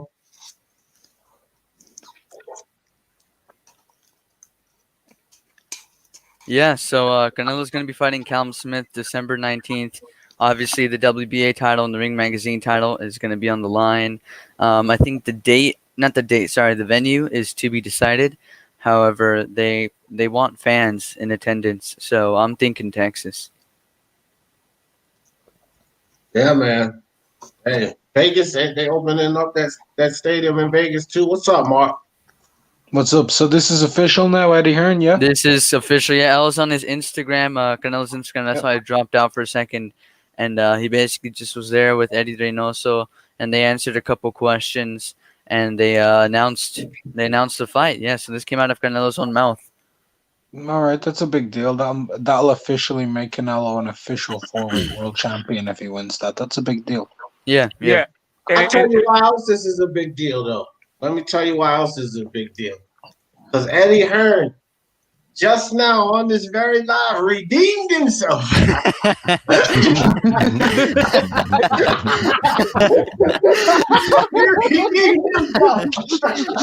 Yo. Hey, D, are you saying within 20 seconds he just made a 4-hour stream worthless? No, Oh not my really. What he God. did was give boxing fans a glimmer of hope. We still need a venue. We still need it. Like, there's a lot to unpack from this thing. Like, for me, I don't remember the last time a guy had a chance to beat both brothers. Chris Bird comes to mind, but he was actually losing that fight. So Canelo beat the hell out of Liam Smith. Let's see what the brothers got. Hey man, fuck that. I gotta celebrate Eddie a little more because I was just saying this. Like, listen, it's not painful for me to give the people in the sports that I like that flame. Because if they gotta get the flame, they gotta get the flame. But if anybody would sit here for the whole 4 hours, at the beginning of this live, I said I hate to do this because I hold Eddie Hearn in the highest of regard. So now I'm happy to say he's redeemed himself. Yes, sir. Let's go. You know what I'm saying? I'm good. This is the type of shit I just said he got to step up. Look, he stepped it up.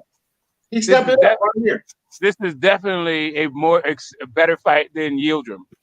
Yeah, right. He just stepped it up. So he made this live pretty great. And up until somebody who was at IBT just reported it, he was a shitbag. But now he's good again.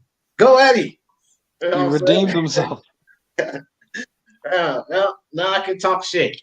Now I can talk shit about, the others again and say, well, Eddie Hearn this and Eddie Hearn that. But it's still a lot of shit we can talk about, Eddie, but this is a step in the right direction, man. This is the type of shit we want to see him do. Make fights like this happen. And he can't just stop here with Canelo and Smith, because part of that was Eddie, and I'm pretty sure we can agree a lot of that was Canelo too, right? Eddie still got a lot of other business to handle. Hey, D, I have a quick question.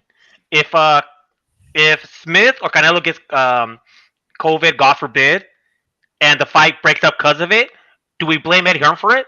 Nah, no, we don't. I mean, yes, low key, I could. I know where you. Well, you go, Mark. Go ahead. Always blame Eddie Hearn when a fight falls apart. Oh hell no! Fuck that. Here's the thing. I don't know how. Because I thought Mark was going to say something. Look, no, I can't blame him because. I mean, I was saying I could low key because I don't really believe in this COVID shit, and I just said this a couple of days ago when Luke Campbell came down with COVID. I said I think this is now an underlying way for them to delay fights low key. So we can't complain about or prove if they do or don't have it, right? We can't prove it. We can't complain about it. But we got to take it for what it's worth. And then I would have to say, no, we can't blame him. Somebody come down with a sickness, we can't blame Hearn for that. He set it up. He made the fight happen. And the dude come down with a sickness. Sort of like what Killer was saying earlier about the BJS fight. He made the fight, and BJS pulled out. But can blame him for so much because he made it happen. It was done. The deal was done. So acts of God are always acts of God, right? You can't really blame Eddie Hearn for pestilence and all that. But the fight has no date or venue, so I don't know why it would fall apart because of COVID. It seems like they're trying to make it around COVID.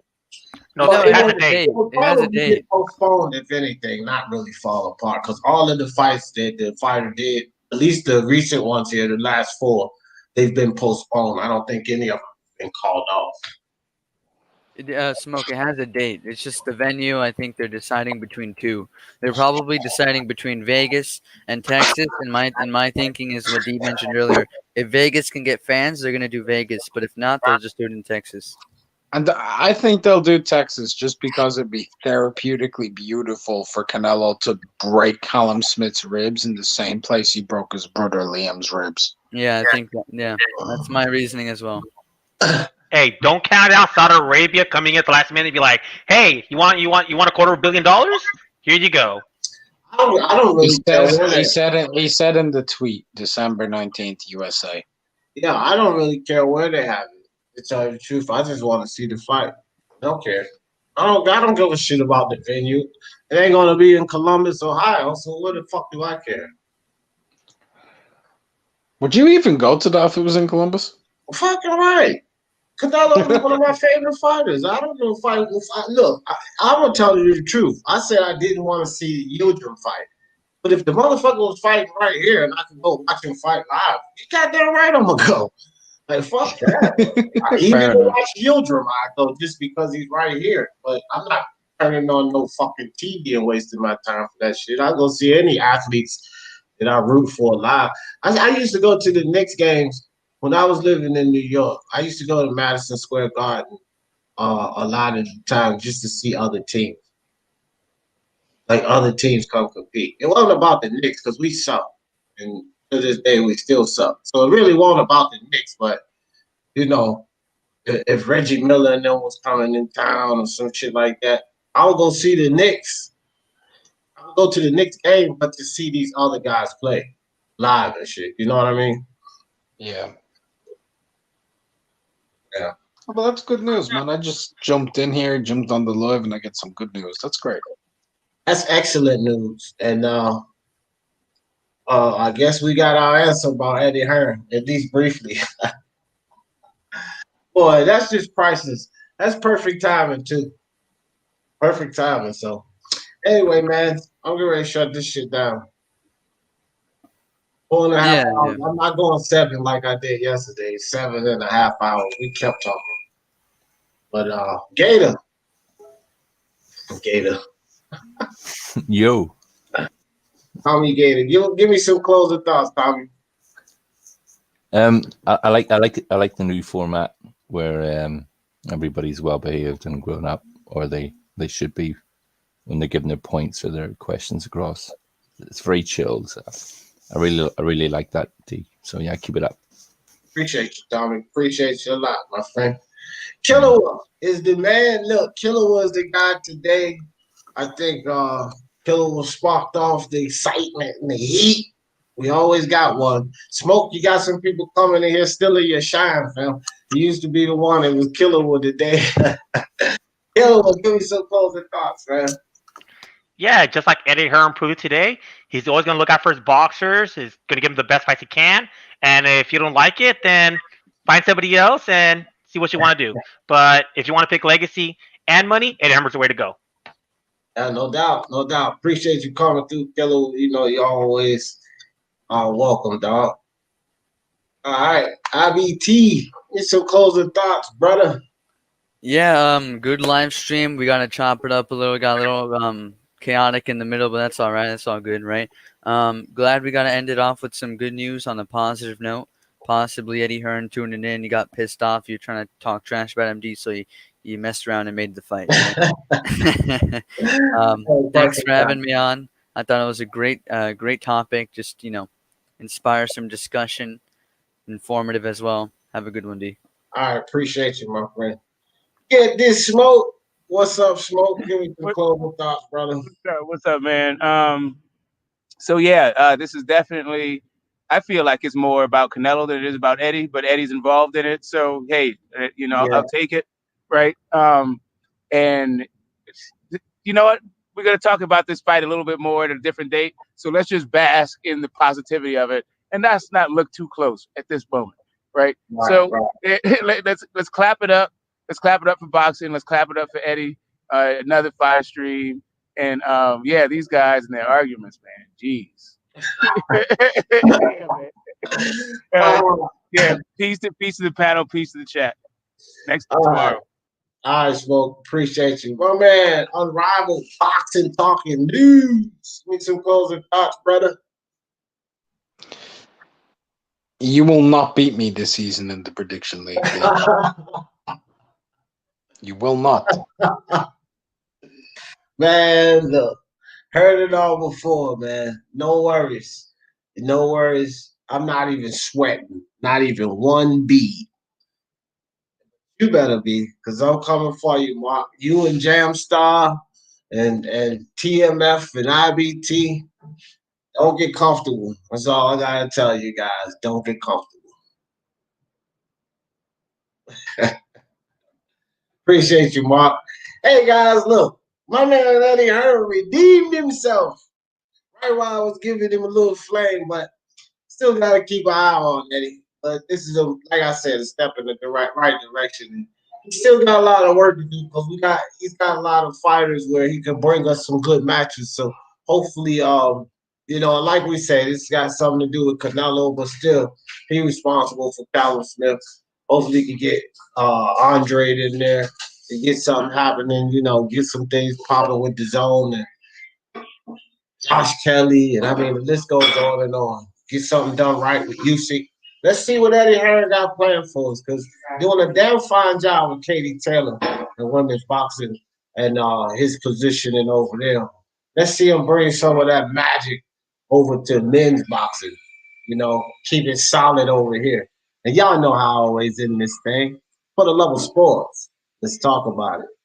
Peace.